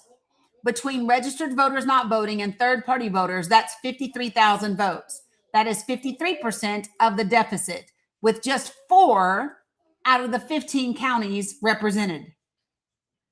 So when I talk about a strategy for actually getting serious about winning elections, I mean a strategy that is based on data. I am talking about strategy that is based on evidence, not how I fucking feel, not what some political pundit told me, but about what the numbers actually show me. Okay. So now if I am progressive, or if I am in a county that wants progressive to move, then now I know where I can get the quickest turn of results in these 12 states. Okay. This is the lowest hanging fruit possible. Why? Because these people are already engaged in the voting process, those people that voted third party. Okay. And they are already engaged in the process because they are registered to vote. So at some point in time, they desired to be a part of the political process. So now all we have to do is find out, well, what happened? Why aren't you engaged anymore? Are you overwhelmed by the process? Is it too much bullshit out there? Right? Are you mad at Democrats? Are you mad at Republicans? Where are you? And how do we get back on track to making things change? Okay. So winning elections is number one, and you do that based on data. Number two, and this is the most important part of this whole damn thing, y'all, is we have to start having conversations about, I don't know anybody in the DNC. I don't know. But listen, we have to start having conversations in our communities that build connection. And those conversations have to be made, and they have to center around the things that impact all of us. So when I talk about the things that impact all of us, I use the acronym HEHE. Okay. It is healthcare, education, housing, economic mobility. I'm going to say it again. Healthcare, education, housing, economic mobility. Those are the things I want to talk to people about. So what I did, because I understand that it is difficult, I do a bunch of research, and I started creating graphics to give us tools to have conversations in our communities. Okay. And I'm going to show you what that looks like. All right. If you've never seen the Google Drive, put a 1 in the chat. Okay. Economad, none of this is surveys. This is literally me going to the Secretary of State's website for every single one of these states and every single one of these counties. This was not a survey at all. I didn't survey anybody, because people lie, numbers don't. This is data, not people. Okay. So then what I did is I wanted to make it easy for you to have conversations with people about the issues. And I wanted to give you the resources. So first things first. First, what I want to do is I'm going to show you the sources for everything so that you know that that's a thing. So let me show you. Okay, I don't know what you meant, Economad. You got to tell me what you meant. So this is the Google Drive. See how it says sources and links? If you go here, every graphic that I have created for you, the link to the data that's in these graphics is here. Okay, so you can find the sources for everything that I'm showing you. But watch this. I want somebody who's never seen this. Somebody who's never seen this to give me, hey! Nope, we're not doing that. Because you hit first, right? No. I heard it. I heard you hit first. I didn't. Don't touch each other, or we will be in trouble today, both of you. Okay. So I need somebody who's never seen this before to tell me the state that you live in and your congressional district. Give me your state and your congressional district, please. Texas 37. So watch this. I'm going to go to Texas, and I've done this for all 50 states. So I'm going to go Texas 37. One moment, please, Mila. And I'm going to go English, even though there could be Spanish. So I can show you in Texas, House District 37, 39,000 adults and children are projected to lose their Medicaid because of the One Big Beautiful Bill. I can also show you, one moment, please. 8,000 children and adults in this same district are projected to lose some or all of their SNAP. I can also show you that because of those tax credits that they let expire, an additional 39,000 people are going to lose access. They're going to become uninsured because they can't afford them, right? Now, follow me, not just on a district level, but also on a state level. Here are state graphics for Texas. So in Texas, did you know that in Texas, 68% of Texas adults that are on Medicaid already work? They already work. It's not a case of lazy people just sitting back collecting benefits for no reason. They already work. Hey, guys, can y'all back up for a second? What is it that you all need? Yes. That's why I was sending Bella, because Bella hit me with her phone, with my phone. Okay, I will deal with you when I'm done. In Texas, 14% of your state lives below the poverty level. That is 4.1 million people in your state, in the richest nation in the world. I'm going to show you nationwide resources real quick. So, nationwide resources. We're not going to fight culture wars anymore. We're going to talk about healthcare, education, housing, and economic ability. We're not going to be distracted by them talking about trans athletes or immigration. Absolutely not. If you want to talk about those things, here's some bullet points for you. Here's the law regarding immigration. Go do that. Let's talk about this. Okay? I said yes. I said yes. I don't care. If I look at myth versus fact, what this tells me is that across the board, no matter whether you're in a blue state or a red state, guess what? The majority of adults on Medicaid already work, right? These are the flyers for Project for the People. That's the name of the project that I wrote. This is Project for the People. Okay?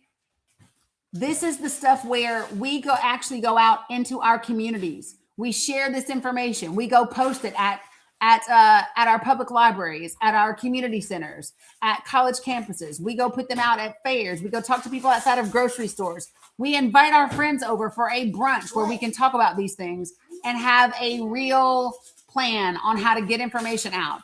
And I will show you really quickly the next set of graphics that I'm almost finished with that will be in there for this Thursday's meeting. We meet every other Thursday on my Google Meet. And I will show you the next round. Mila, give me 1 second, please. Here. All right. This is graphics. This is data centers. Data centers by house district. So this is by the whole country. And then we have it state by state. And then congressional district by congressional district. Y'all see that? Imagine how people will feel when they find out how many data centers are either existing, under construction, or planned.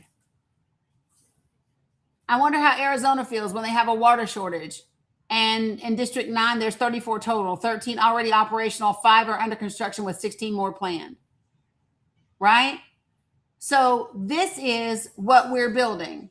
So I bought the domain name, makingamericatruly.great.com. And this is the site. When you join the site, you get access to the Google Drive. Do not share the Google Drive. If you want people to have access, please share this link. Share makingamericatruly.great.com. And the reason why is I track the people that are in this. And the reason why is look how powerful this is. So if I go to Project for the People and I go to, where's my last map? Oh, I didn't update it. I didn't upload it. Let me show y'all over here. I didn't load it. This is our latest map. This is what we look like as a collective group. As of June the 22nd, this is how many people have joined Project for the People. We have people in 48 states in 497 counties and growing across this country. There are only 3,100 counties in the entire country. And we have people in we have people in 16% of them. This is why I don't want you to just share the drive. You share this, you share makingamericatruly.great.com. You share this website. You share this QR code so that I can track people, so that we can show our representatives that we are powerful and what we want. Because then you can do really powerful things like this. So do you see in Project for the People, I have potential legislations? How many of you all knew that Hawaii signed a bill into law that actually limits the powers of artificial persons, which pretty much eliminates Citizens United in the state of Hawaii? This is a real deal. This is already signed into law. So I've given people this law to print off. And then I've given you a sample petition. All you have to do is print this off. You and your friends go around your neighborhood, go around your community, get 100 signatures on here, and then send it all to your legislators and say, hey, we want this law here. And if you did that in the state of North Carolina, guess what? We have at least one person in 35 counties in North Carolina. That's at least 3,500 signatures.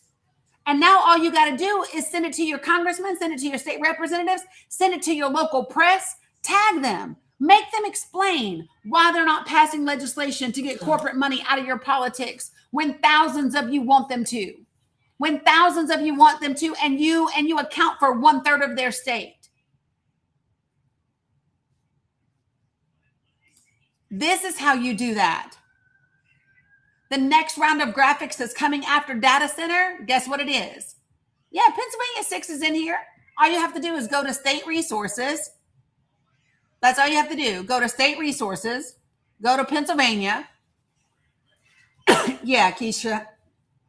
It's makingamericatruly.great.com. That's all you got to do. And by the way, PA, your state's website was so freaking fantastic that not only in Pennsylvania do I have it by congressional district, in Pennsylvania, I have your numbers by county because your state government's website had it broken down for me by county. If you live in Pennsylvania and you haven't gone to your government's website, it literally has a database that's interactive where you can select county or congressional district, and it will tell you the number of persons that are going to lose Medicaid or SNAP because of the One Big Beautiful Bill. And it's in your state resources. I took all of them and did the graphics. Under every single one of these, in your state's folders, if you go under your statewide graphics, you will find your poverty levels. You will find your voter registration guidelines. Why? The voter registration deadlines, I have to give all the credit to Veronica and Cam. They made those for us. The poverty level graphics, I started them, and then several members of our community got together, and we finished them on a working brunch together. But folks, this is what, when I talk about, I don't just get on TikTok to talk shit and argue with people. Thanks, Michigan Mountaineer. Right? That's not it. It's not just for shits and giggles. We are literally about, yeah, Lorraine, I don't charge anything for any of this. And no, nobody pays me to do this. Let me be clear. Nobody has paid me to do a dime, to do anything. In January, the website isn't coming up for you. It should. Making America Truly Great. Make sure that it's written the right way. Making, like in the present moment, Making America Truly.great.com. And it's also in my link tree.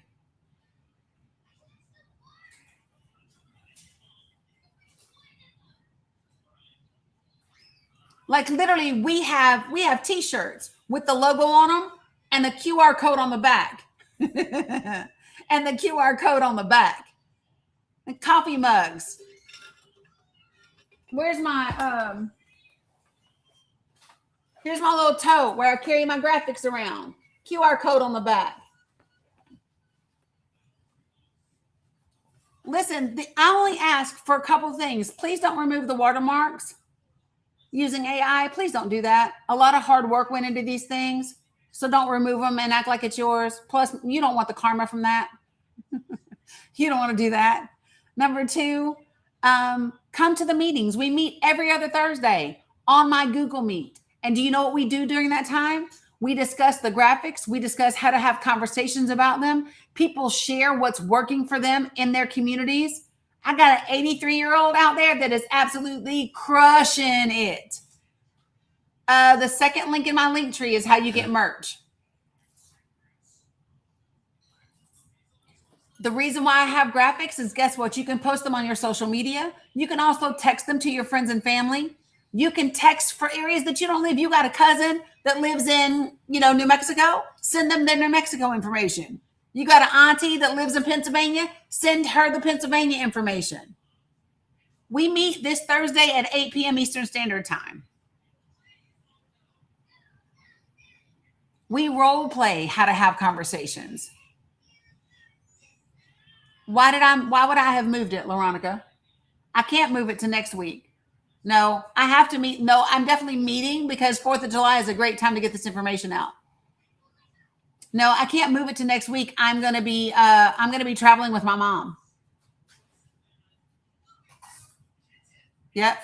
You going on vacation? Take it with you. You going to watch some fireworks? Take it with you. You going to a No Kings protest? Print out some damn flyers and take it with you. We're going to the public library tomorrow. Guess what we're doing? Taking it with us. Yep. I've got folks that are disabled. They make videos, put them out on their socials. Listen, Chris is one of my folks that's disabled. She was going to a doctor's appointment. She had an Uber ride. Guess what? Her Uber driver heard all about Project for the People for the whole 25 minutes. And her doctor scanned the QR code. This is what it means to move forward. You in the grocery store and you hear somebody talk about the prices, talk about it. That's when you whip out that damn poverty level graphic. That's when you whip out them SNAP benefit graphics. Did y'all know the House just passed, the committee just now passed something, the first version of the bill where they want to cut the allocation for SNAP benefits for pregnant and postpartum women and toddlers from $53 a month to $13 a month, 8 p.m. Eastern Standard Time, Rogue. I love that. See that? But we talk about how to have these conversations and what to do and how to get the information out. You're friends with the managers and they know about it. I love that, Audrey. You see what I'm saying? Love that, Carol. It's just about integrating this into your everyday life. This is how we have conversations. This is how we build connection. Folks, do y'all understand that the more connected we are, the less likely we are to hurt other people, even if people don't agree with you? Even if people, it was WIC, not SNAP. Thanks, Mama Dukes. People don't have to agree. They just have to understand. Right?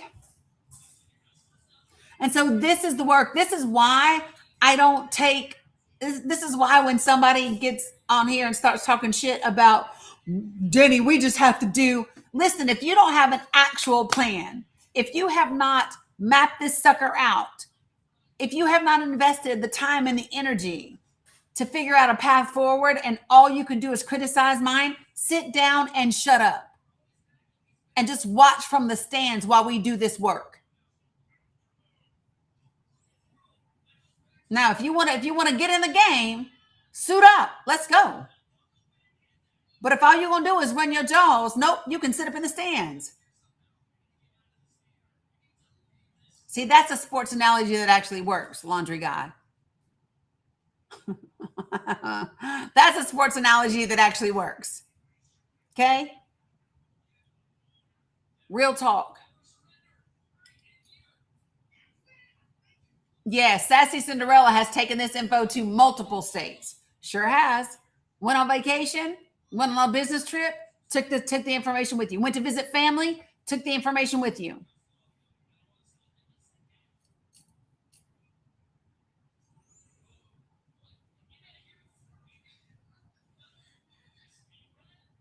Folks, I'm going to say this. I'm going to cover all 6 of these things because at 2:30, I do have a hard stop today. I got to figure some stuff out for my family. But then I will probably be back tonight. Yep, you had conversations from Virginia to Maine.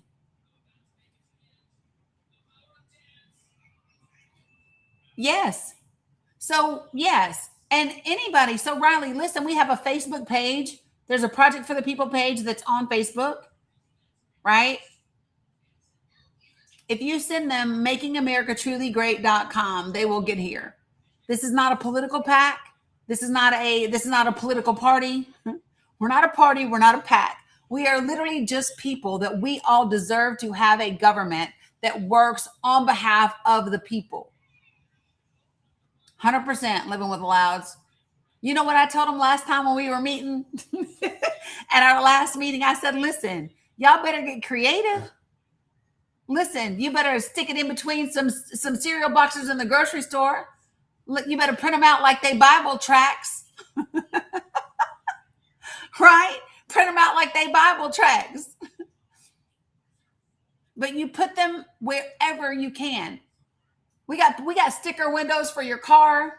Keep them. Print some out and keep them in your car. Yep. I'm saying, be about this business. Because it's going to be these conversations that matter. You all, Charlotta, I mean this though. The more that you have conversations with the people in your community, the more connected you are, the more bought in you will be. And the thing is, every graphic has sources linked. The sources are all in the Google Drive. I love that, living with the Louds, right?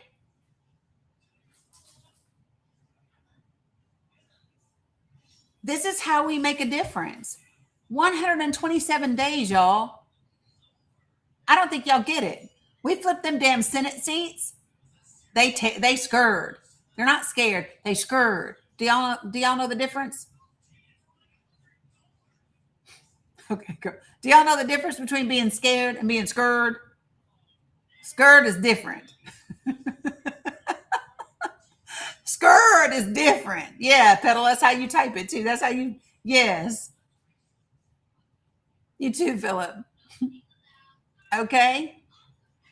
And they should be. And it's not because they're Republican. And it's not because they support Trump. It's because they are no longer fulfilling their duties. They are violating the oaths that they took. All you have to do, Lady Teddy Bear, is if you go to my link tree that's here on TikTok that's in my bio, it's the very first link in my link tree. Right? Right. Scared is hollering out loud, I will fight you in the fun house. Okay? This is how we do the work. And that's why I get so passionate about what I'm saying, is because I know just how close we are. If y'all don't understand, we did this. Do y'all understand the power of Congress? They really don't want y'all to know the power of Congress. Yeah, you have to wait for a second for the website to verify that you're a human being. Okay? But let me tell y'all this. They want you to not know the power of Congress. Do you want to know why? Do y'all want to know why? In 1865, when we'd had the 13th Amendment, and then when we had the 14th Amendment, and the Southern states did not want to ratify them. And the Southern states, after they got their asses kicked in the Civil War, right? They wanted to rejoin the Union. They wanted to readmit the Union. They couldn't get back in without doing what? They had to ratify the 13th and 14th Amendments. They had to write new state constitutions. And then they had to sign, every man 21 and older had to sign in the oath book. It was called an oath book. And then there was a second book based off that oath book. And it was the return of qualified voters. The reason they were required to do those things is because Congress passed the Reconstruction Acts. So listen to me, okay? The southern states got their asses handed to them in the Civil War. They didn't want to let black folk go. They wanted to keep owning their property. And so Congress said, no, if you want back in this union, here are the things that you must do. And we're going to divide these southern Confederate states up into 5 different districts. And we are deploying the military to ensure that it gets done. And when they did that, there's a court case called the McCardle case that was used to challenge the constitutionality of those acts. And then do you know what happened? While the Supreme Court was hearing the arguments on the McCardle case, Congress changed the jurisdiction of what types of case the Supreme Court could hear, and it took that court case from out of the Supreme Court. Why? Because we had a racist Supreme Court. Sound familiar? We had a racist, fascist president. Sound familiar? Sure did. It's called the McCardle case. The reason the Reconstruction Acts of 1867 and 1868, the reason that they were applied and the reason that they were successful is because of Congress. Congress took steps to ensure that the Confederate States did what they needed to do to join. Congress took steps to protect those laws that had been passed.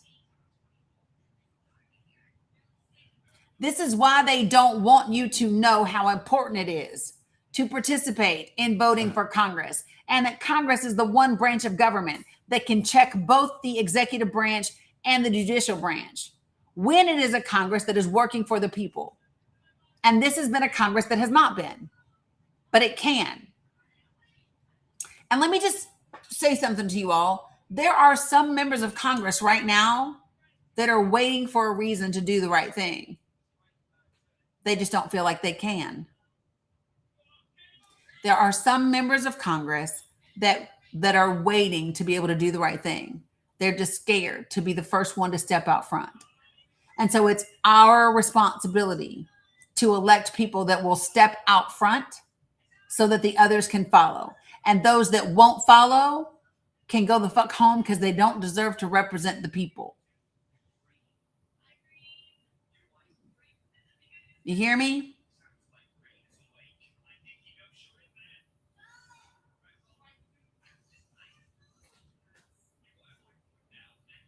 But you have to be serious about this. If you notice, TikTok, we dropped 130 people while talking about this. You want to know why? Because people want to fucking complain, but they don't want to do the work. People want access to the information, but they don't want to do the work. Y'all better get serious about doing the work. I watched Roger Stone go to events and speak to 50 people. It didn't change. The number of people in the room did not change his messaging. The number of the people in the room didn't change if he was willing to go. You understand? You can say whatever you want to say about them folks, but they are willing to do the damn work. And if they can be motivated and if they can be willing to do the work for horrible causes that cause harm, then surely to goodness, we can be ready to do the work and be willing to do the work for good things. Right? Surely to goodness.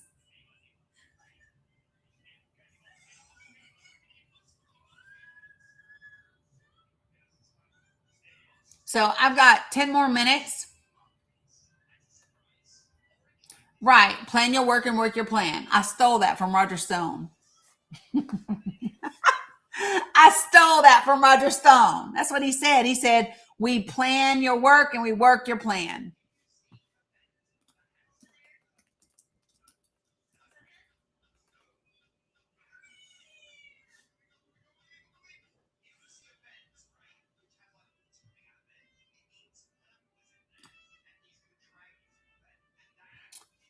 I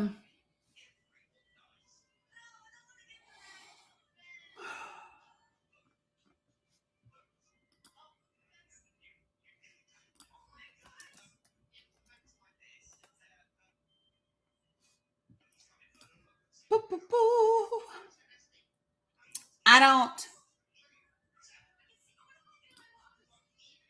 Let me see. When is this? What's in my link tree?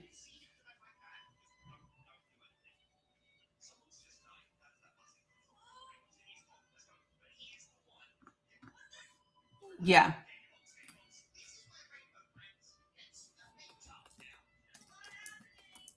Will this be on your topic? Yes. Yes. And he was supposed to reply to me yesterday and tell me which one to do.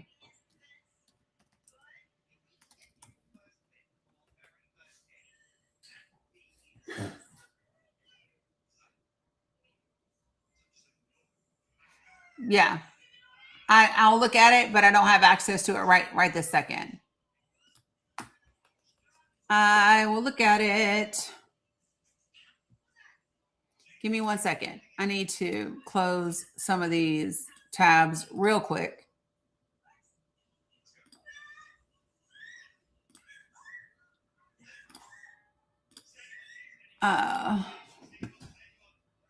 One moment. Yeah, you're welcome. Which? I know. I just stole it from him. He was in a documentary. That's all. Yeah, it's in a documentary where he talks about that. So yeah. But anyway, right, of course he did. No one is surprised by that.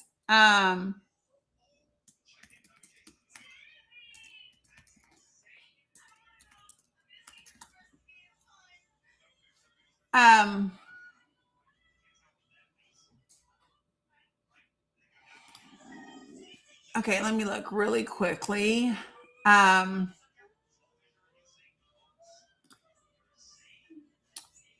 Yeah. So let me just say this. I don't know who put in the chat just now that the SAVE Act passed. I can find nothing that says that that's the case. I find nothing that says that that's the case. And I'm looking everywhere. Just to be clear. There's nothing about that's out there. So I just wanted to offer that to you guys, that it's not there. I love that, Michigan Mountaineer. She said, I'm back to carrying my big purse to pass out info. Yeah. People. So let me just say this, you all. People are absolutely going to want to sound the alarms and to try to distract and all of that. Listen, just head down and keep it pushing. Period. Okay. Head down, keep it pushing. Period.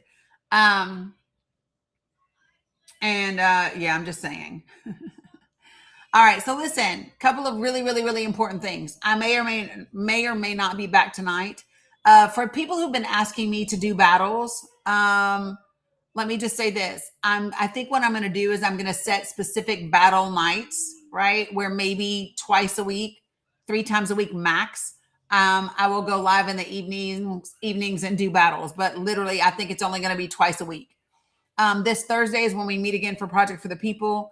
The data center graphics will be done and readily available for you. The next round of graphics will be on housing specifically. HUD is the second round. Yeah, it's a lot, Cam. I can't. But just 2 nights a week is what I'm thinking. What else? Make sure that you're signed up for Project for the People. And I'm just going to be clear. These things are my sentiment. Oh, tomorrow we have a Pally panel. Okay. Tomorrow we have a Pally panel. So if you have the ability to recharge and gift, come do that. You can always gift using. Really? You're asking me to think that far ahead? I don't know, Kat. I got to see what's happening at that point in time. What's happening first, the next round that we will have on Thursday is data center. The next round after that will be HUD. Okay. That's the next round after that. And then I don't know. If you have an idea, shoot it to me and we'll see about it. Yeah, girl, no. So listen, it's fluid. It's fluid, Marnie. It's fluid. Okay. All right. I truly do love y'all, mean it. I don't care about New Love Island tonight, Kim, but I am glad for you. Yeah. So I will see you all later. Love you, mean it. That's all I got for right now. Okay. Bye, folks.